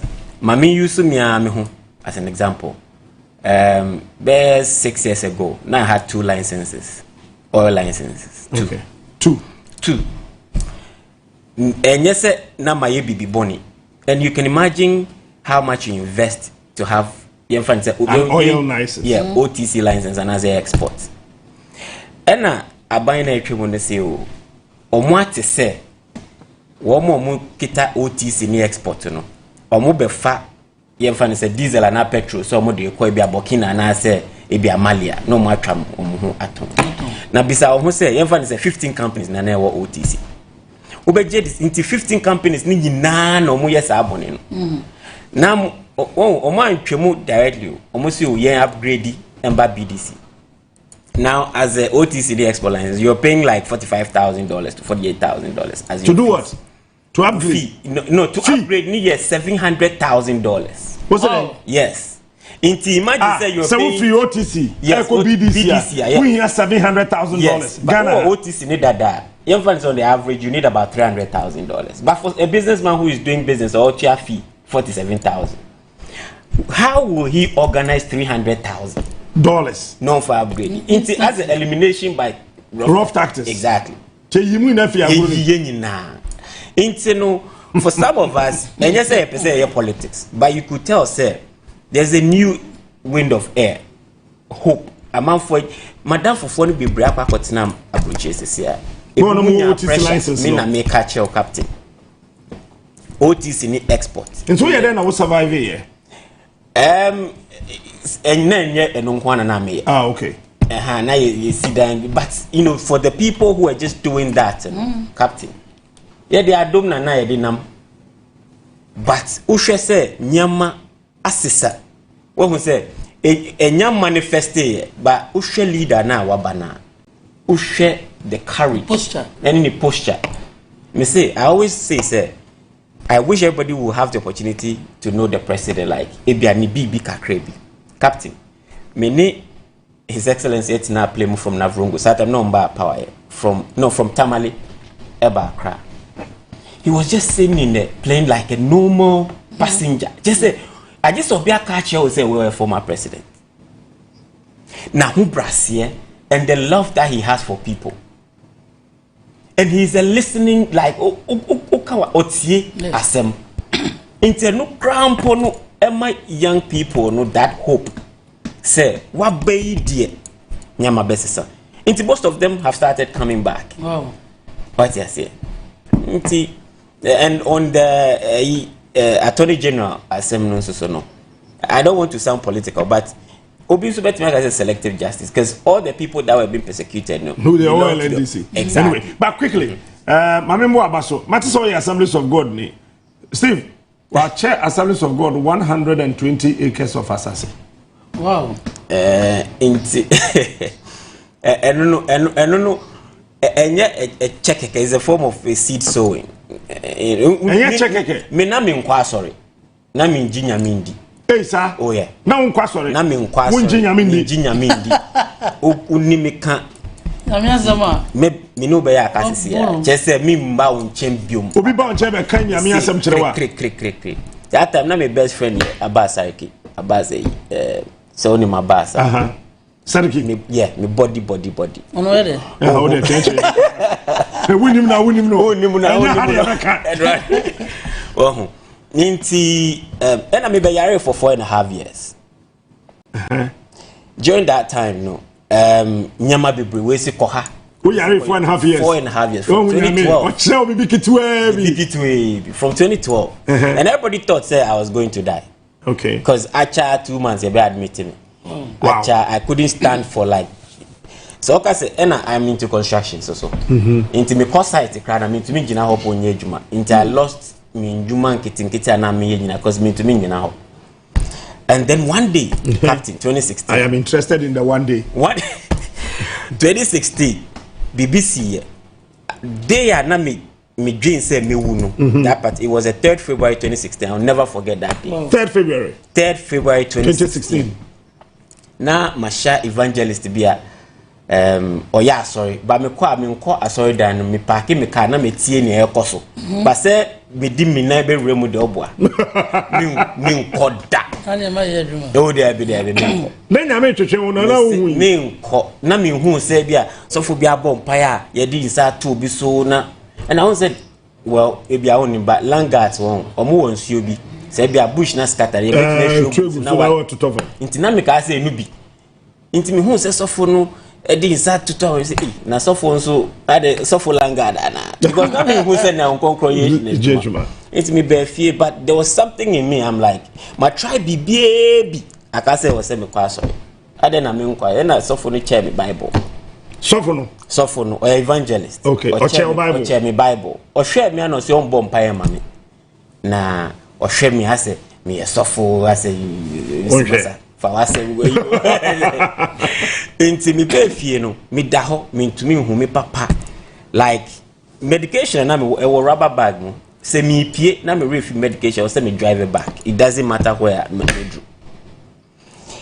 And then one day what you said you're interested in no me da ho san na me say we na de eno ano no me kwa no and yes and a bibia say me nim say yem frama me nim say den but I say obi aba me dem ho ena ade ne tape me but o tape me no I say ni ade na catch me say for bible no well me I wasn't my because me I didn't know what was going on into no I just reached the bible ena ade say me na me bie you say ena bible ni bie e bie na ko bie the book of Psalms chapter 30 but my eye was fixed on the verse 2 me nim Psalm me nim said chapters was me nim share about bible Into me be na the book of Psalm chapter 30 verse 2. And I say I've heard your cry and I've healed you. I've heard your cry and I've healed you. That is what is in verse 2. And no. Since 3rd February 2016, I've never been sick. So maybe and I'm always in white, which stands for because me who be the amount of medication I'm also medication be anyone I mean. Me say me say Captain, I was on high blood pressure, cholesterol, BP. I am telling you, me catch your me age and it was as though like reversing me age. And this is an encounter that I had with Christ. Because me used to not engineer this, so he had to reveal himself. And I'll preach him so I mean fact. Me giddy like you know. Oh, let's say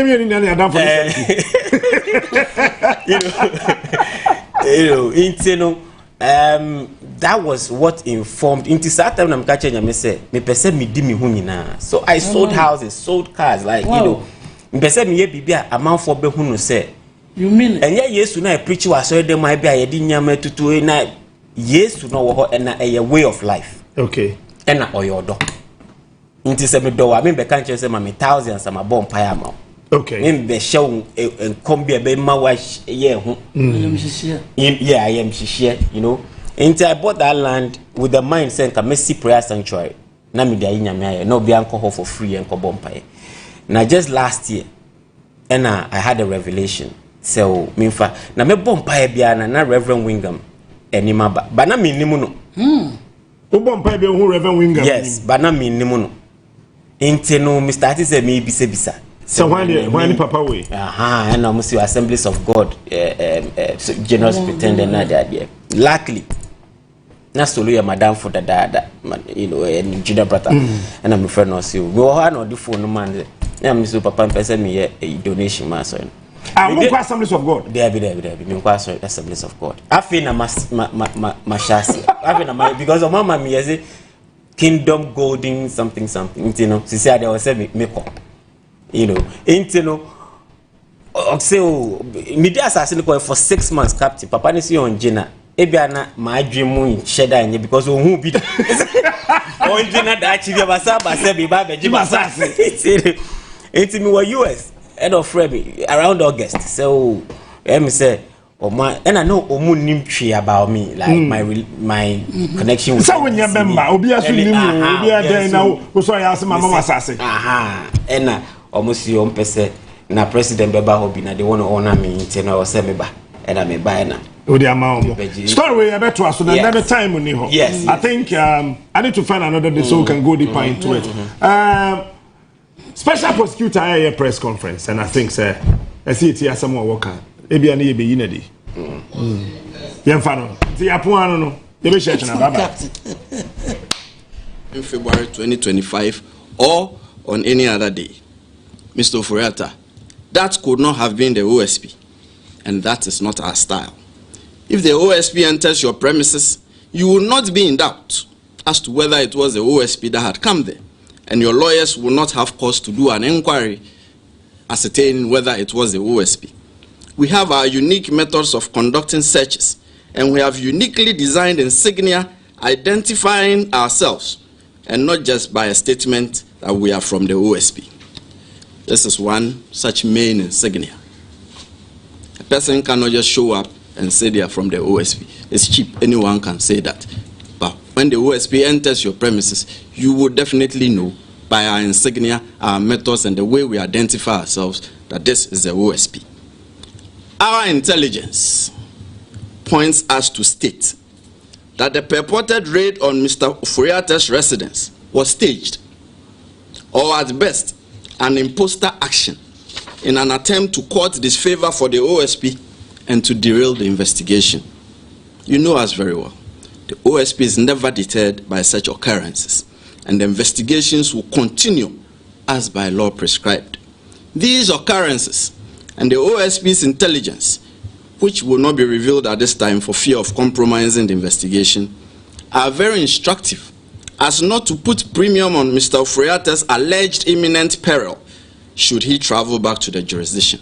In any case, the purported medical letter transmitted through his lawyers to the OSP did not state so or demonstrate so.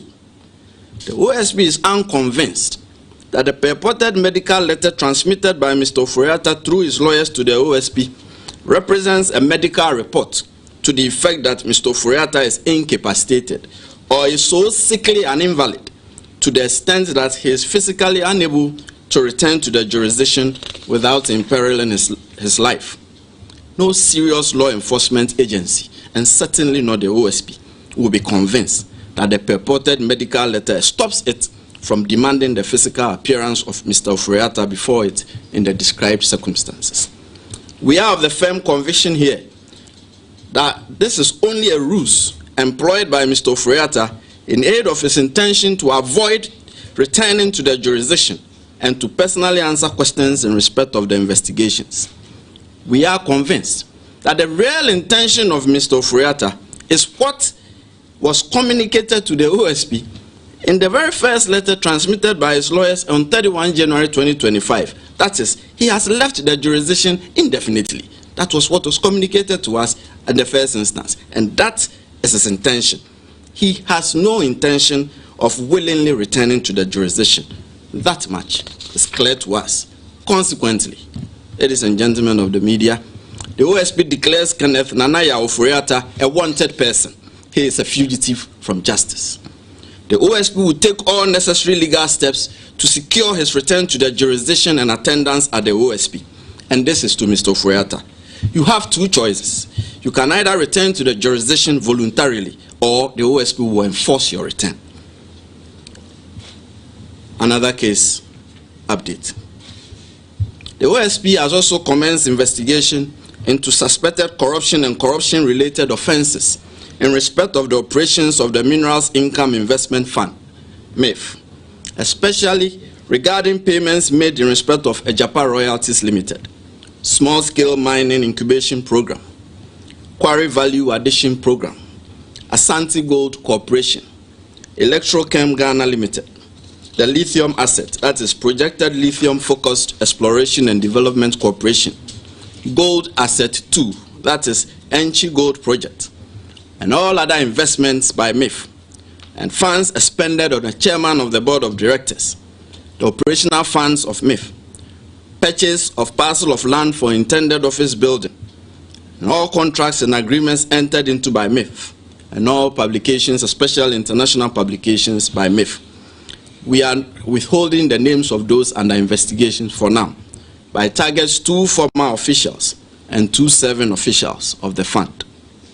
Third, the OSP has also commenced investigation into suspected corruption and corruption-related offenses in respect of an alleged embezzlement of 1.3 billion cedis from the Unified Petroleum Pricing Fund, UPPF, at the National Petroleum Authority, NPA.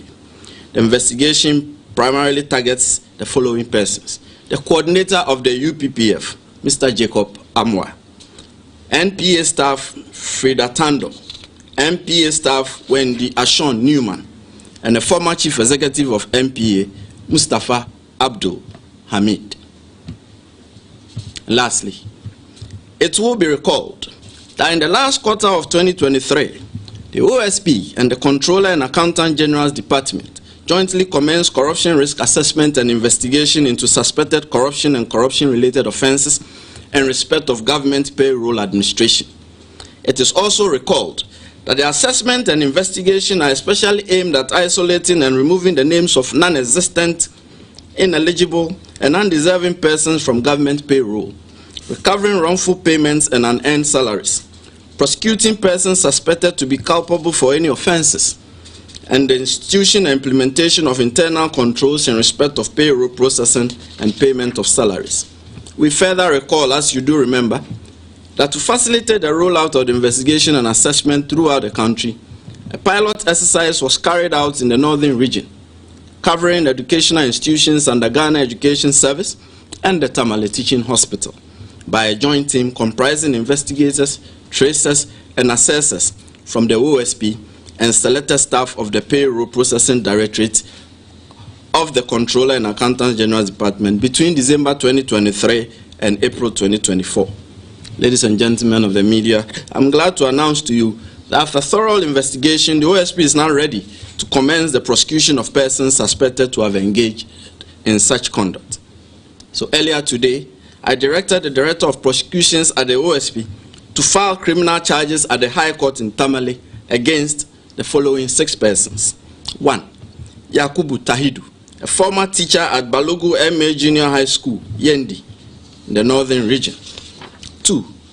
Abdullahi Abubakari Sadiq, an integrated personnel payroll database coordinator of the Ghana Education Service in Yendi, Northern Region.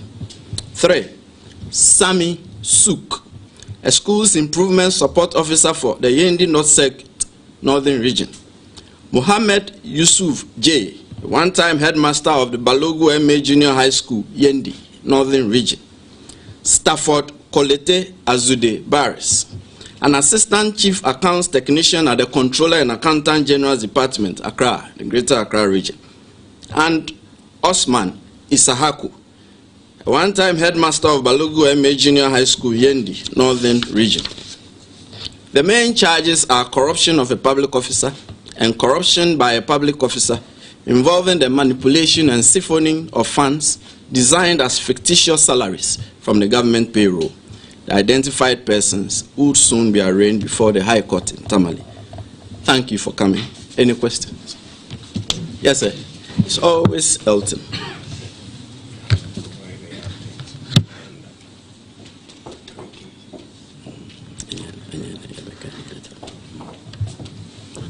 Yes, sir. Sorry. Thank you very much, sir.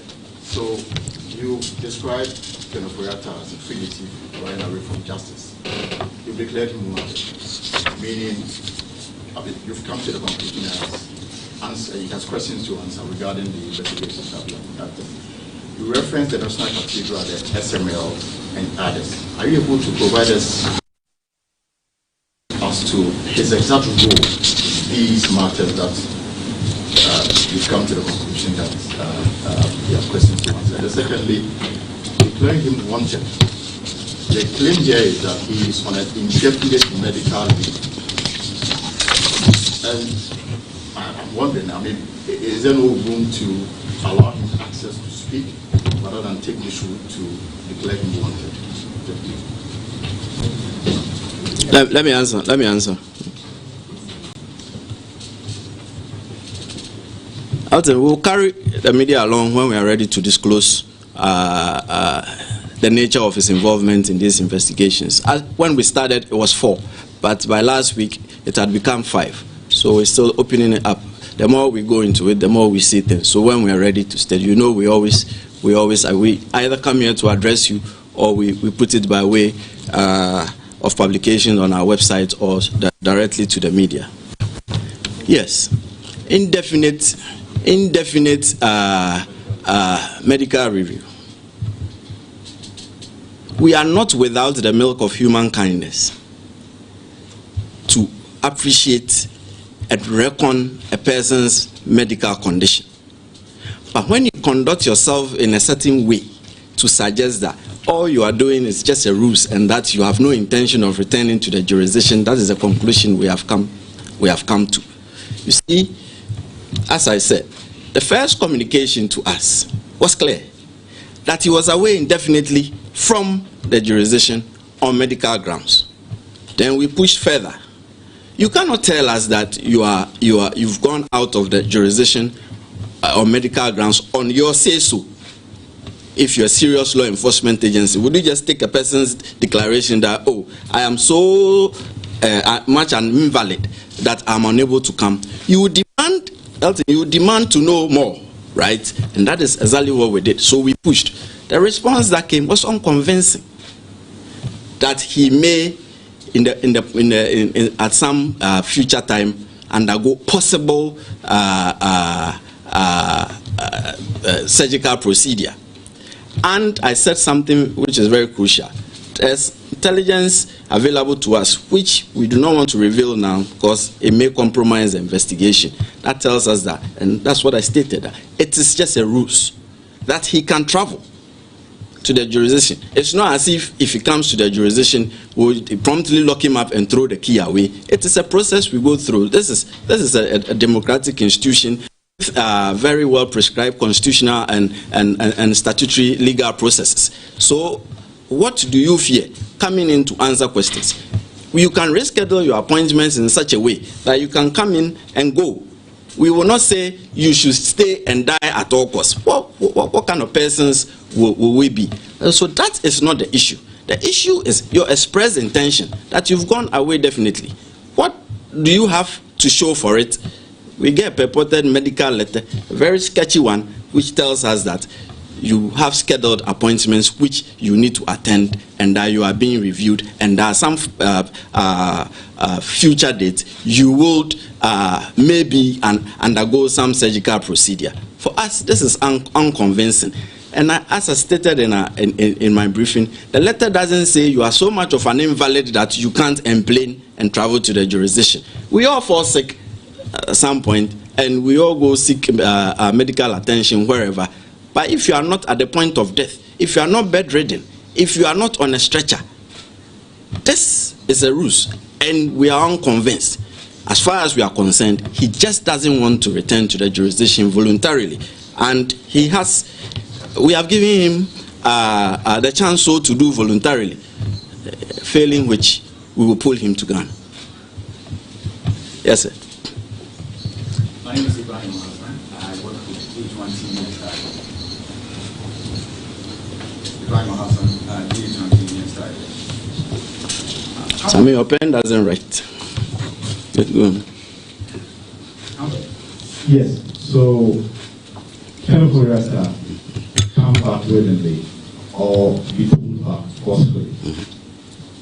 How exactly is that going to happen? Can we say then that now you declared him wanted? No, I didn't. You don't say. Can we now say I just declared him a wanted person and a fugitive from justice. So don't put ifs and buts on it. Great. We have declared him a fugitive from justice. He's wanted by the OSP. What are the purposes that you trade? For instance, are you bringing in the Interpol? And if you are, how guaranteed are you that there was cooperation? We've been there before.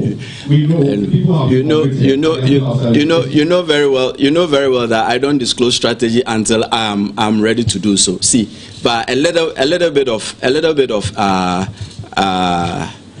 don't want to use the word education. I'm a lecturer at heart, so let me put it this way. See, that Interpol red notice, this is general, not in relation to the case at hand. Interpol red notice is not an arrest warrant, and it is not an extradition request. So there are so many things that go into it. So just because you have issued an Interpol red notice doesn't mean automatically Interpol will help you to pull the person here. So this is just by way of education. Yeah, right.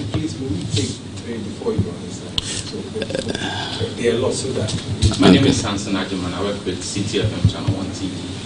Now, considering the timelines for the engagement with Mr. Ken Ofori-Atta, it appears he left the jurisdiction before you gave him notice that you wanted to engage him. And if that is so, he had taken a decision already to go out of the country indefinitely. Doesn't that defeat your understanding that he's seeking to run away, from being interrogated? Samuel, I'm already involved. I'll just answer as we go. It makes the memory fresher. And then the second question is on the read. It's on the read. The lawyers wrote to you. They sought to inquire from you if the read was from your outfit. You say it is not from your outfit, but you've gone ahead to say that you think that it's staged or done to an imposter action, done to paint you black. But have you in any way conferred with other investigative bodies before coming into your conclusion that it is staged? And the final one is, there have been conversations on oral, and one of the things your office have been investigating has to do with the sale of stool lands and state lands.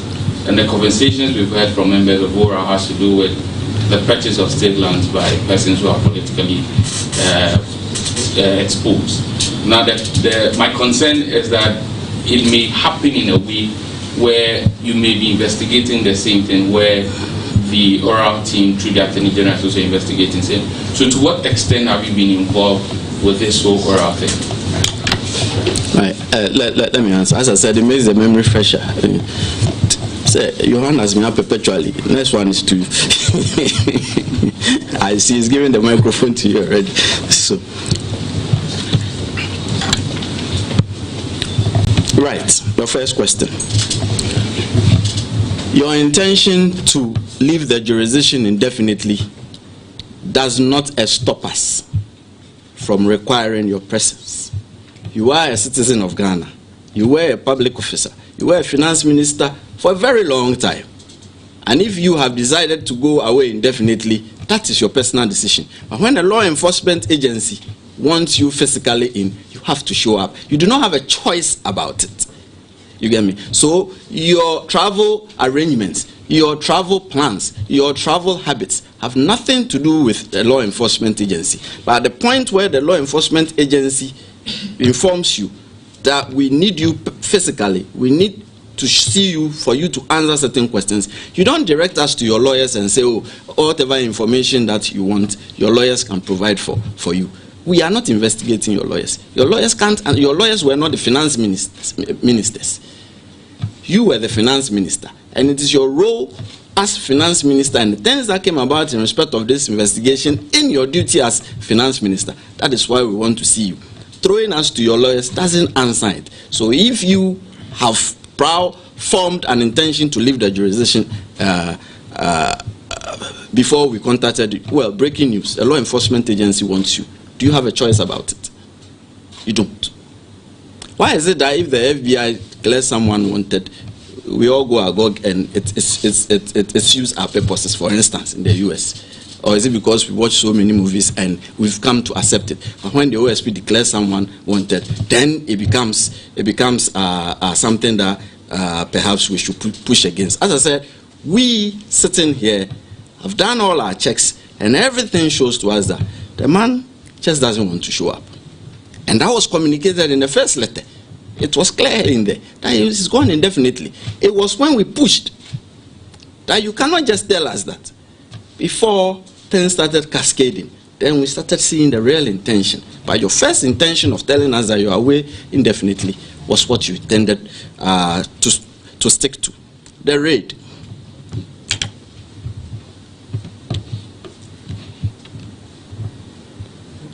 I do not intend to go into detail here in respect of our intelligence as to what we do know. But the way it was carried out, the way the media reportage went, the way immediately the OSP was linked to it, the way all of a sudden it is the OSP having some vendetta against him, that is why. Did the media even know that we had asked him to come? No. So how did it just then get into the media all of a sudden that the OSP has some vendetta against Mr. Oforiatta, and that is why the OSP raided his house? When we did not carry out the raid quickly, and this is coming a day after the lawyers had informed us and given us some purported medical letter. And our checks quickly and our intelligence shows us that, I said, it's one of two things. It is staged, or it is an imposter action. To situate it, I say, baby, Nyankupon, Abonampesi, Honabun, Tutunikobi. Staged or an imposter action, and it's not coming from us. Why are we then being blackened for it? There's something untoward going on, and I will declare him a fugitive from justice, and this is now. Oral. Yes, we started our investigation of at the Lands Commission, the sale of stool lands, state lands, and vested assets a while back. It is huge because we gave ourselves a timeline of the commencement of the investigation will be from 7 January 1993 to date. So it is a huge endeavor. Indeed, if we say we're going to go as we want to go, it might even take 5-6 years to come to a full conclusion of the nature of the things and what actually has gone on. You ask whether we were involved in the oral preparation. The Attorney General himself wasn't involved. but the report has been handed over to him. So I strongly do believe that the Attorney General and the OSP will go into some of the processes and some of the cases, so as we won't do an overlap of the cases that we are investigating, for sure. And the Attorney General, well, if you know the relationship well, he was my lecturer at Legon. And then we formed a firm together some time ago. And then when he became a Deputy Attorney General some time back, I departed to form my own firm with another person. So there is that rapport, and we communicate a lot. So we will confer on that. Thank you. Yes, sir. Okay, my name is Abuzlak. I write for the News Center newspaper. The News Center. Right. My first question is, in your first statement about the raid in the house, you were categorical that intelligence available to you indicate that it was staged. You didn't say it was suspicion. You said intelligence. Sorry, I didn't say it was what? You didn't say it's suspect. I didn't say it, no. You said intelligence. Yes, and in my response to him, I didn't say it was suspected. I insisted. I said it was, no, I said it was staged, or at best, an imposter action. Those are my words. Yeah, so I just want to know on the intelligence. So, I'm a journalist. You want me to reveal it to you? No, I don't want to. Okay. I want to say that I'm a journalist. If you tell me the intelligence available to you shows that you know that this thing on record, this was that, then I assume that you know those behind it, those who planned it and those who executed it. Is that the understanding? That you still want me to reveal my intelligence to you? No, I'm not going to mention it. Right. If you say intelligence available to you, right, categorically indicates that the thing was staged. That was what you said first.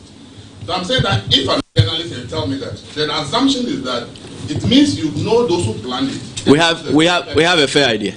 You have information. We have a fair idea, yes. And I situate, when he asked me, I situated it in a certain context. No, I said, not for this person's question. I'm saying the first statement. no, calm down, calm down. Say, let's have a conversation. Yeah. Let's not talk over each other. I'm saying, because your question relates to what he asked, and that is why I'm linking it to it. I said, in the context in which I situated it, it became very clear to us the way the OSP was linked to it. The OSP was attached to it in a very negative sense, when the media did not even know that we were after Mr. Ken Ofori-Atta. Did any one of you here know that we were after Mr. Ken Ofori-Atta? You didn't know.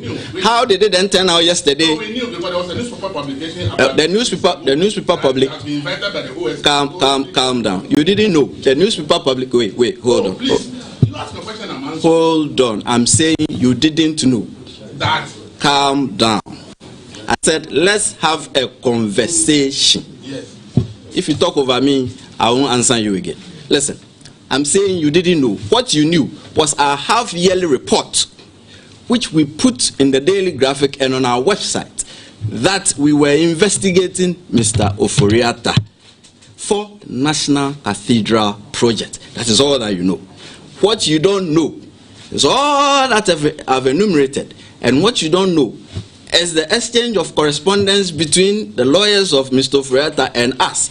And what you don't know is the purported medical letter that was transmitted to us by Mr. Ofori-Atta's lawyers. And what you don't know is our insistence and warning Mr. Ofori-Atta that if you don't show up on a certain day, we will come after you. You didn't know all that. So when I say you don't know, just admit that you didn't know. What you know is what we put in the paper. Proceed. That's what my question was. If you calm down, it will make things clearer. I'm saying that. Right. Your first statement before this question, you answered my question as though it's related to this man. I'm saying no. You failed to recognize that it is related to his question. But proceed. So I asked a question related to that. If you say intelligence available, it meant that you have an idea of who did it. Because I'm saying this because if the man says something, yes, I'm answering you. We have a fair idea of who did it. That's Second, you talk about. He still has the microphone. The first letter. Right. You admitted that at the time you issued that you invited him, you were not aware that he has traveled, and that it was. You see, pick my words carefully. I never said that. I said he left the jurisdiction on or about. Yes. Listen. He left You see, I see a penchant of you in putting words in people's mouths. But listen, he left, what I stated was that he left the jurisdiction on or about 2 January 2025. That's what I stated. I didn't say that we didn't know. But the fact that you are out of the jurisdiction doesn't prevent us from communicating with you, is it? Especially in this modern era of war gadgetry. So we knew that he was out of the jurisdiction. Okay. But we know where he lives. Okay. That there are people there. Okay. Yeah. I just want to know the first letter. When you sent the letter, his lawyers responded that he's out of the jurisdiction and that for the communication to them is that he's out of the jurisdiction indefinitely. On medical grounds. On medical grounds.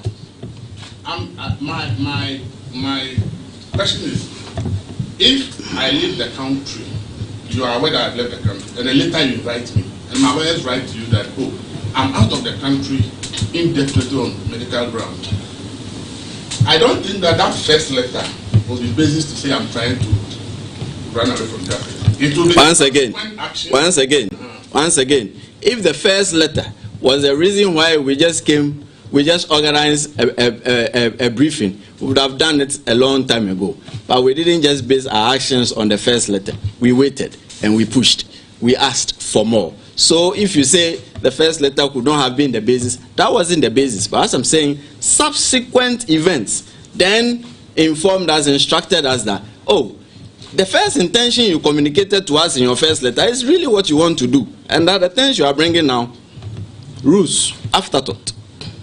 So it means the subsequent is what determined that the first action was? The subsequent actions then took us back to the first letter for us to come to the conclusion that all the investigations about him you talked about, they involve, I think about 3 of them involve private sector institutions who deal certain contracts. But linked to public agencies. Yes, that's all.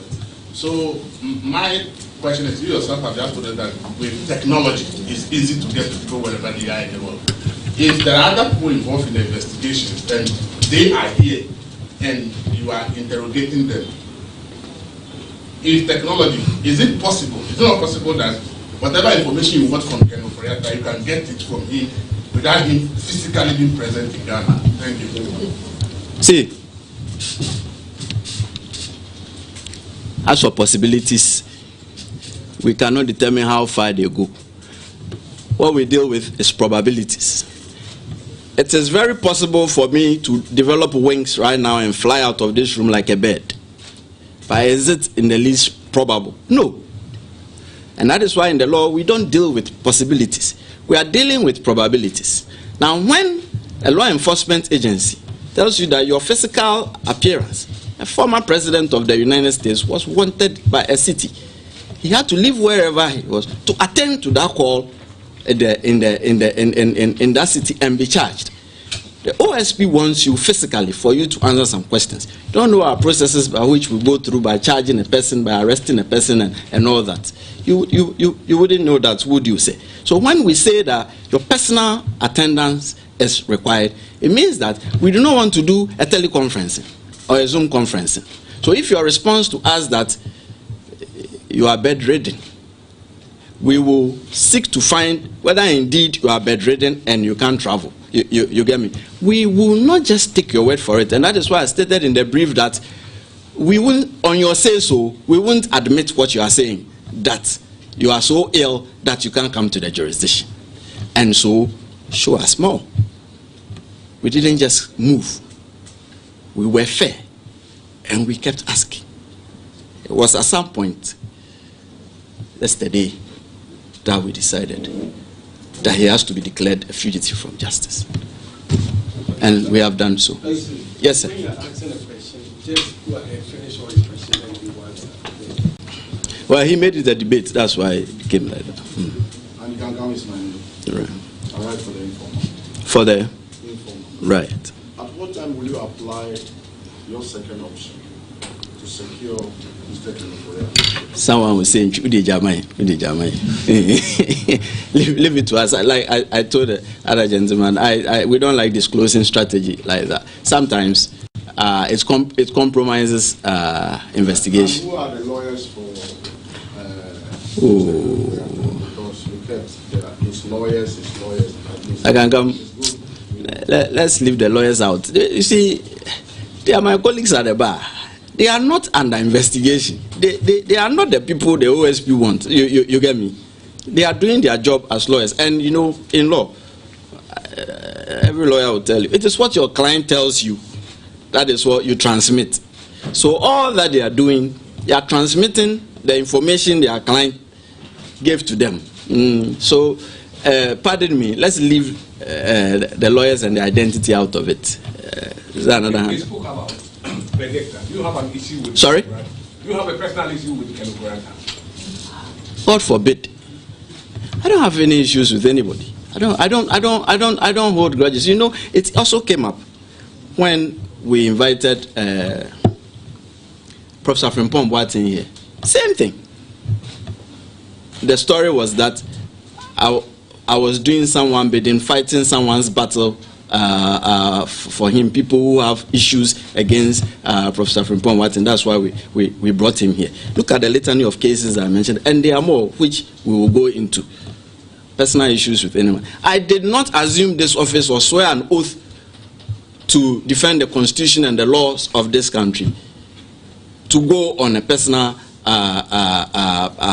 vendetta or personal chases because I don't like you or you've crossed my path or anything. Otherwise, I'm sure there will be more than 1,000 people reporting to the OSP every day. Every day someone crosses you. But that is not the reason why I'm the special prosecutor, and I'm never going to do that.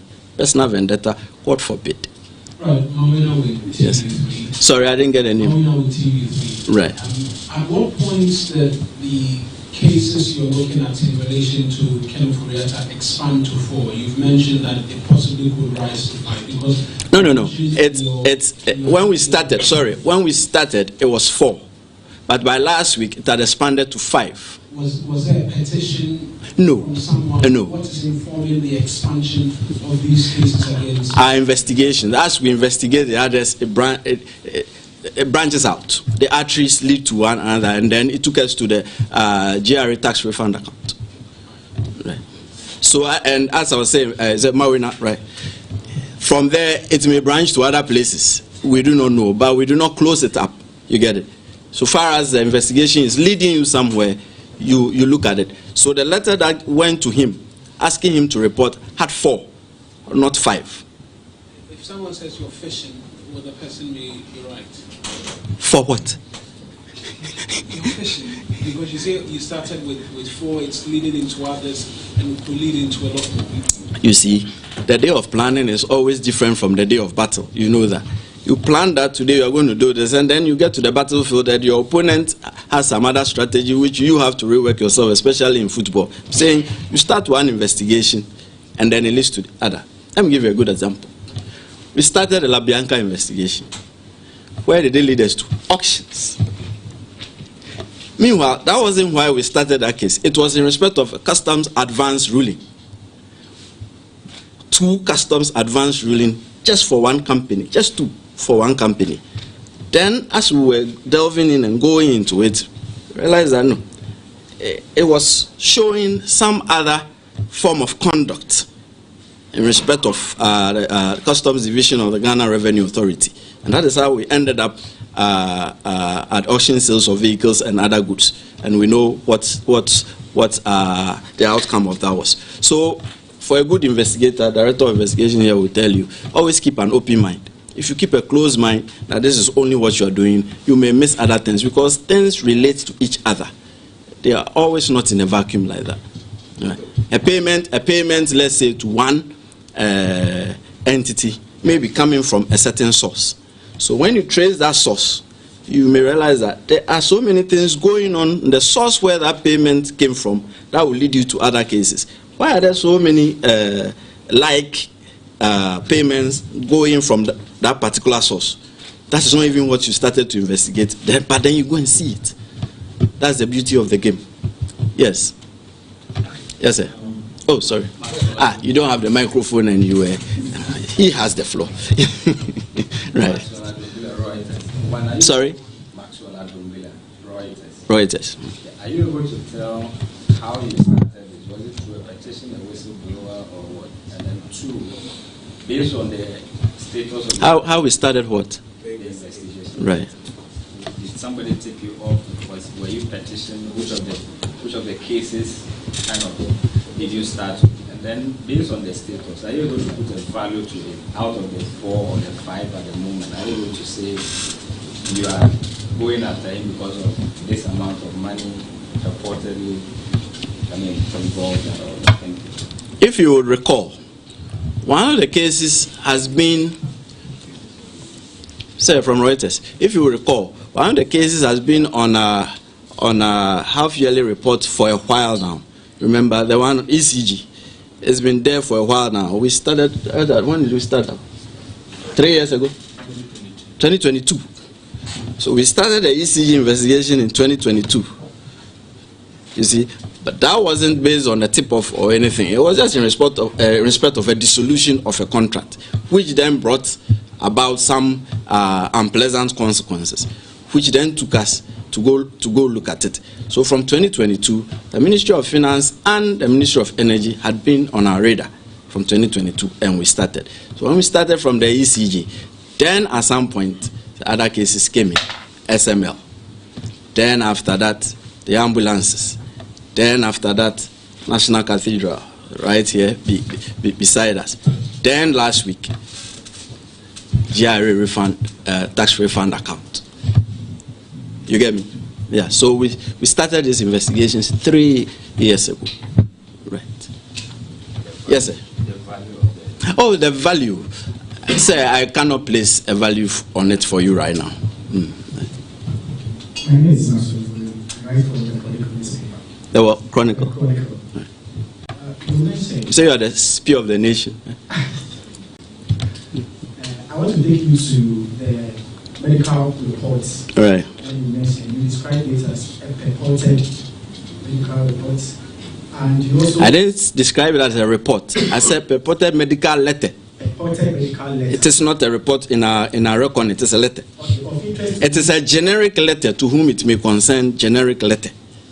Yes. Of interest to me is the qualification purported. Mm-hmm. Okay, so we work around that. Right. And when you spoke about the raid in his house, you said your intelligence indicates that it was either an imposter action or it was staged or at best an imposter action. Yeah. So my understanding is that you did some background checks to arrive at that conclusion.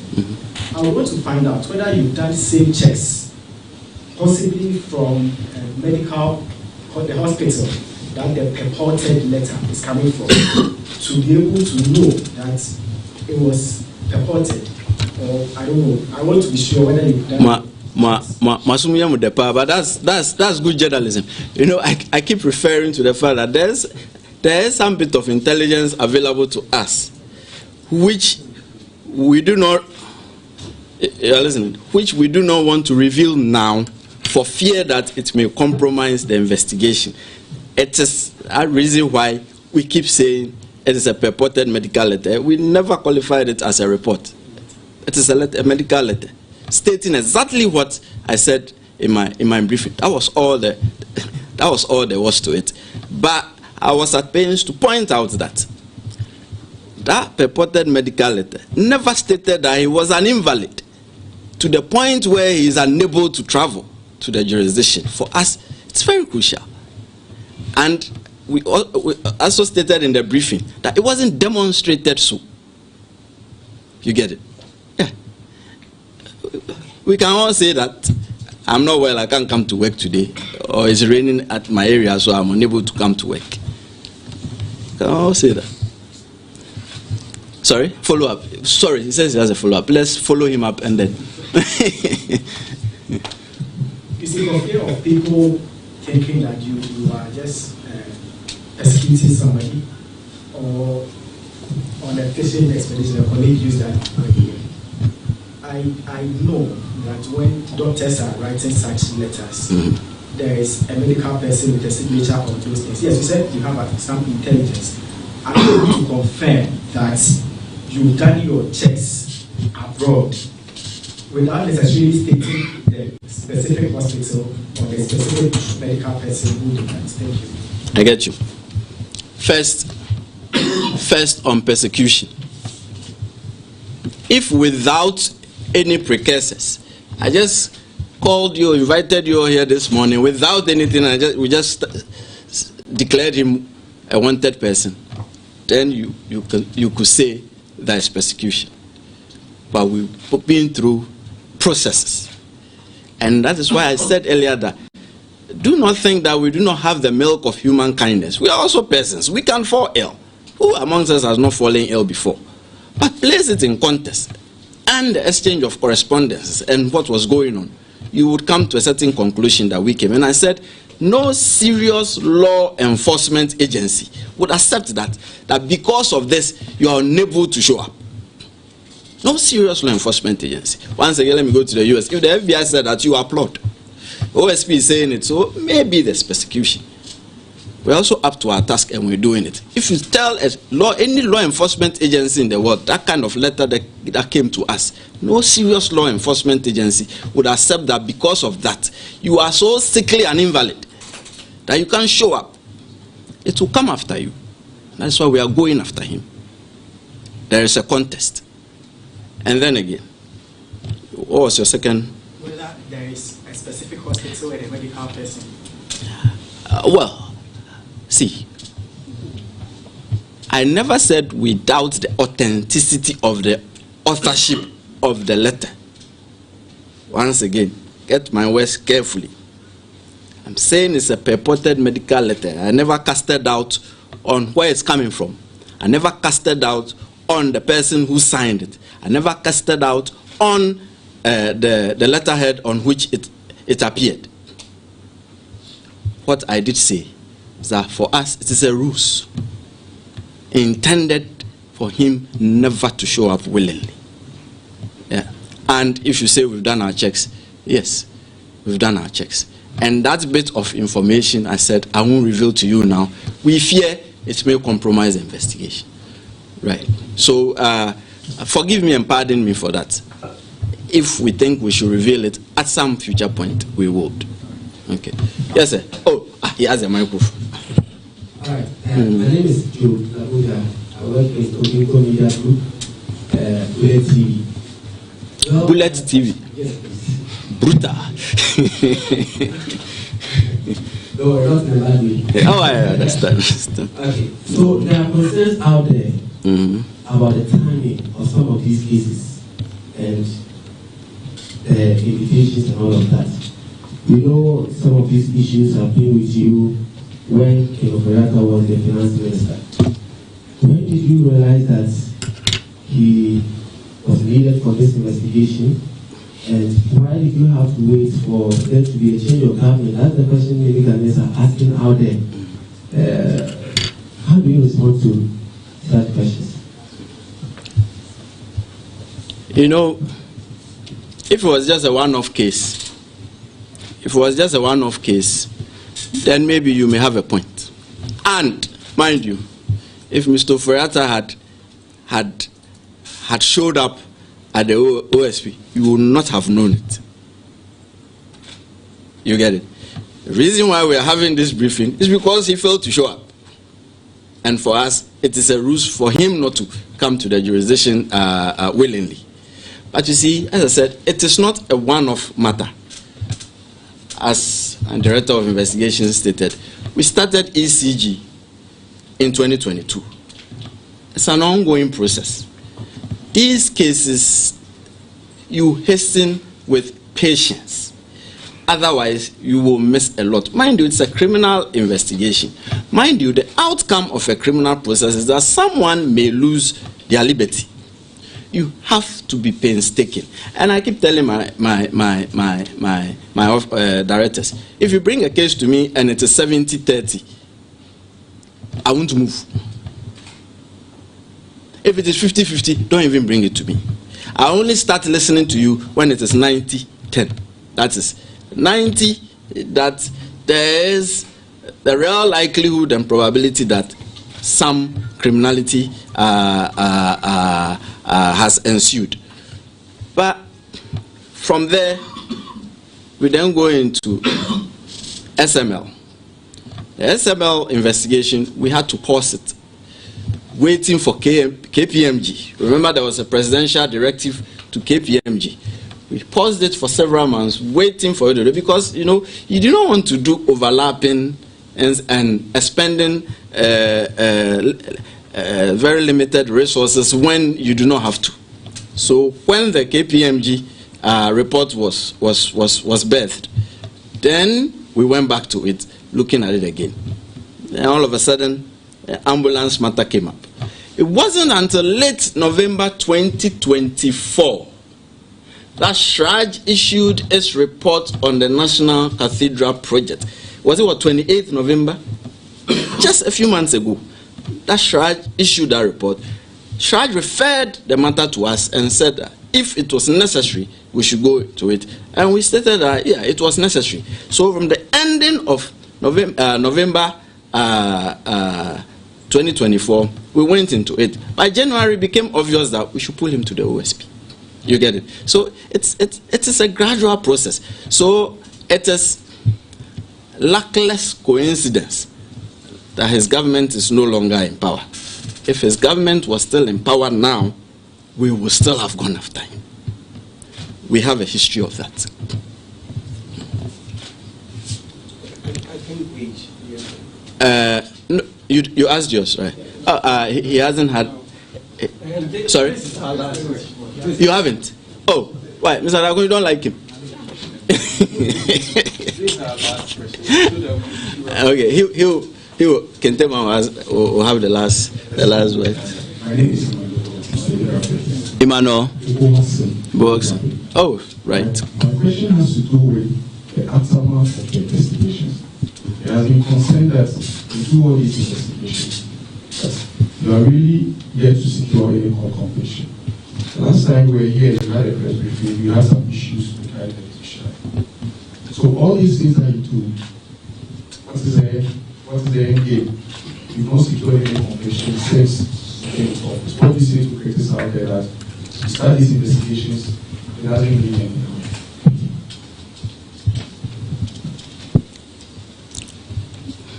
Hey, we'll try and pictures work. Good concern. I said not too long ago that these cases take time. It is like the study of geology, time and pressure, but with patience. Okay. We do two forms of investigation. One, investigation to prevent corruption. Those do not necessarily end up in prosecution. You are doing the investigation so as to plug loopholes, and a lot of the investigations we announce are in the nature of that. Look at when we started the government payroll administration investigation. That was in 23, right? Late 23, beginning 2025. We are now ready with our first suspects. You get it? Now you say we have not secured any conviction. Well, I wish we would have secured some, but it is not. It is not just an easy statement like that. You recall, there was one case. I mean, when was it? I think it was 28th. There was supposed to be a judgment. We have concluded the case. It's supposed to be in Kumasi, only for us to go and to be told the judge had been transferred. What were we supposed to do? We were not the judges. We cannot read the judgment. What the OSP has to do, we have done. As video evidence of the person demanding back his bribe money after a public election went all right twice for him, and all that. We are in Tamale on the Northern Development Agency case. We closed our case. There was a submission of no case to answer, which went in our favor. The accused persons have opened their defense. We're on it. There's this perpetual one in Accra, respect of the former CEO of the Public Procurement Authority. We are alive to our duties. As I'm saying, these things take time. It takes time. And patience. the results will be seen. And in terms of investigating to prevent corruption, when you hear the name of OSP on the street, doesn't it shake you a bit? It does. Ally. It does. Say the OSP is coming around. It does shake you a bit. That's investigation to prevent corruption. So it is, all I'm saying is, Ghanaians, with all humility, not all cases will end up in court. Indeed, most of the cases will not end up in court. The prevention of corruption aspect is even more crucial than getting one person to someone. But those that need to be prosecuted, we will not shield anyone. We will take them to court as soon as they are ready. And you can see we are rolling cases out. And at least on one occasion, we are done, waiting for the judgment to be read since November. So we are on course, and the fight against corruption is taking shape. Kentema will anchor us, then we'll be out of here. My name is Malik. Malik. Yeah. Is the ultimate goal of the OSP to get conviction cases that you take to court? Is it your ultimate goal to get persons you take to court convicted? If that is not the case, then I think the office has to deepen education. And it's must be sensitized that look, the office is not established to take persons to court and to get them convicted. Because that's the understanding out there, that you take cases to court and you don't get conviction. Then two, I have read a few headlines on Facebook. If Mr. Kenoforiata at any point requested to seek medical attention out of the country from you, did he seek any request? From the OSP? Yes. No, but why would he? At the time when we hadn't requested his appearance, he wouldn't know that we wanted him to show up. So humanly, he would not have. And indeed, that would have sounded, let me use a word that's been going around again currency a bit today, that would have sounded fishy. You've not requested for the person's appearance, and he's telling you that he's going out of the jurisdiction of medical. That means that he's preempting your strike, right? That would seem a bit out of the ordinary circumstances of mankind. And your first concern is what Mr. Ebo Hoxton also touched on. Yeah. We are doubling down on our efforts. And sometimes we also require you to talk for us a bit. We also need the resources to move. We've been talking about it all this while. I see the criticism a lot. That's fine. It's good to nyama people. But also raise your voice up and say that you also need the resources to move. I'm talking about education. It takes some resources to move. But yes, we are on our alive to our duties. And as I explained not too long ago, what is our ultimate aim? The ultimate aim is not to see Kweku Mensah in jail or Kwabena Mpuma locked up. Our ultimate aim is that, as far as my tenure is concerned, when it ends and I leave, the conversation on corruption would have shifted. Like a paradigm would have shifted. So that it will not just be business as usual. For people to know that when they engage in these acts, there's a price to pay, and a very hefty price to pay. For us here at the OSP, that message and that prevention drive is much more important than getting one person to jail. And if you get one person to jail successfully, that's fine. There are a million Kweku Mensahs who are still engaged in the conduct which you have not been able to get to jail. But they are all freely engaging in such conduct, and the society is the worse for it. That is not so helpful a utilitarian model than to shift the conversation of corruption for us to stamp it down, suppress and repress it, and forge ourselves a better society. That is our ultimate aim, at least as far as I remain the special prosecutor. Thank you very much for coming. It's always a joy to see you and to brief and review and take questions from you. Have a pleasant day.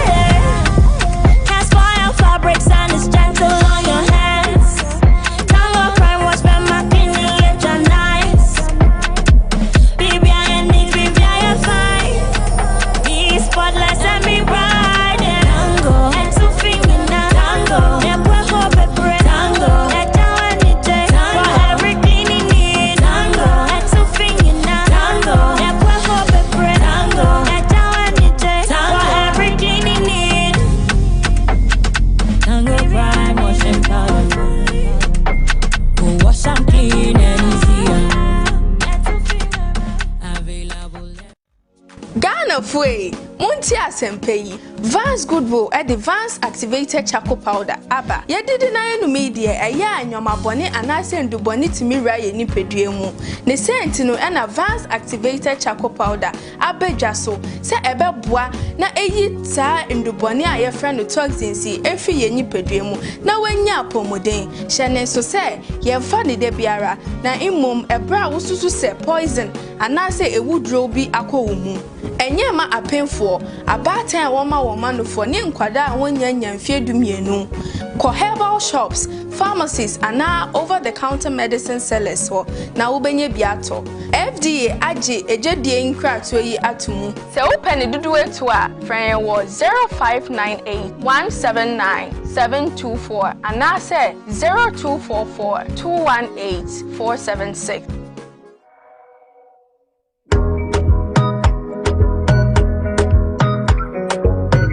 Favorite hair shop nationwide. Eya na obo so hwehwe wana wodidi wie a na mframagina obo ene wo yefunu mu ana doctor say wenya ulcer emma brabo no nya de ma okra Iona Pharmacy di wanu ye na ba Stomagard syrup. Stomagard ye adwuma tentem yi gas acid ne obo so a ehwehwe wo no adenti ena ma ho yererawo wabra Stomagard wo ho. Bisa wa pharmacy, herbal, any licensed chemical shop, say upe Stomagard. Hwehwe edro papa ma wo ulcer. Oboa ehyehyeo, ene mframa ejinejina wo yefunu mu. Stomagard, eno ne beboa wo. Etu fomfre Iona Pharmacy, ewo numbers we so. Stomagard nyama pemfo, ene ma amoma nkwada enufo. FDA, agi edwade inkratoyatum. You'll ever taste. Hi, baby. Hi, Mom. Hope you're having fun at Granny's. Yeah, but Grandma doesn't have my favorite top chocolate spread. Hi, Mom. Mommy, please, I missed top chocolate spread on bread. Tasty too. Made just for you and me. Top choco, it's chocolate choco. It's chocolate choco. It's chocolate choco.